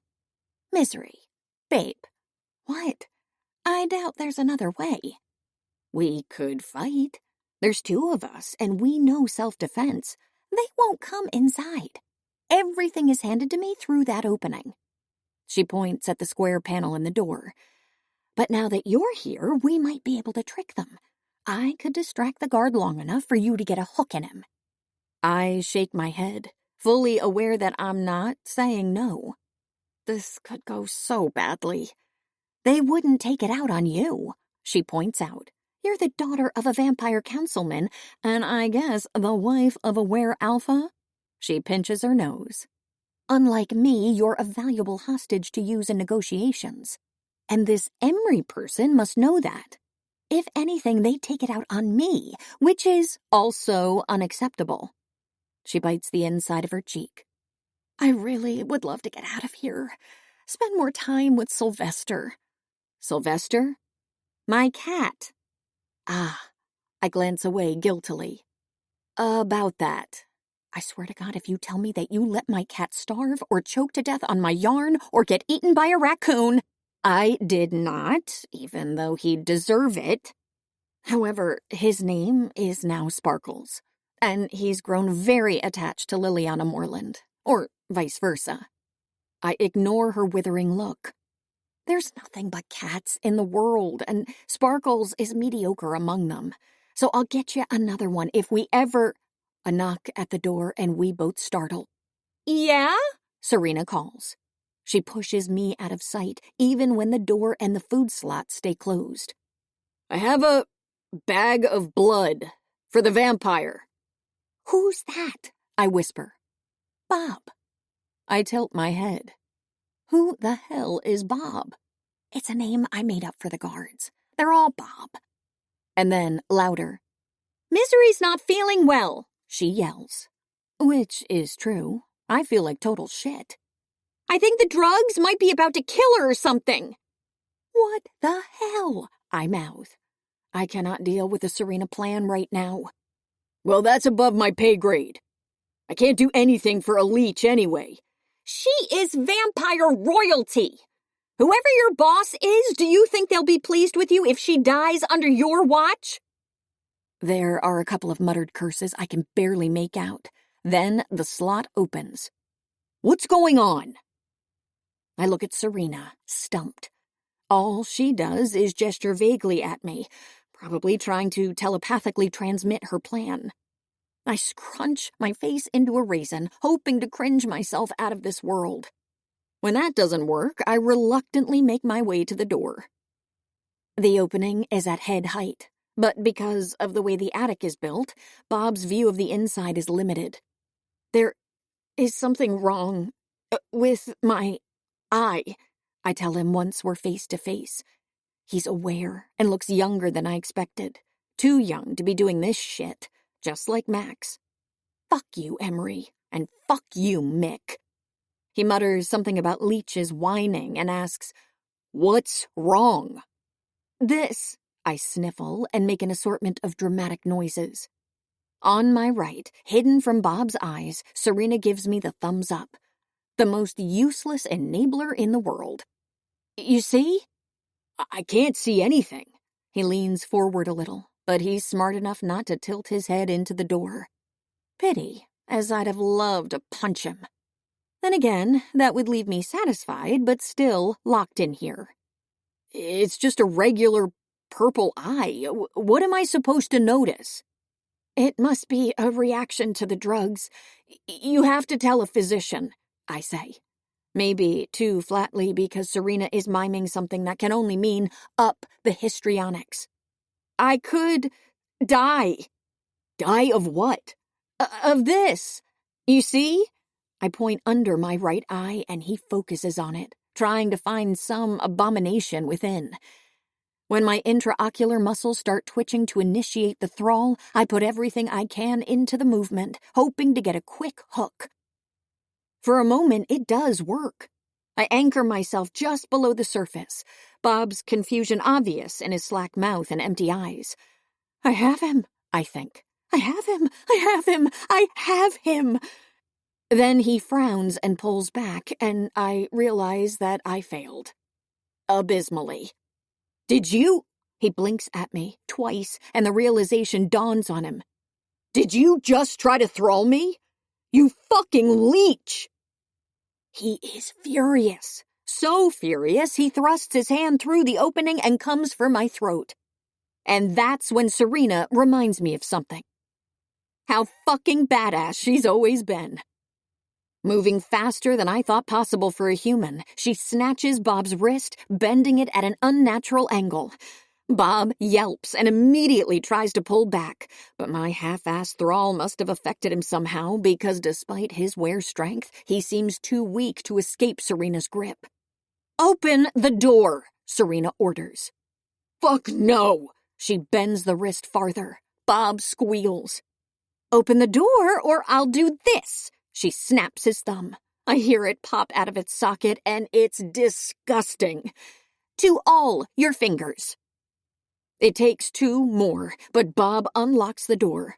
Despite his wear strength, it's clear that he's not a trained fighter, and it takes us little effort to switch places with him. We're both winded and a little bruised, but once he's bolted inside, I turn to Serena to make sure that she's okay and find her slapping her hand to her mouth and jumping in place. Maybe she's badass, but she's also incredibly dorky. My heart skips a beat at how fucking relieved and happy I am. She is here. She is fine. She is being unashamedly herself, even after I spent so long without her. Told you I couldn't do it without contact, I say. Bob screams at us to let him out, and Serena gives the security door a guilty look. Seriously? On the one hand, he's a dick. On the other, he did sneak me extra vanilla pudding once. I cannot wait to hear everything about this retirement home life of yours. She winces. Let's go. I don't think he had a phone with him, but I might have missed it. We run to the end of the hallway, only to find another locked door. This one looks pretty light. If we both throw our weight at it, we should be able to break through. At my 3, okay? Serena gives me a puzzled look. Then takes a step forward, grabs the handle, and turns it. The door opens.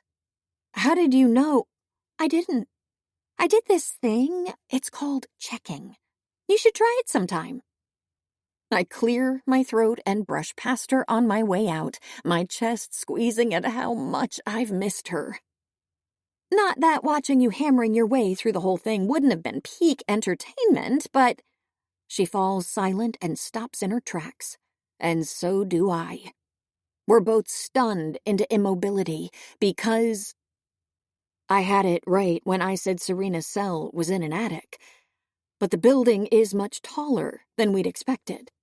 There are at least 20 floors underneath us. This is a high-rise, one that's very familiar. Because I grew up in it. Is this the nest? Serena murmurs. She's been here only once, but the place is too distinctive to forget. I nod slowly. When I look behind me, I see that the door we just exited is painted the same color as the wall. Near perfect camouflage. I don't get it. Bob was aware, right? I didn't get it wrong, did I? I shake my head. Bob's blood pumped much faster than a human's, and he definitely wasn't a vampire. So we had wereguards, and the Mick guy brought you here, but we're in vampire territory? How? I don't know. Serena shakes herself. We can figure it out later. We need to get the hell out of here before someone catches us. I nod and start down the stairs. About halfway through the first flight, Serena takes my hand. When we reach the end, I lace my fingers with hers. I have no clue what's going on, but Serena is here and everything will be all right if— Stop, a voice says from behind us. A very memorable one. Fear creeps up the back of my neck. I spin on my heels to find Vanya smiling at me. I'm going to need you to come with me. One last time, misery. Chapter 28. He didn't think he could love her more, but she is a constant surprise. Serena and I are fairly well trained in self-defense, but Vanya is my father's most skilled enforcer. She's holding not one, but 2 knives, and is flanked by 2 guards. The same who escorted me into vampire territory all those weeks ago. Attempting to take them would be severely idiotic. And Serena and I are not quite that bad. So we march in front of her, hands raised over our heads, and follow her directions. Aware that should one of us decide to run, the other would end up with a knife in her back. Let's be real. Serena would end up with a knife in her back. I would probably just get dragged by the ear in front of my father. Because we're at the nest. And Vanya answers to him and no one else. If they murder me, avenge me, Serena whispers. It's nice, all this faith she seems to have in me. Any preferences on how? Be creative. Father is waiting in his office, once again sitting in the high-back leather chair behind his massive wooden desk, surrounded by 4 more guards. His smile doesn't reach his eyes, and he doesn't stand, nor does he offer us a seat. Instead, he leans his elbows on the dark mahogany and joins his fingertips in front of his face, waiting for me to say something. So I don't. I'm hurt, betrayed, shocked at my father's involvement in something this egregious. But I'm also not.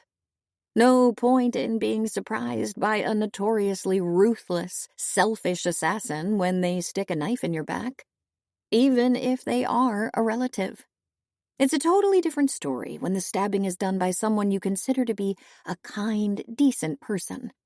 Someone you consider a friend. My gaze lands on Mick, who stands by Father's desk like one of his enforcers would. It lingers for as long as it takes for Mick to lower his own eyes. He looks ashamed, and I'm okay with that. Why? I ask him flatly. When he says nothing, I add, "It was you, wasn't it?" The grooves at the sides of his mouth deepen. Is Emery even in on this?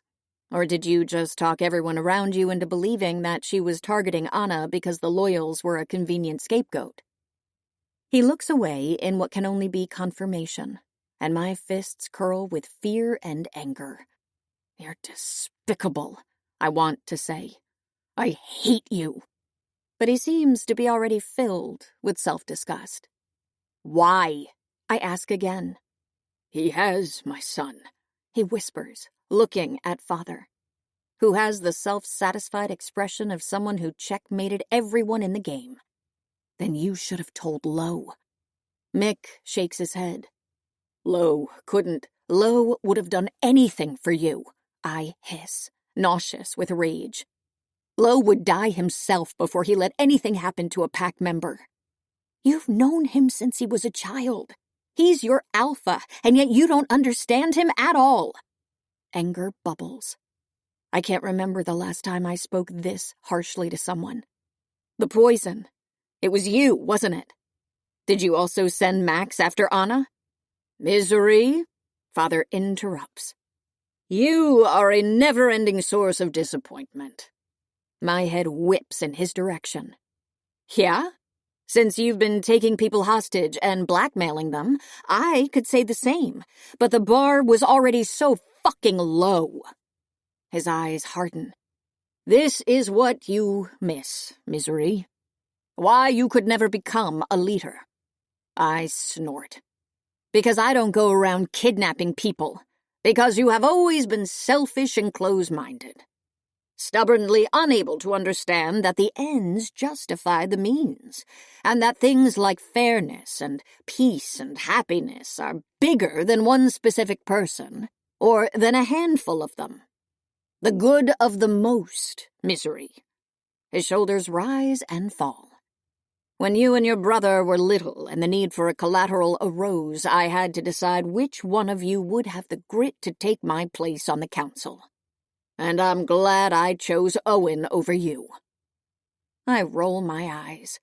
There's a good chance I won't be alive when Owen's coup goes down, but boy, do I wish I could witness Father shitting himself.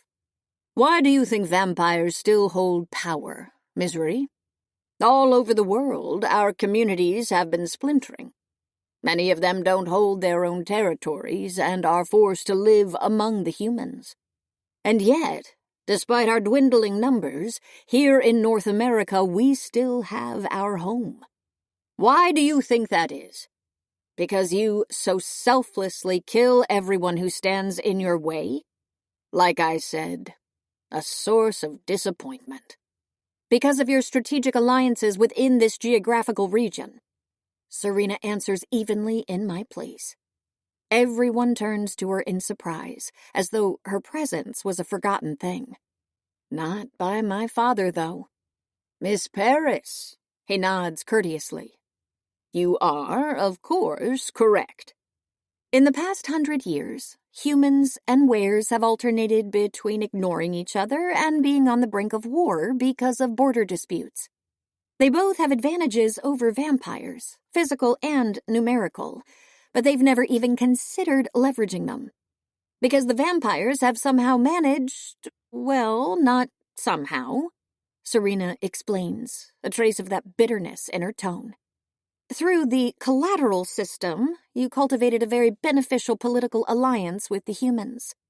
And the Wares knew this, just like they knew that any overt attack on vampire territory would unleash human military power on them. That's how you kept yourselves safe through the decades, despite being the most vulnerable of the three species. Very thorough, Father nods, satisfied. I imagine there's more. For instance, I'm certain that if we were to look closely at the border skirmishes between Wares and humans in the past few decades, we'd find that they were facilitated by vampire action. Just like I'm certain that considerable bribes were involved. Governor Davenport is undoubtedly not above accepting them. Father doesn't deny it. I see the weeks you spent reading improved your reasoning skills, Miss Paris. Her chin lifts. My reasoning skills have always been on point, fuckwaffle. Must be the first time Father has been called that. It's the only explanation for the mildly outraged, mostly baffled hesitation that fills the room. No one knows how to respond to an overt insult, because unlike subtle jabs and assassination attempts, in Father's world, they are not a thing. Eventually, after several awkward seconds, Vanya steps forward and raises her hand to hit Serena. I angle myself between the two of them, which, in turn, has Serena wanting to protect me. But Father puts a stop to that by ordering, "Let them be. We want them both intact. For now." Vanya glares at Serena. At a flick of Father's wrist, two of the guards come to stand next to us. The implied threat is crystal clear. I could have killed your friend, Misery, so many times. You know why I didn't? He asks me. To spare my feelings? I answer, skeptical. That was a nice bonus, I agree. Because no matter what you may think, I do not enjoy hurting you or taking things away from you. I was not happy to send my child off, although I doubt you'll ever believe that. But ultimately, no, that was not the reason. I can only assume that Miss Paris neglected to tell you why I was forced to take her then. She didn't have to tell me shit. I already know what happened. But when I glance at Serena, her eyes dart away. And that's when my stomach tightens. She was working on an article, I add, even though she won't return my look. And found out something she shouldn't have. So you really have no idea. That complacent, self-congratulatory smirk. I want to punch it off Father's face. Let me enlighten you. Several years ago, my dear friend Governor Davenport told me something he thought I might be interested in. Of course the governor is in on it, I sneer. Oh, you give him too much credit. Father waves his hand. He is in on it, sometimes. Over the years, I've gotten well acquainted with his mind. Thralling him, planting hooks in his brain, has become easier and easier. Practically traceless. He's been giving me much useful information, some of particular intrigue. For instance, when he told me about a young child who had been born of were and human parents. Anna, of course. The governor must have found out, perhaps from Thomas, or maybe from... I turned to Mick again. Did you tell the governor? Oh, no, Father interrupts. You are mistaken, Misery. Mick wasn't part of this until very recently, and it was I who sought him out. I will take credit where it's due, even if you'll accuse me of being a heartless monster. It was my idea to use his son once we realized that the boy we had taken during a raid had ties to a prominent were. It was easy enough for me to thrall him. He even helped with guarding Miss Paris. What a thing to brag about, Father. Indeed. But it was quite a while ago that the governor told me about the half-were, half-human child. Over 2 decades, in fact. I stiffen. A wave of dread sweeps over me. There had been stories before. Rumors of reproductive compatibility. If there's something humans are good for, it's breeding. Father stands, lips curled in mild disgust, and leisurely steps around his desk. But the stories came from other countries, and there was never any proof. Here, wares are insular, and humans are cowards. Like Miss Paris said, they simply don't interact enough. But this child was very young. They were not being raised by their biological parents for several reasons. They didn't know about their origins or their questionable genetic makeup, but they appeared to have taken after their father. They presented as human fully, which I must admit made them less interesting to me. The implication of their existence was much less concerning. And yet, the occurrence was unique, and I decided to monitor the situation. It felt like the wise thing to do. He leans against his desk, drumming his fingers along the wooden edge. Something close to terror is beginning to stuff the inside of my throat. Where could a vampire stow a half-were child who presented as human? Human territory appeared to be the best option. But how? It seemed like an impossible predicament. And that's where I remembered that I myself had a child stashed away in human territory, and that she might enjoy some companionship. My heart thumps loudly against the confines of my rib cage. I tear my eyes from Father's and slowly turn to my right. I find Serena already looking at me. Her eyes are welling with tears. Did you know? I ask. She doesn't answer. The tears, though, start falling. She did not. It's Father who responds, even though I'm rapidly losing interest in what he has to say. I would know otherwise. Like I said, I monitored her for years. Even when your tenure as the collateral ended, nothing that she did set off any alarms.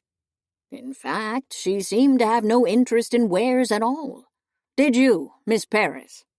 He smiles at Serena, and the hatred in her glare could burn him as viciously as the sunlight. He ignores her and turns to me. She was all about financial journalism, or something or other. I must say our vigilance lapsed for a few years. The girl had grown into a promising, if very human, young woman. Sometimes she'd disappear for a few days without warning, but that's the youths. Carefree, adventurous. I never suspected that it might have something to do with her genes. Until... "I despise you," Serena hisses. I would expect no less. Human-ware hybrid that you are well predisposed to, and I do not blame you. But the sloppy way you went about it when your ware half began emerging and you decided to research your parents, that certainly is your fault.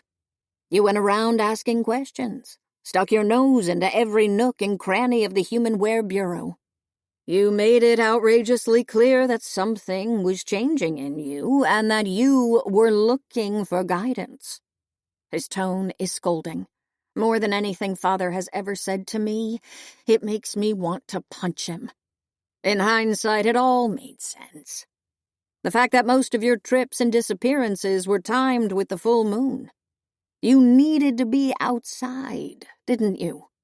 The urge to be in nature became so irresistibly strong. You know nothing, Serena spits out. But I do, Miss Paris. I know your blood work was all over the place. I know your senses became almost unbearably acute. So acute that they exceeded your human doctor's ability to measure them. I know that you underwent genetic testing and the results came back as though the sample was contaminated. 3 times. I know that every full moon you felt like you needed to crawl out of your skin, and that one day you cut through the flesh of your forearm just to see if your blood had turned green overnight. You were that far gone, suspecting that something inside you was very, very different. Serena's jaw clenches. How do you even... Some of it I discovered once we started surveilling you assiduously. Most of it you told me. No, I would never, but you did. When I thralled you on the first day you got here. Serena's mouth drops open, and the weight at the bottom of my stomach sinks heavier. I made sure you wouldn't remember. You may have been thralled before by misery, but, like everything else about her culture, my daughter was never properly taught. He appears amused by Serena's horrified expression. And you know what else you told me? You were, tragically, unable to find out who your own parents were, and to ascertain whether one of them was where. However, once you started digging and using your considerable investigative skills, you heard about Thomas Jalakis. Thomas was an interesting man. He'd been working for the Bureau some years earlier, had struck up a relationship with one of Roscoe's seconds, and I believe we all know how the story goes. Or maybe you don't, Misery. His eyes laser onto mine. The were-woman became pregnant. Thomas, understandably, didn't believe her when she told him that the child was his. The relationship ended, and career politician that he was, I doubt he thought about his former lover much in the following years. Instead, he steadily rose through the ranks. Then, about a year ago, he went back to the Human-Ware Bureau, this time as director. The security clearance that came with it gave him access to several intelligence reports, and he grew curious about the fate of his former paramour. He searched for her name and came across a very interesting picture. The most infinitesimal movement of Father's finger, and one of the guards activates the monitor on his desk. She swipes the touchscreen a few times, then turns it in my direction. I recognize Maria Moreland from the picture in Lowe's room, and Anna, who's holding her hand from some of the best moments in the last month of my life. They are sitting on the lakeshore, feet submerged in the water. It's a candid photo taken from a distance, similar to something the human paparazzo would produce. The child piqued his interest. Earlier tonight, you confronted Arthur Davenport, so I assume you already know how much the child resembles her biological father. Thomas now had very strong suspicions that hybrids were possible. So he decided to bring the knowledge to Governor Davenport. And the governor had Anna's father killed, I concluded. Anna? Ah, Liliana Moreland. As a matter of fact, he did not. But he did recognize that the allegations could prove very dangerous. His solution, admittedly a poor one, was to remove Thomas from his position as the head of the Bureau and give him a far more prestigious one. Thomas should have been pleased. Instead, he became obsessed with finding out more about his daughter. He brought attention to himself, and several months later word reached Miss Paris that someone else had been asking the very same questions she had been. When they set up a meeting, I finally knew I had to intervene. So, no, Misery. It wasn't the governor who eliminated Thomas Jalakis. Or, it was, but only in the sense that I thralled him to think that if he didn't, his embezzlement peccadilloes would be unearthed. Just like Emery and the Loyals were a convenient candidate for Lowe's suspicions when we were forced to attempt to take Liliana. Mick was very helpful with that. You weren't forced to take Anna or Serena. You chose to do it. He sighs, as ever let down by me. Sometimes we become more than who we are. Sometimes we become symbols. And that's something you should be well aware of, Misery. After all, you spent most of your life as a symbol of peace. If anything, I symbolize the utter lack of trust between humans and vampires, I retort. People like Miss Paris here and Liliana Moreland, he goes on as if I never spoke, are dangerous. All the more if they share the traits and talents of both their species. For now neither of them is able to shift, but they might still transcend themselves and become important, powerful symbols of unity between two peoples who have been senselessly at odds for centuries. And that would leave you defenseless in the region and drastically reduce your influence, Serena murmurs, icy cold. I wonder how she can be so calm. Perhaps I'm feeling both our angers. Maddie Garcia won the human elections, didn't she? She knows she holds all the power, and she's refusing to meet with you because of the way you've been puppeteering Governor Davenport for decades. Miss Paris, I wish some of your political acumen had rubbed off. Maybe my daughter would stop looking at me as though I am a villain for acting in the interest of my people. Oh, fuck off! I glance around at his enforcers, hoping at least one of them is seeing the vileness of this. They remain statue-like and betray no emotions. You didn't put this through a vote. You didn't inform anyone of your decision. Do you really think that most vampires, or even the damn council, would be okay with you going about killing and abducting people? Our people are accustomed to a certain degree of comfort. Few of them bother wondering what goes into providing it. Why haven't you killed me? Serena asks, as though our exchange is a pointless tangent. She's not wrong. A difficult decision, he concedes to her. But as we know nothing about hybrids, you seemed of better use to me alive. And yet you tried to kill Anna, I snap. The look he gives me is first puzzled, then half amused, half pitying. Oh, Misery. Is that what you think? That it was Liliana who I tried to kill? I glance at Mick, confused by Father's words, and his expression has turned into something compassionate that I simply cannot. The loud knock at the door startles me. With the exception of Serena, the rest of the room is unsurprised. Just in time. Please, enter. Another of Father's enforcers comes in first. Right behind him is Lowe, eyes deep-set and hooded, face stony. My throat knots 1,000,000 times over, then sinks into my stomach when Owen follows him inside. His lips are bent in a shallow, enigmatic smile, and the reason is instantly obvious. He has Lowe in handcuffs, because Lowe is not here of his own free will. He glances around the room, taking stock of my father, of all the enforcers, of Mick. He doesn't allow any feelings to seep through, not even when his oldest second, his father figure, bends his head in the customary salute. Then his eyes reach me, and for a split second I see every emotion in the observable universe pass through them. After a heartbeat, we're back to nothing. My brain frantically tries to catch up. Did Owen lie about wanting to take over Father's seat? Was his help with Serena a lie? Lo, Father's voice is nearly welcoming. I was waiting for you. I don't doubt it, Lo replies. His deep voice reverberates in the large room, filling it in a way a dozen people hadn't managed. It appears you had a plan all along, Councilman Lark. Not all along. You know, you are a very hard man to thrall. I tried during our only meeting alone, after the marriage ceremony. Usually I'll be able to hook into a were or a human in a matter of seconds.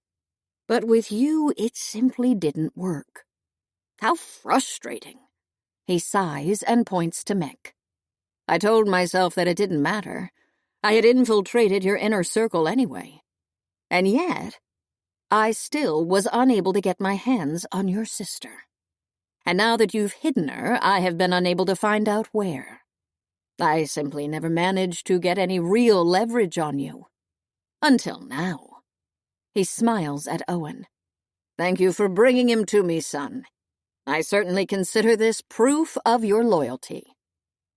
Owen's eyes shine with pride. I clench my teeth. Lo is never going to give you Anna. A month ago, I would have agreed with you. But Mick explained a few things to me, including what his reaction to you at the wedding meant. The concept of mates. Father comes to stand in front of me, one hand clasping my shoulder. Your usefulness truly knows no bounds. You are unbelievable. I shake his touch away, disgusted. Am I? Yes, and mistaken. I lean forward, taunting him, suddenly powerful in the heartbreaking knowledge that he's wrong. I'm not Lo's mate. Whatever leverage you think you have, it's not. Is she not, Lo? Father asks, suddenly louder. He's still holding my eyes. Your mate? I stare back, waiting for Lo's answer, waiting to see the disappointment in my father's eyes, hoping it'll make the one I experienced earlier tonight less bitter. But time ticks on by, and Lo's reply just temporizes, hangs back, hesitates, and never comes. When I turn to him, he's at once blank and profoundly, indelibly sad. Tell him, I order. But he still doesn't speak, and it feels like a slap to my face. My lungs seize, and suddenly I cannot breathe. Tell him the truth, I whisper to him. Lo runs his tongue over the inside of his cheek, and then presses his lips together in a small, sad smile. Something inside me trembles. Now that it's settled, Father says dryly. Lo, Mick informs me that no one but you knows where Liliana is hidden. I want her. Don't worry, not to dispose of her. Just like I didn't dispose of Miss Paris when I had the opportunity. He stops to give Serena a small smile, as if expecting gratitude. I envision her spitting on him and being promptly murdered by 3 enforcers. All I want is assurance that humans and wares won't join forces against the vampires. And that starts with not giving them a reason to believe they're more similar and compatible than they thought. Father turns to Lo one last time. Make arrangements to hand over your sister. Lo nods slowly, and then asks with a genuinely curious tone. And I would do that because... Because your mate will request it. Lo exhales a silent laugh. You know my mate very little, if you really think she would request anything like that. Lo doesn't get a verbal response. Instead, Father reaches forward. He moves so fast, the air shifts with momentum, and the next instant something cold, shiny, and very sharp appears next to my neck. He's holding one of Vanya's knives. To my throat. Lo, Owen, Serena, even Mick, they all attempt to reach for me, but are restrained by Father's enforcers. And when the tip of the blade grazes my skin, they stop at once, with equally terrified expressions on their faces. The silence that follows is overstrung, filled by loud heartbeats and heavy breathing. No, Father says calmly. The hand holding the knife is steady. In normal conditions, she wouldn't ask. But what if she had to choose between her life or Liliana's future? What then? He's bluffing. He's not going to kill me, I tell Lo, hoping to reassure him. He remains expressionless and certainly doesn't seem relieved. The opposite, perhaps. I wonder if he already knows what's to come. Won't I? I did have you poisoned. Oh, don't make that face. Yes, the poison was for you. I was hoping that the pain of losing a mate would distract Lo enough for me to take Liliana. But Mick mixed up the doses, didn't he? It made me angry enough to take it out on his son. And after that, Lo was smarter than to trust anyone. He moves even closer, his eyes a dark purple that's nearly blue. Whatever was left inside me that bound me to my family, already cracked and battered, finally splinters. I have sacrificed you before, and I will do it again, my father tells me. There is no remorse in him, no conflict. For the good of the vampires, I will not hesitate.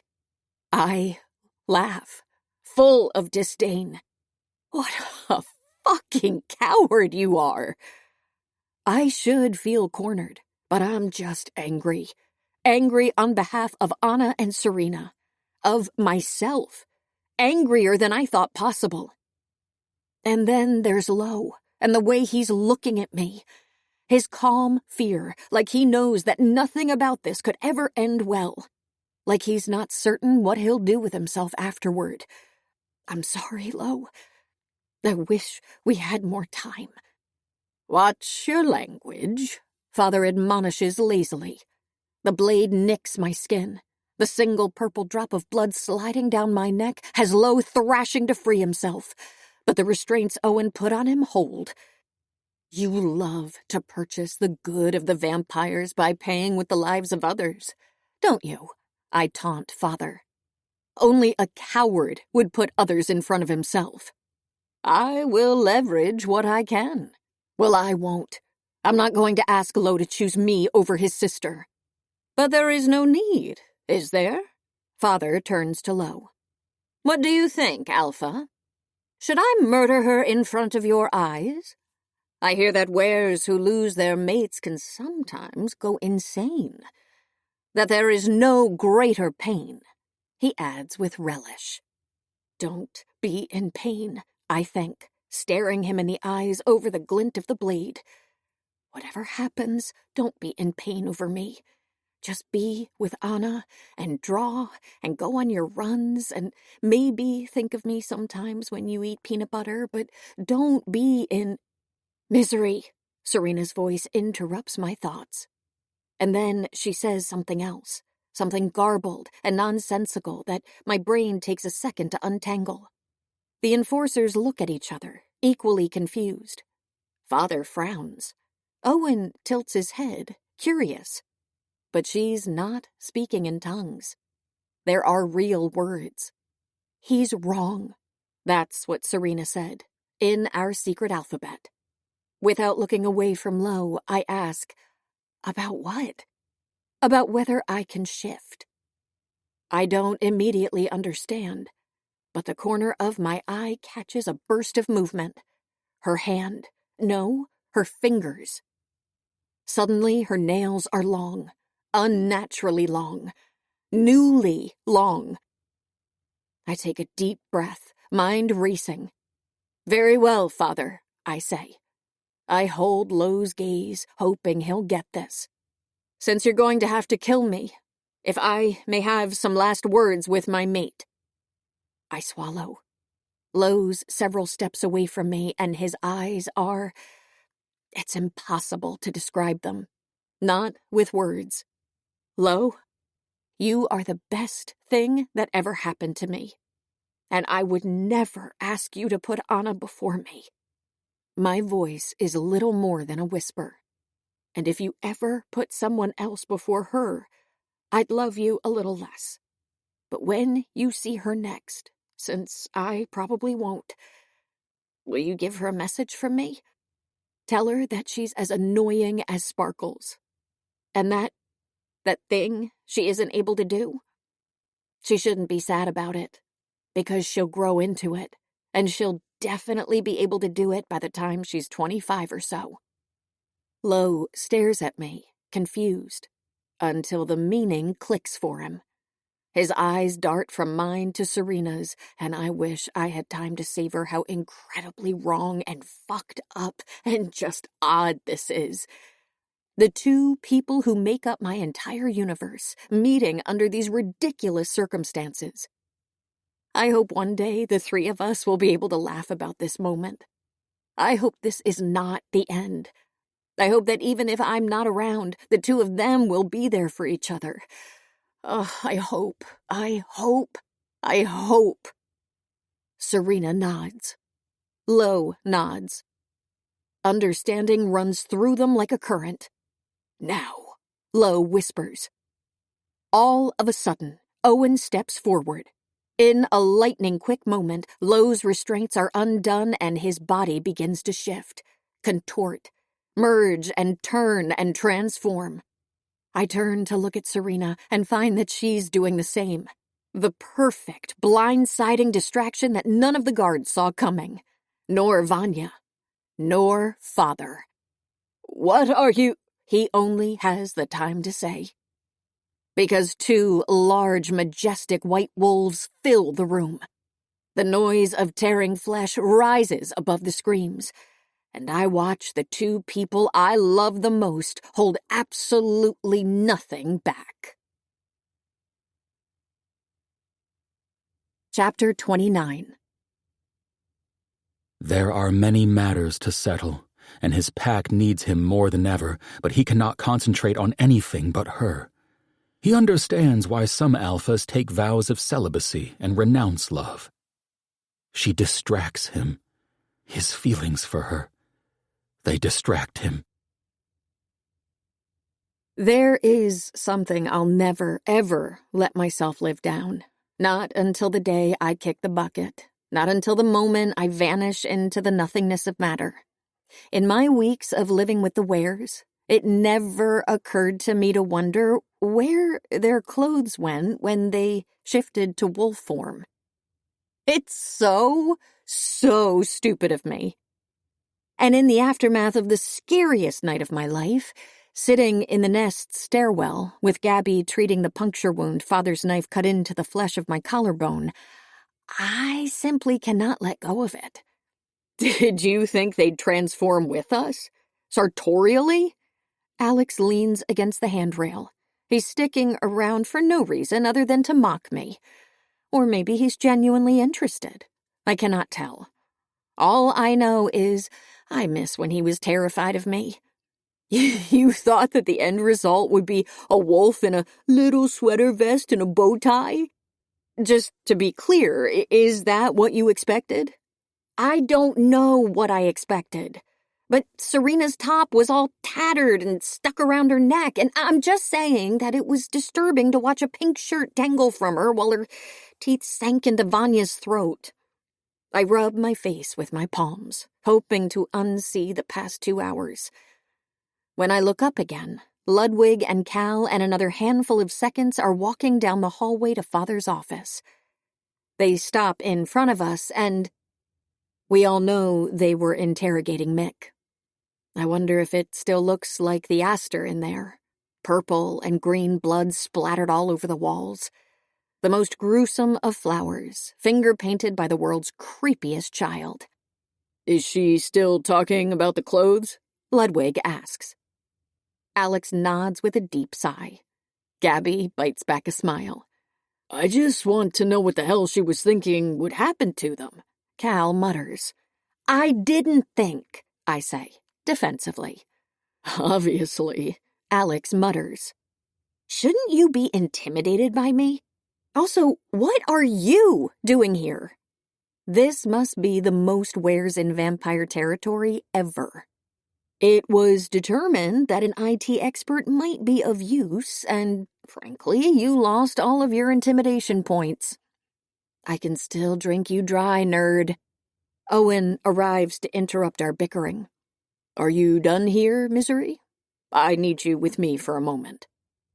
I follow him down the staircase with one last glare at Alex, mostly in silence. Owen got a bit beaten up during the fight. His black eye is courtesy of Vanya, or maybe that auburn-haired guard who escorted him in. From the way he carries himself, I suspect his entire right side is bruised too. When we turn into a dark hallway and are out of earshot, I ask quietly, "Are you okay?" I should ask you that. I mull it.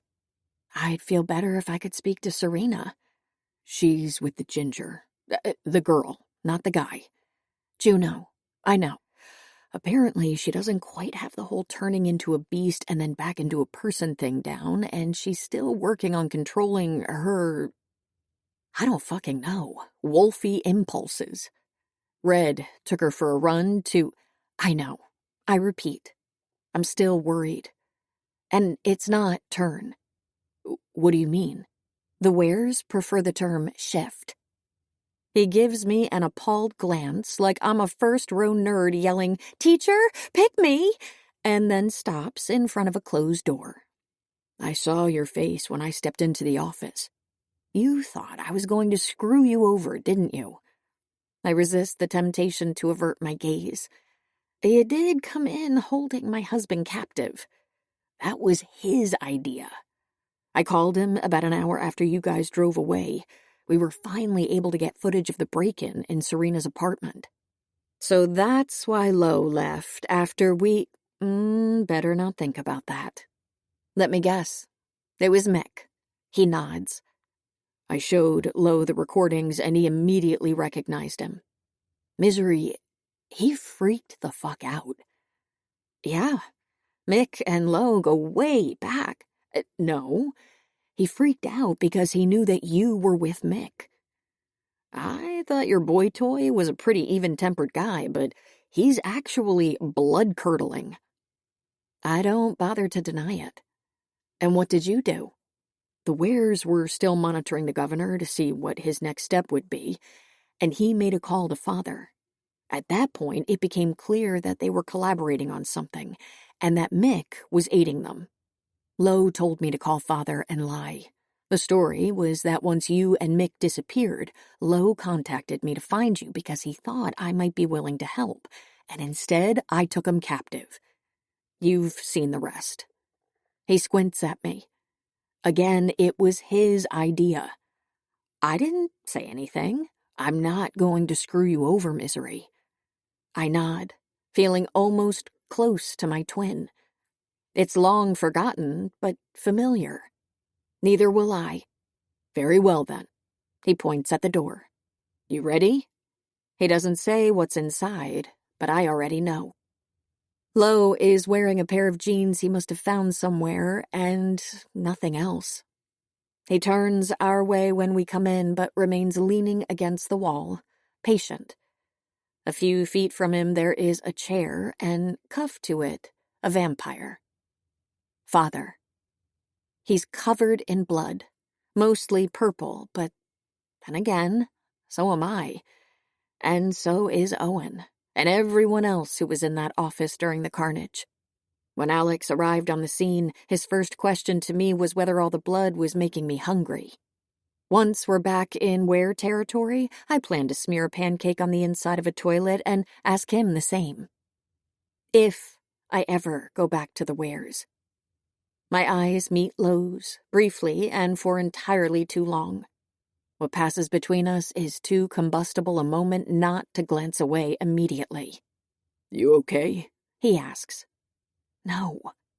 Yeah. You? Yeah. He means no, but for now it doesn't matter. Father is blindfolded. I assume to save some moron from wandering in and getting themselves thralled within an inch of their life. The headphones they put on him must be noise-canceling, but he knows exactly who's in the room, from heartbeats and blood scent alone. His enforcers are gone, and so is his power. For the first time in his adult life, he's defenseless. I close my eyes and wait for feelings of any kind to hit me. None arrive. May I? Owen asks cordially, pointing at Father. Lo nods, observing him calmly as he rips off the blindfold and the headphones. Owen crouches down, sitting on his haunches. It's my first time witnessing an interaction like this one. My brother as the active, dynamic part, and Father restrained and unmoving. Weak. Losing. They regard each other. It's Father who finally breaks the silence by saying, I want you to know that I would do all of it again. His voice is too strong for my taste, almost obscenely calm. I wish I could watch him beg for mercy, see him doubt his ridiculous righteousness and the courage of his stupid convictions. I wish he could suffer even just an ounce, even just at the end of it. I wish there was some comeuppance for everything he has done. And then I don't have to wish. Because after nodding pensively, Owen grins. Wide. Fair enough. What I want you to know, he promises, voice low and clear, is that as I take over your place on the council, I will work hard to undo every shitty little thing you have built in the last few decades. I'm going to broker alliances with the Wares and with humans that won't just benefit us. I'm going to do everything I can to facilitate truces between them. And when this area is at peace and the vampire's influence is reduced to near insignificance, I'm going to take your fucking ashes and scatter them where the borders and the entry points used to be, so that Wares and humans and vampires can step over them without even realizing it. Daddy. He smiles once more, ferocious, scary. Wow. My brother is... Wow. Misery, anything you'd like to say to this wretched piece of shit before he can no longer hear you? I open my mouth, then think better of it and close it. What could I tell him? Is there anything that would hurt him even 100th of how much he has hurt me and the people I love? Maybe only... Nah. Owen chuckles, and Lo's expression is at once tender and amused. Father doesn't give us the satisfaction of thrashing around or yelling insults or relinquishing control in any way, but his eyes meet mine before disappearing behind the blindfold. There is a defeated tinge to them, and I tell myself that maybe he knows. I will think of him as little as possible for as long as I can. What would you like me to do with him? Lo asks once Father can't hear us. The question should be directed at Owen, but he's very much looking at me. Perhaps this is not a leader working on behalf of his people, but a Ware asking a question to his... I hang my head. No, I'm not even going to think about the word. It's been abused and dragged in the mud enough for tonight. What happens if he stays alive? Actually, what happens if he gets killed? Would there be repercussions? There is no official body regulating Were-vampire relationships. Yet, Lo adds. I assume that it would be up to the Vampire Council to seek retribution or punishment on your father, or on whoever executed him. Whoever takes his seat is going to have some say in that. Owen, then. They share a glance, and after a split-second hesitation, Lo says, Or you. Shockingly, Owen nods, and then they both look at me expectantly. You guys think I want to be part of the council? Lo says nothing. Owen shrugs. I don't know. Do you? A laugh explodes out of me. What is this? Father decided I'd be his successor decades ago. Owen looks dead serious. I think we should stop doing as he says. Are you saying that if I want that seat, you'll hand it to me? He rolls his lips over his fangs. I wouldn't be happy about it. And I'll warn you, our people would not like it. But they'd have to acknowledge you've done far more for the vampires than any of them. And eventually they'd make peace with it. I didn't know Owen could be this sensible. I find it so mystifying, I actually stop and allow myself to consider the idea of a world where I can truly be at home among the vampires, if only because I am their duty-bound leader. I wouldn't be alone, wouldn't be rejected, wouldn't be constantly out of place. The appeal of it is low to non-existent. Honestly, fuck the vampires. What you said earlier, I tell Owen, about working with the wares and the humans. You meant it, right? You weren't just fucking with Father? Of course, he scowls, indignant. Lo and I are basically best friends. Lo's puzzled frown doesn't quite broadcast best friendship. Owen snorts. Thank you for the vote of confidence. It's truly inspirational to know that the Were Alpha and his bride, who also happens to be my goddamn sister, think that I'd be a great leader. Truly the support system of champions. Assholes. I smile. Lo's lips twitch up too. Our eyes catch, and it feels even more menacing than before. A dangerous storm coming, like a current buzzing up my spine and water after a drought. It's frightening, this thing between us. I need to interrupt it. Can I have questions, I hurry to say. Where is Mick's son? Owen and I have several people looking for him, Lo says. He rubs his hand across the back of his neck, looking pained. And Mick? What's going to happen to him? His face sets. I'll let you know when I decide. And Anna? My father never knew where she was. She's safe. Relief floods through me. I'm glad. She'll be back as soon as the situation is resolved. Anything else you need to know? I press my lips together, wishing this was the time and place for more questions, wishing we were alone. Am I your mate? Is it okay if it doesn't matter? Is it okay if I want to be? How much of what you said, what I said, what everyone said was real? Some of it must be, right? No. I glance at Owen. He's either unaware of how much I'd love for him to leave us alone, or doesn't care. The latter, probably. You still haven't told me what you'd like me to do with your father, Lo says softly. I glance at the chair. Father's posture is as impeccable as always, but with his pointed ears hidden by headphones and his white hair slightly mussed, he could almost pass for human. How the mighty have fallen. Maybe I'm truly horrible. Maybe he deserves it. Maybe it's a little of both. Still, I say, I don't care. I leave it to you two. When I walk past Lo, the back of my hand brushes against his, and a shiver of undistilled warmth travels up my arm. I grip the door handle, still feeling his heat in my fingers. Without turning, I add, unless the need arises, feel free to never tell me what you settle on. I fall asleep in my childhood bedroom, which is the weird cherry on top of the weirdest fucking night. In the month leading up to my wedding, I was often at the nest, but never in here. In fact, I haven't been here since my brief stint back in vampire territory after graduating as the collateral.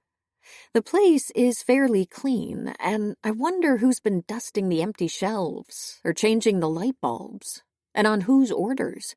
I open empty drawers and unused closets. About an hour after the sun has risen, I go to sleep. My bed is vampire style, which consists of a thin mattress on the floor and a wooden platform about 3 feet above it, ideal for protection from the light. A tipped-over coffin, basically, Serena said the first time she saw it, and I still hate her a bit for it. But it's deliciously comfortable, and I bemoan the fact that I could never find anything like this in human territory, let alone among the wares. Then, before I doze off, I wonder whether that's even relevant. What will happen to me next? With Owen ascending, will there even be a need for marriages of convenience between our people?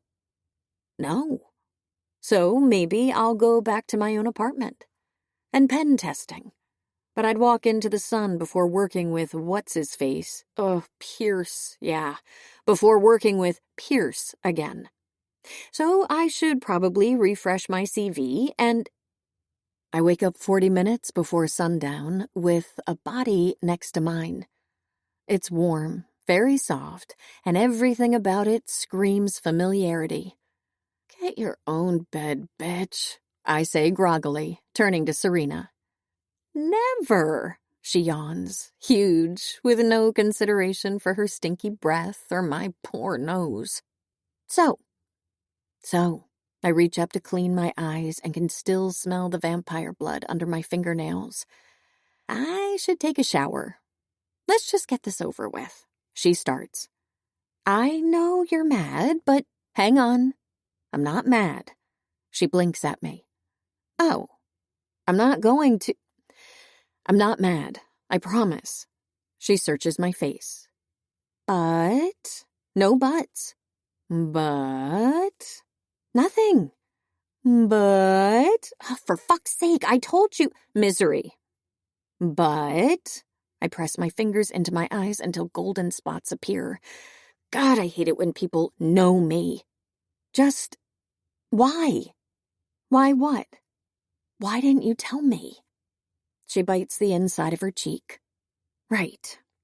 So, I kind of kept an unhinged number of secrets from you in the past year or so, and I'm not sure which one you're referring to, so the big one.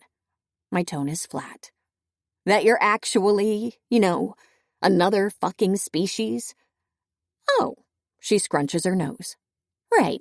Well, I thought you trusted me. I assumed you felt you could tell me everything, and our friendship was unconditional. But maybe I do. I do trust you. She flinches, then massages her forehead with the palm of her hand. I wasn't sure, At the beginning, especially, my body was being so weird, and there were these odd sensations, and it seemed bonkers. I wasn't sure whether I was having delusions, and it felt like the precise type of thing that I should avoid thinking about and just pray would go away. And then, when I really started suspecting, well, for one, you guys hate wares. I gasp, mortally offended. I don't. You make jokes about them all the time. What jokes? Come on. They run after mail carriers, are obsessed with squirrels. There was that night we met that wet dog that stank so bad. It was a joke. I had never even smelled a were at the time. Yeah. Well, she takes a deep breath. My blood is red. And when your father took me, I still wasn't able to shift. I wasn't sure. At that point, all I knew was that something weird and terrible and amazing was happening. And I swear, Misery, all I kept thinking about in the past 6 months was, what if I die? What if this thing inside me kills me? What is Misery going to do then? Am I going to drag her with me? Am I going to be the reason my sister, the person I care about the most, the only person I fucking care about, will die because of this weird codependency of ours? And I reach out, closing my hand around hers, like we used to when we were kids. Serena slows down, stops. Then, after a few moments, she continues, and her voice is much quieter. In the last 3 months, I had lots of time, obviously. And there was a surveillance camera in the attic, but it had several blind spots. Before, I had felt like I needed information. I had researched the possibility that I might be aware, or something else altogether. Like I would normally research an article. But once I was alone, all I could do was research myself. Try to feel it. And I practiced. Shifting is like flexing a muscle, except that the muscle is also in the brain. And I still don't really understand what's up with me and what about me is where or human, but she takes a deep breath. Another, and I squeeze her hand. So, she's not crying, but I can hear the tears in her voice. Can you once again be my only good friend in the whole fucking world, Bleach?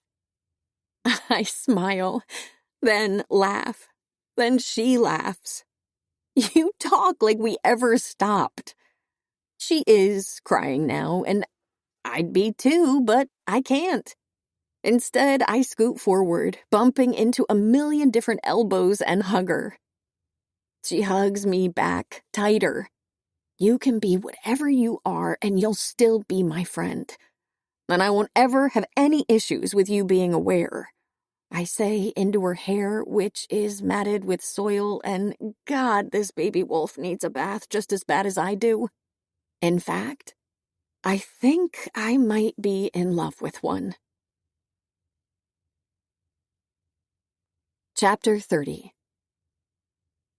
It could have been anyone who was sent to him, any vampire, and yet it was her. A roll of the dice, the luck of the draw. I don't see Lo for the following 3 days. Or, I do see Lo, several times, constantly even. But it's never Lo, the guy who hung out with me on the roof and drew me baths and once pulled back my hair to stare at the tips of my ears and then mouthed, "Pretty," to himself. It's always Lo the Alpha, discussing urgent matters, shuttling between were and vampire territory with Cal and another gaggle of seconds in tow. Conferring with Owen and Maddie Garcia in closed-door meetings I don't care to be a part of, but find myself wishing I were. Serena and I are attached at the hip, surgically, like we're 12 again and figuring out trigonometry together. We go on long, comfortably silent walks at dusk. We make jokes about the fact that she can grow fur on her elbow at will. We hang out in my room, Serena reading up on everything that's happened while she was cut off from the world. Me blinking sleepily at the black dots on the ceiling, trying to figure out whether they're tiny bugs or specks of dirt. Somehow, I'm always wrong. We have good genetic testing registries, Juno tells us when she comes over to chat with Serena. We can work on figuring out who your were-parent was. At the very least, what pack and huddle they came from. Serena looks at me, searching, and my first instinct is to encourage her. Then I see her throat jerking fitfully, once and then again. Maybe you should take some time to think it through, I say, and she nods in relief, like she needed my permission to even consider it. It's not like her, the indecision. Then again, Serena is not like her anymore. Serena was held alone in a windowless attic for months, and that's after she started getting an inkling that maybe she was another species. Serena falls asleep at odd hours and then tosses and turns, and I've caught her weeping more times in the past week than in the previous decade of our acquaintance.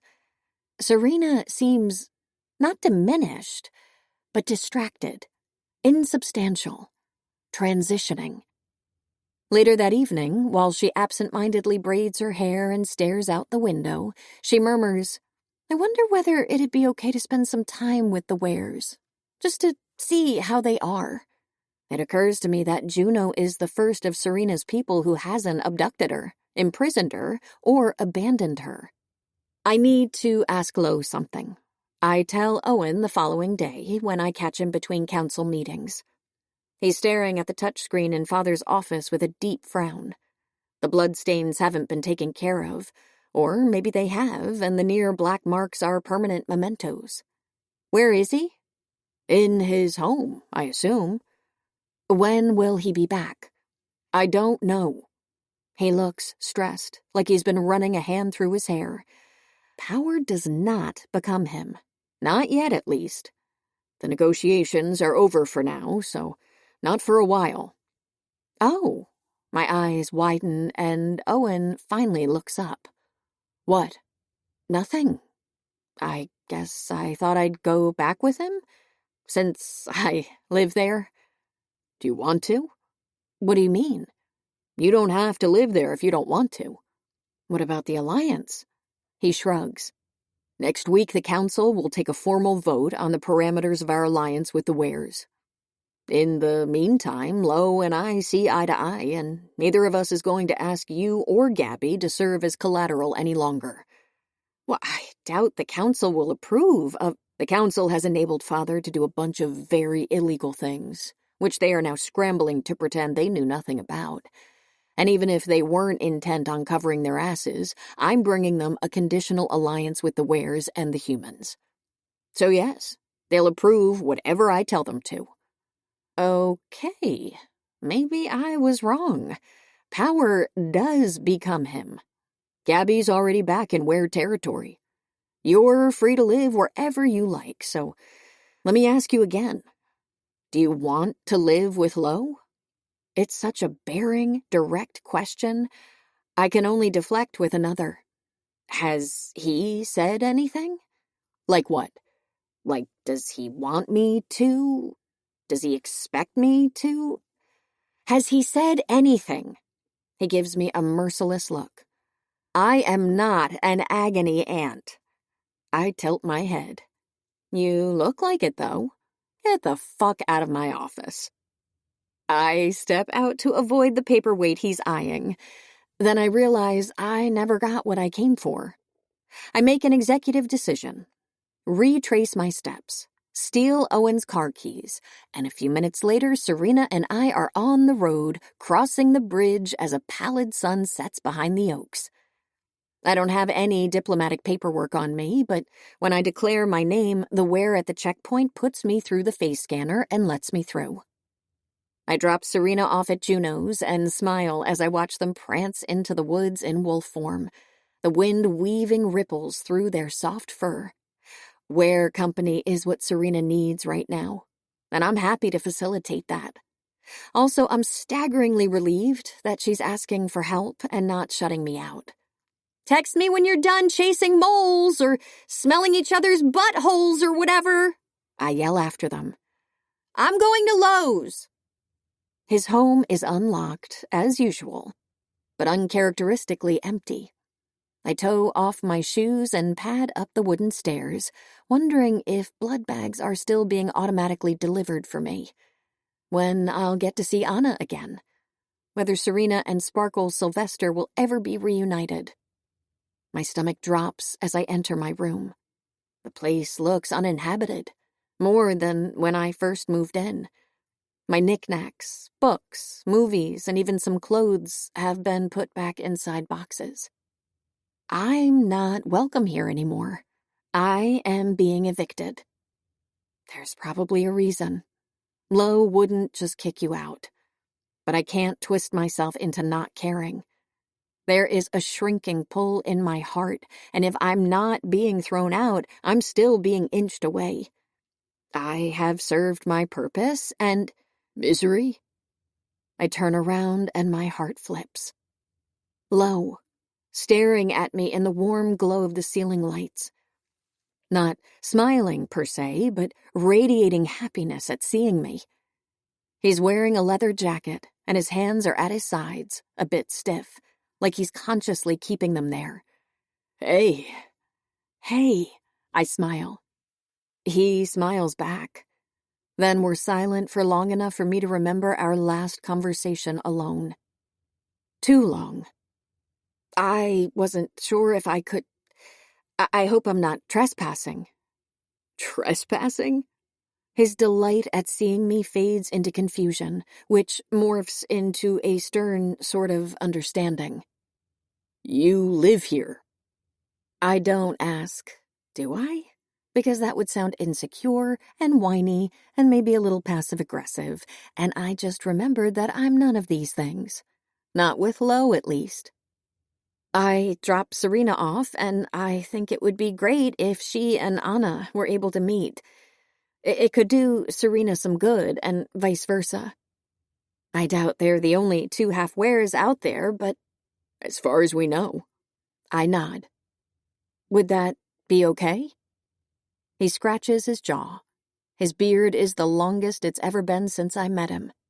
What have the last few days been like for him? I'm planning to tell Anna about her parents once Cohen brings her back. I was going to save that conversation for later, but there are simply too many people who know, and I don't want her to find out from someone else. After that, I'd love for her to meet Serena. And of course, Serena is always welcome among us. She is part of our pack if she wants to be. I tasked Juno with checking in with her while I was gone, but I'll arrange a meeting to explain everything now that I'm back. Back? We were dealing with Emery. My eyes widen. Yikes. He lets out a soft chuckle and leans a shoulder against the door. Indeed. We kinda suspected the wrong where, didn't we? When it came to Anna. We finally have enough evidence to hold Emery accountable for the activities of the Loyals, including an explosion at a school that happened 3 months ago. I went to inform her that there will be a tribunal. But when it comes to my sister, his expression darkens. It's not her fault if I chose to believe Mick. Did you find his son? Yes. They're together, heavily guarded. I'm not sure yet what I'm going to do. He presses his lips together. I'm really sorry, Lo, I say heavily. I know how much you trusted him. Any other where, I'd have realized that they were lying to me. But Mick, his scent had changed drastically. It was sour and bitter and overpowering. But I figured it was grief. That losing one's mate and son would do that to someone. I take a step closer, wanting to comfort him, not quite sure how. Eventually, I just repeat an utterly inadequate, I'm sorry. I try to continue, to unspool that ball of words that weighs on my stomach so densely, but the sound dies on my lips. I'm stunted, incapable of being coherent. It's not like you, he says with a slim smile. What isn't? Not saying exactly what you think. Right, yeah. A gust of irritation sweeps over me. I bounce my foot to stave it off. It was easier, being honest with you when I thought you were being honest with me. He frowns. You can speak honestly with me, Misery. Always. I let out an impatient breath, then march to him, ready to attack. I only stop when I'm so close he has to bend his neck to look me in the eye. Why would I, though? So you can use my deepest wounds and what you know about my past to hurt me when you decide that you should push me away? He looks crestfallen at the memory of the things he told me, as though they hurt him as much as me. I'm sorry, he whispers. You lied, I accuse. You said all of that, and it was all a lie. He doesn't deny it, which makes me angrier. Instead, he inhales, deep and slow until his lungs are full. Why? I prod. When no answers come, I lift my hand to his face.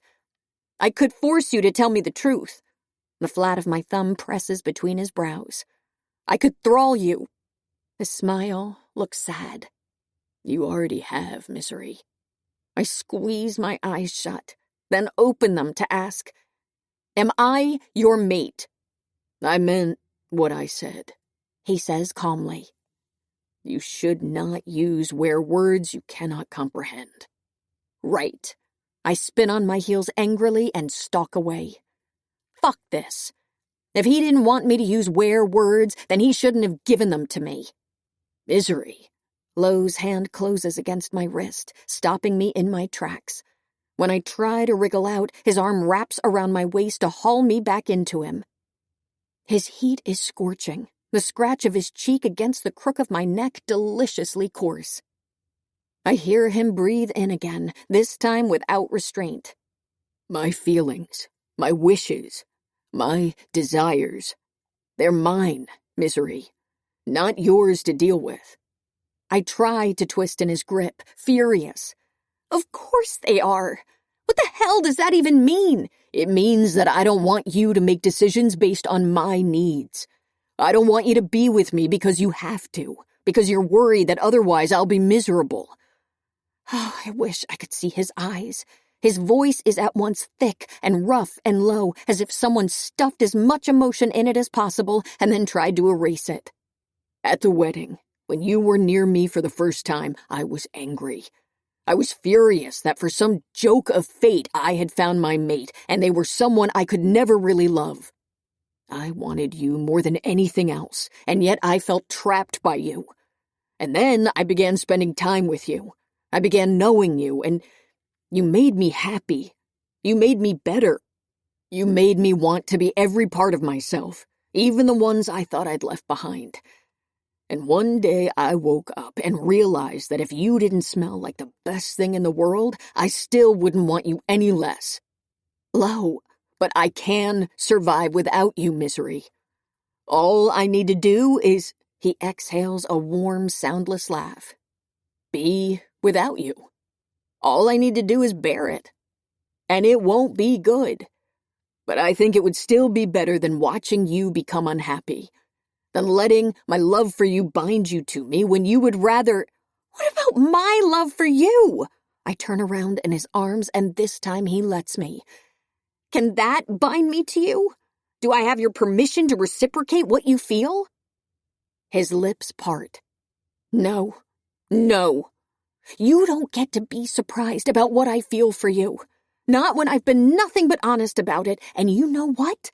My hands are starting to shake, and I fist them against his chest. No. If I want to be in love with my stupid were-husband, I'm going to be in love with my stupid were-husband, whether he wants to admit that he loves me back or not. And there's more. I'm going to be living here, so you can unpack those boxes right now. I'm going to be in Anna's life because she likes me, and I somehow like her, okay? And I'm going to stick around Ware territory because my best friend is one of you. And for once in my life, people have actually been pretty fucking nice to me. And I like living on a lake. And I wouldn't mind being the blood-sucking weirdo of this pack. And I could sputter my way through more threats, but he interrupts me. The windows. I'm changing them. How does that even— I saw the ones you have at the nest. Owen explained how they work. I wasn't moving you out. I just didn't want your stuff to get damaged. Oh. It doesn't compute. That's very, thoughtful. And expensive? He doesn't seem to care. Instead, his forehead comes down against mine, and his hand engulfs my cheek. His voice is a broken whisper. I'm afraid, Misery. I'm terrified. Of what? That there is no world, no scenario, no reality in which I'll gracefully allow you to leave me. That if I don't let you go now, 5 years, 5 months, 5 days down the line, I won't be able to. Every second, I want you too much. And every second, I'm on the verge of wanting you more. Every second is my last chance to do the decent thing. To let you live your life without taking up all of it. I tip my chin up to press my mouth to his. We've exchanged many kisses, and this is probably the most restrained of all of them. But there is something desperate and frantic about the way his lips cling to mine, something utterly lost. I pull back, smile, say, "Shut up, Lo." He laughs, Adam's apple bobbing. Not the appropriate way to speak to the alpha of the pack you claim to want to join. Right. Shut up, Alpha. I kiss him again, lingering this time. He holds me tight, bruising, like I'll bolt the second he stops. You've seen me with Serena, I murmur against his lips. I'm not the type to change my mind. No, you're not. I get it, feeling pinned down by the mate thing. I take a hurried step back, suddenly wondering whether this conversation requires physical distance. It has to be hard, to feel like you couldn't walk away even if you wanted to. Like someone is going to be your problem forever. He shakes his head, eyes burning into mine. You're not a problem, Misery. You're a privilege. My heart slows to a thud just as Lowe's picks up, 3 beats of his for every one of mine. Our bodies screaming how different we are at the most basic fundamental level. I don't care, though. He doesn't either. We'll try, then. Isn't that what any relationship is in the end? Meeting someone and wanting to be with that person more than with anyone else and trying to make it work. And maybe I don't have the hardware, but the software is here and I get to program it. Maybe you're not meant for me the way I'm meant for you, but I'm going to choose you anyway, over and over and over again. I don't need a special genetic permit to feel sure that you are my... I don't get to finish the sentence, because he's kissing me ravenously, like he's never going to stop, and I'm kissing him back in the same way. The intensity this time is spiked with relief. You're here, he says against my neck, pushing me backward. It's not a question, and not for me. His strong hands cup the back of my head and won't let me nod. You're staying. I feel the matter settle inside him, the certainty of us. A different part of Lowe takes over, and he pushes me back into the wall. Mate. My mate. He groans like he hasn't allowed himself to think of the word in relation to himself before this moment. When he picks me up and carries me to the bed, the air rushes out of me. My mate, he says again, voice deeper than usual, so rough that I tie my arms around his neck and pull him down, hoping it'll soothe the urgency in him, the frantic trembling in his hands. His breath is staggered in my hair, so I push against his broad shoulders until he flips us around. Then I'm the one setting the pace, with languid, savoring kisses, and that vibrant tension inside him slowly melts. I inhale the scent of his blood, heady and potent. I love this, I say. I love you. He sucks in an incredulous breath. Warmth crawls into my stomach, up my backbone. I pull off my shirt, and he follows me eagerly with his hands and his mouth. He nips at my collarbone, sucks at my nipples, nibbles at my breasts. With every touch, I feel like we're slowly being welded together. Until he stops. His long fingers flex around my hips, impossibly tight, then go limp. When he pulls back to look at me, his lips are dark red, eyes stark and clear. We might need to stop. I laugh, already out of breath. Is this another bout of alpha wear guilt? Misery. He stops, licks his lips. I'm really wound up. We've been apart and you smell so damn good. And you said some intoxicating things, like that you're here to stay, and I'm closer to the edge than... I laugh against the edge of his jaw. Okay. Before you devolve into more self-loathing, let me just say I'm going to drink your blood again. Okay, Lowe? He hisses a low fuck and nods eagerly. And we're going to have sex. His hips press against mine. Our breaths hitch. Okay, he repeats, suddenly determined, gathering his self-control. I can stop. I'm going to stop when... You're not going to stop. I kiss his cheek, tighten my arms around his neck, and then whisper in his ear. When your not happens, you're going to tie, hitch, bind. I will need a better vocabulary. Do that inside me. Lo squeezes me to his chest. If I hurt you, then you'll hurt me a bit. Like I hurt you when I feed from you, since I'm ripping your skin. And then, after a few minutes, it gets really good for me, and I think it does for you, too. His only answer is a deep grunt.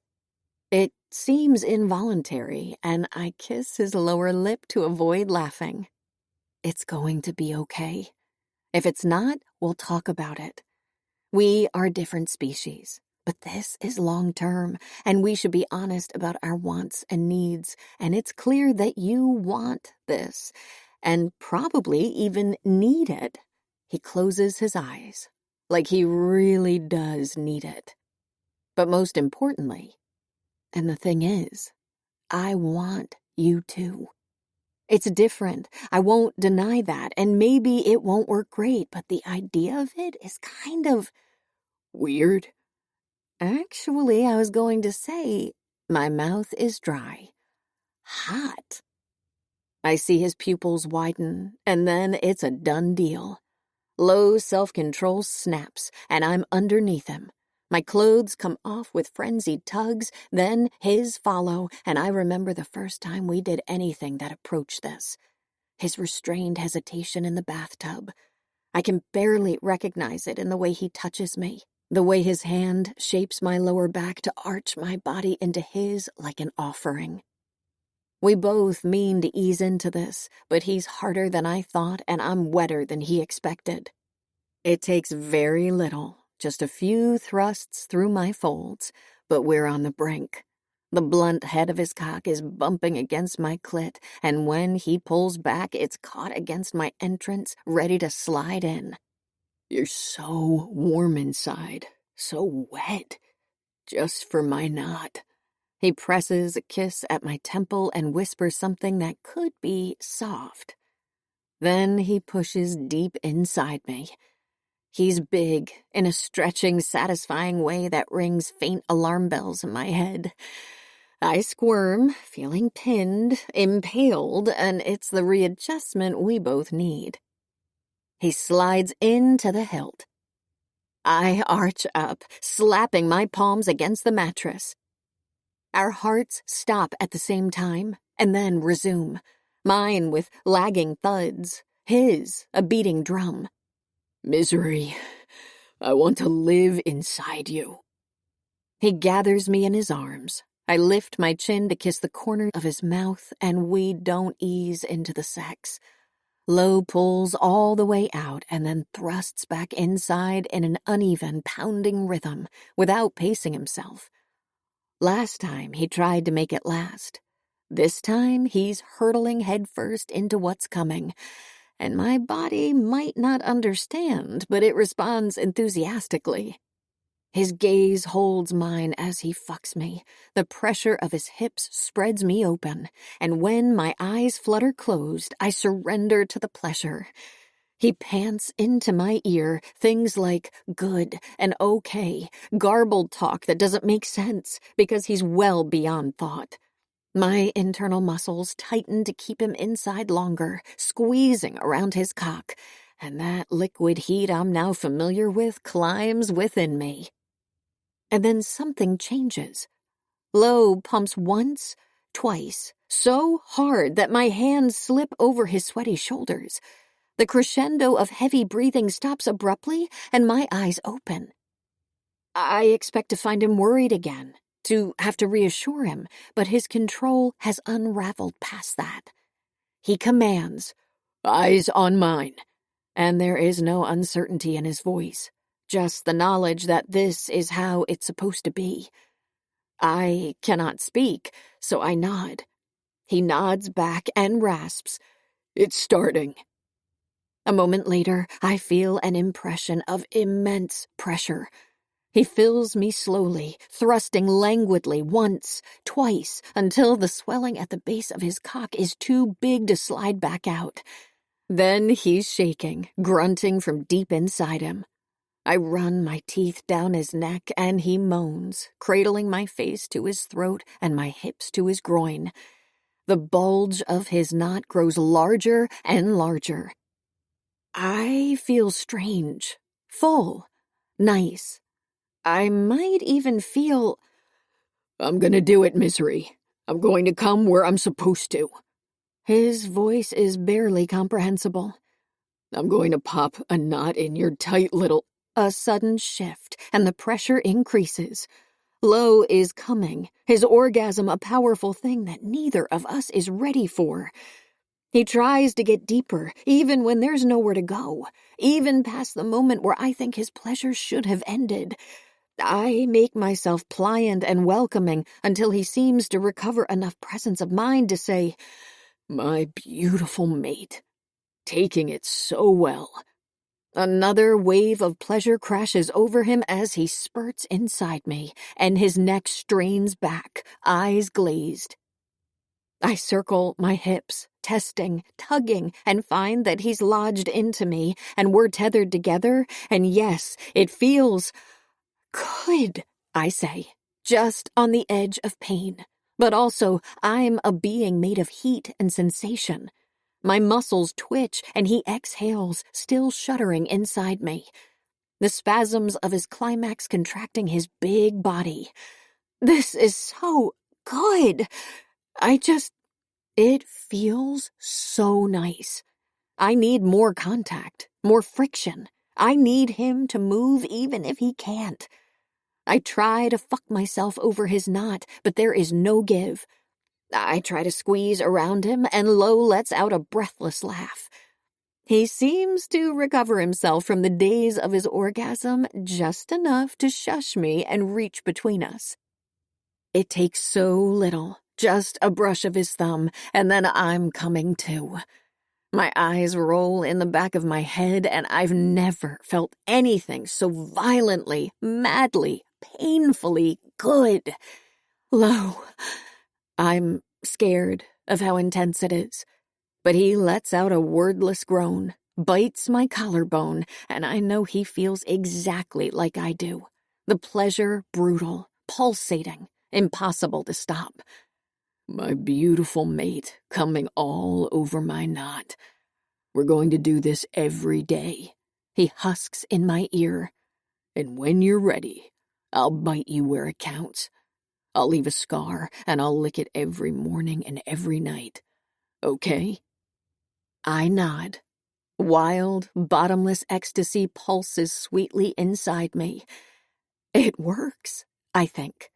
We work. But I don't bother saying it because it's obvious. Instead, I ask, What now? He shudders and flips us until I'm draped on top of him. His hands shake slightly as he traces the swell of my back. His nails feel... No, I must be imagining. Now. He closes his eyes and arches his hips as if trying to get deeper inside me. I'm not certain it works, but the knot drags beautifully against my walls. It rides an exquisite line between pleasure and pain and triggers more spasms on my end. Then on his fuck, he mutters briefly. And once he can speak again, he growls. Now everything is how it should be. I have you where I want you. How long? I don't know. He kisses my temple. A long time, I hope. So if I really needed to leave to make an important phone call? His grip tightens on my hips so suddenly I nearly laugh. Lo moves down to my lips, kissing me deeply for a moment. Are you sure it doesn't hurt? No, it's extraordinary, fantastic, oddly beautiful. I think I like where sex. Not where sex. His eyes hold mine for a long beat. Mate sex. I feel myself smile at the word. Is this going to happen every time? I don't know. he repeats, hand coming up to push my sweaty strands back. The way I feel, I can't imagine that it won't. Because I stop when I notice his hand. Most of it is still in human form, but his nails are halfway to turning into claws. Sorry, he says, sheepish. I watch him make a concerted effort to retract them, amazed by his body. The way it feels inside mine, the things it can do. I'm not as in control as I should be. It's all really new, good, like nothing else, ever. Is there something wares usually do? Something I should be doing? He laughs in silent astonishment and shakes his head. If there were, I wouldn't know. I wouldn't want it. You are perfect, and his fingers slide between us, past the sweat of our bellies, making me twitch with more pleasure. My muscles flutter around him, and in response, I feel more liquid flood inside me. And when the new wave of pleasure is over and I'm gasping on top of him, I realize that Lo is touching me where we're joined, where his cock has locked inside me, like he needs tactile proof that this is really happening. When he turns us on our sides, one of my long legs hiked on top of his, I can feel his cum drip outside of me, even past the seal of our bodies. The mess we're making of the bed and of each other. Somehow, it seems like a good thing. Outside, the waves crash against the lakeshore. Lo's fingers wrap around my cheek. I feel the pleasure rise inside me once more, and I settle in for the long haul. It's still the middle of the night when I wake up. I'm lying face down on the bed, my cheek buried in a pillow, feeling limp and wrung out, as though a lifetime's worth of sensation has been crammed into and then squeezed out of my body. It's surprisingly lovely.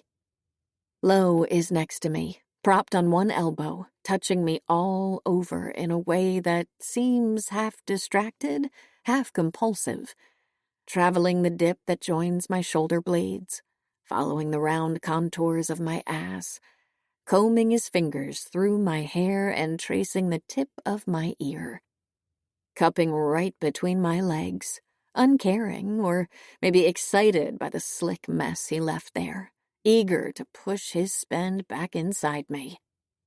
I let my eyelids flutter open and observe him observing every curve and angle and slope of my body, entranced by the entranced look in his eyes. He is focused, lost in the simple touch, and several minutes pass before he glances up at my face and finds me awake. His smile is at once reserved and hesitant and proud and luminous. I want him.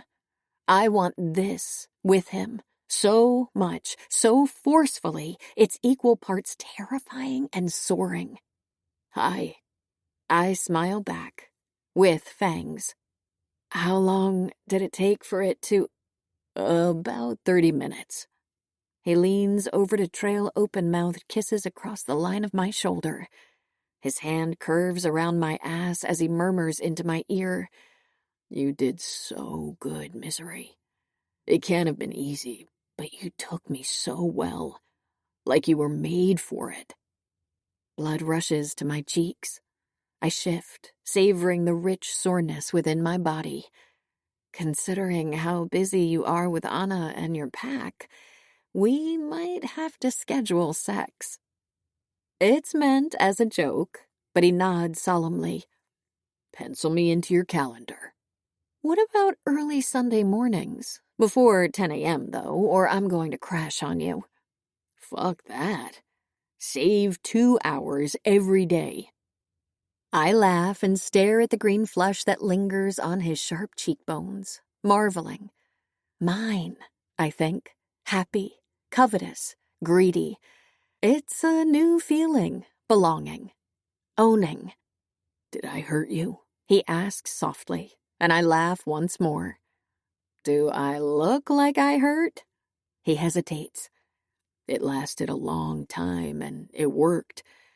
Maybe it worked a little too well for me. I nearly blacked out for a while there, and I doubt I was at my most observant. No, I do not hurt, Lo.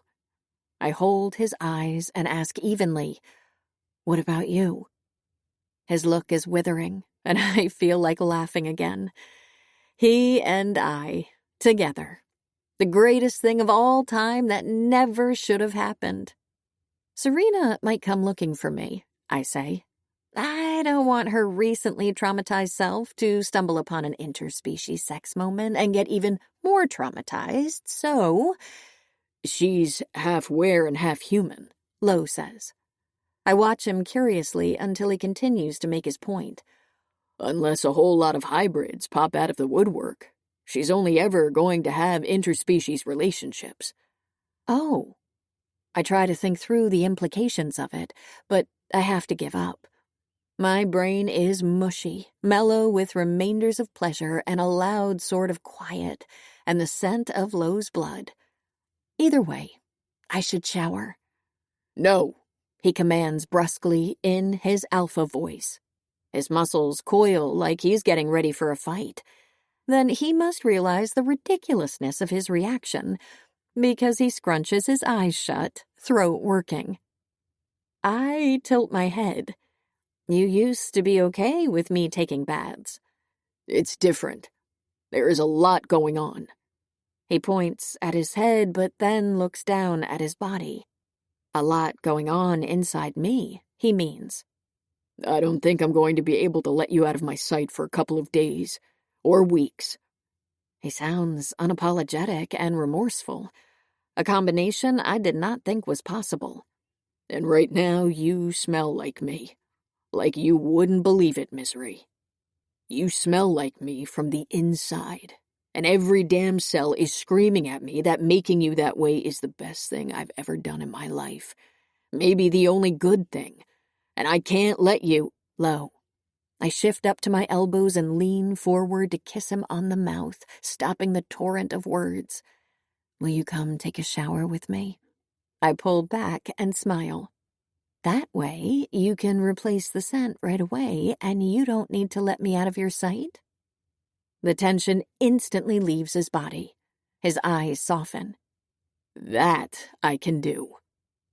He carries me to his bathroom, and the warm jet of water soothes me as much as his hands following every drop's journey on my body. I close my eyes, tip my head back, and let him touch me in that compelled, absorbed manner that appears to be his new normal. He seems to have accepted this, us, effortlessly, unconditionally. But I cannot help but wonder. Lo? Since I'm your mate, and since I don't really plan to, let go of you, you'll never be able to do this with a wear. I say without opening my eyes. You'll never get the hardware experience. His soapy palms lather my skin, lingering too long on my breasts. Any idea of doing any of this with a wear died the night I met you. I hear the dismissal in his words. What he adds is a murmur, more for himself than for me. There wouldn't be anyone else anyway. Even if you didn't want me, I couldn't. But the fact remains that I have way more limitations than you. Is it going to be weird that we're never going to go for a run in wolf form together? That we'll never take a walk in the sun? Have a meal together? We'll even have to figure out a sleep schedule that fits for both of us. His thumb and forefinger close around my chin and raise it, gentle but determined, until I'm forced to meet his eyes. No, he simply says. It's a more potent reassurance than any long speech or vehement denial. Then he pushes a strand of hair behind my ears and leans forward to suck at one of those spots on my neck that seem to be his magnetic north. He hums and softly begins to scrape over it with his teeth. You can go ahead then, I tell him. He nips softly. Bite me, if you want. I feel his broad chest stiffen against mine, like all the mate scars I've seen. A deep, resonating rumble rises from his chest. For a brief moment, his grip tightens on my waist almost painfully. Then he lets go, looking as though he's made of steel and restraint. No. If you think I'll change my mind, I don't. But not now. Not now. There are rituals, customs, things that mean something to us. To me, he adds. I want to see you in those obscene ceremonial marks again. I want to put them on you. Alone, this time. I don't fucking need anyone around to see you like that and get any ideas. And when I finally bite you, it won't be on your neck. He lets out a rueful laugh. Nothing is dignified for us, Misery. Oh, where? His palm rounds my throat, cups my nape. The pad of his thumb traces down my spine. Just 1 or 2 vertebrae. Here. I think I'll bite you here. He says it like it's a secret, filthy plan he's been working on for a while, and then lets out a rueful, frustrated sound. You'll wear your hair up, and people will see it, and they will know that I took my beautiful vampire bride the way wolves do, and that she loved it. And you will be good for me and let me, won't you? I would let you right this moment, I think, but don't bother saying it. I know Lo by now, and the things he's accustomed to denying himself. I look forward to that. His pupils widen as though I just promised him riches beyond all comprehension. He deserves the world. He deserves everything he's ever wished for. In the meantime, would you like me to bite you? He swears softly when my mouth reaches for one of the glands at the base of his throat, and then whispers, "Fuck yes," when my teeth pierce into it. I run my thumb over the gland on the other side, feeling his shudders and hearing the echoes of please and more and take all you need. Lo was hard before, but now I can taste his impatience in the copper of his blood. And when he slides his fingers deep inside me, when his breath becomes erratic and he orders me to come right now so he can fuck me again, I can only let my pleasure roll through my body in subsuming waves. After, he picks me up and presses me against the tiled wall. I wrap my legs around his hips and welcome him between my thighs. He pushes inside, and this time it's as easy as in a dream. I feel the burning stretch and let my nails draw half moons on his solid back. I can't believe you once thought this wouldn't work. I almost say, almost laugh. But his blood tastes too good to stop drinking, and I'm mindless from the sensation of him deep inside me, even deeper than before. You like this, don't you? He whispers into my skin, and my responding squeeze around his cock has his mouth falling open against my shoulder. Fuck. I can feel it already. I can feel it swelling again already. Misery, can you... I'm too busy feasting on his blood to tell him how much I can, how much I want it. I can show him, though. I suck harder at his gland, and he groans and pounds into me so hard and so deep, for a moment neither of us can breathe. Then I feel the first flutters of pleasure coursing through my body. Feel Lo's knot quickly expand inside me and tie me to him. And under the balmy jet of the water, I smile into his vein. Epilogue. Lo. She makes lots of, "You are officially condemned to a lifetime of misery" jokes, and Lo isn't sure he found them funny at first, let alone now that it's been a week of having her back, but he cannot help being delighted every single time. Even as he sighs and shakes his head disapprovingly. "To the right. Actually, to the left. Actually, just let me do it," she grumbles, stealing the hammer from his hand. They're hanging a picture on the wall of what's to become Anna's room once again. It's silly, something Lo drew off the cuff yesterday, because that's what he's been. Spontaneous, inspired, happy. A giant, Godzilla-like sparkles towering over the Hollywood sign that happens to spell Liliana is not Lo's usual artistic fare. And he didn't think the result was that good. But when he left his sketch pad open on the kitchen counter, Misery and Serena got a glimpse, and his every protest was met with rolled eyes and accusations that he was fishing for compliments. As soon as the sun went down, they stole his car and drove around for hours just to find the perfect frame. And while they were gone, Lo moved Misery's boxes to the adjacent room. She'll just be in Lo's, since that's what makes the most sense. Just be with him. His mate. With him. He hasn't quite gotten used to the idea. It's possible that when it comes to feelings like the ones he has for Misery, big and overwhelming and all-encompassing, accustoming is not something that happens, ever.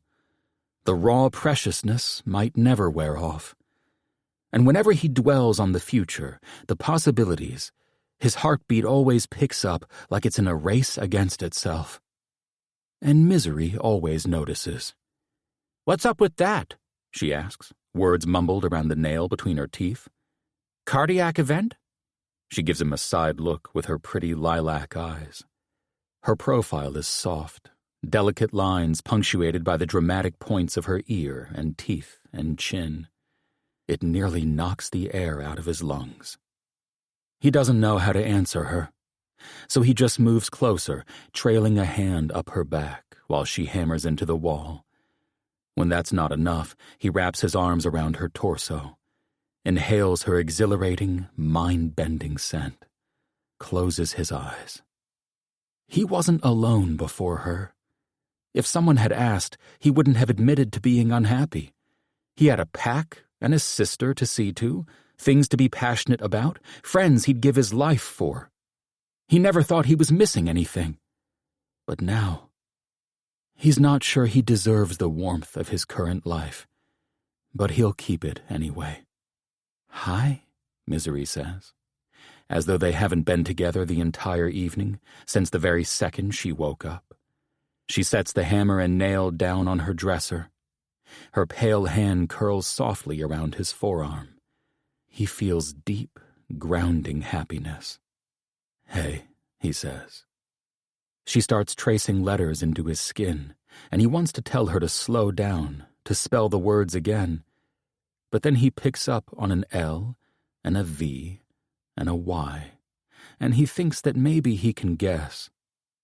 "The pest has arrived," she whispers excitedly as a car pulls up the driveway under the window. Misery wriggles out of his hug, and Lo swallows a sullen grunt that he's not his mate's first and only preoccupation. Then he follows her downstairs. He hasn't seen Anna for over 2 weeks, but his sister barely gives him a perfunctory hug, too busy showing Miracy and her new friend Serena the new carrier Uncle Cohen bought for Sparkles. Lo bites back a smile and walks outside just as his closest friend gets out of his car. "Thank you. I owe you one." Cohen snorts. "Bro, you owe me 10, and not because of Anna." "What else?" "Emery has been blowing up the family chat, among other things, apparently." He shrugs at Lo's lifted eyebrow. "What, too soon?" Lo sighs and gestures him inside. "Come in. I'll catch you up on the shit show of the past 10 days. Very excited to hear all about—" One single step inside the house, and Cohen halts as though he just walked into a pile of bricks. His palm reaches for the wall in search of support. What the hell? Lo stares at him with a frown. When no reply comes, he turns to study his friend. His body is vibrating ever so slightly. His pupils contract, like they often do when aware is on the brink of shifting. And his eyes. Lo follows Cohen's gaze. It's trained on a small figure crouched on the living room floor. She's currently scratching the chin of a purring Sparkles and murmuring apologies at him. Serena. Cohen's gaze remains there for a long time, as though captured, or maybe unwilling to let go. Well, well, well, he drawls. His voice is gruff, too deep. I'm fucked all right. Understanding immediately dawns on Lowe. This, he thinks, is going to be an issue. This is Therese Plummer. We hope you have enjoyed this unabridged production of Bride by Allie Hazelwood. This program was directed by Beth Hicks. Executive producer Karen Jakomsky. Edited by BookTrack. Text copyright 2024 by Allie Hazelwood. Production copyright 2024 Penguin Random House, LLC. All rights reserved.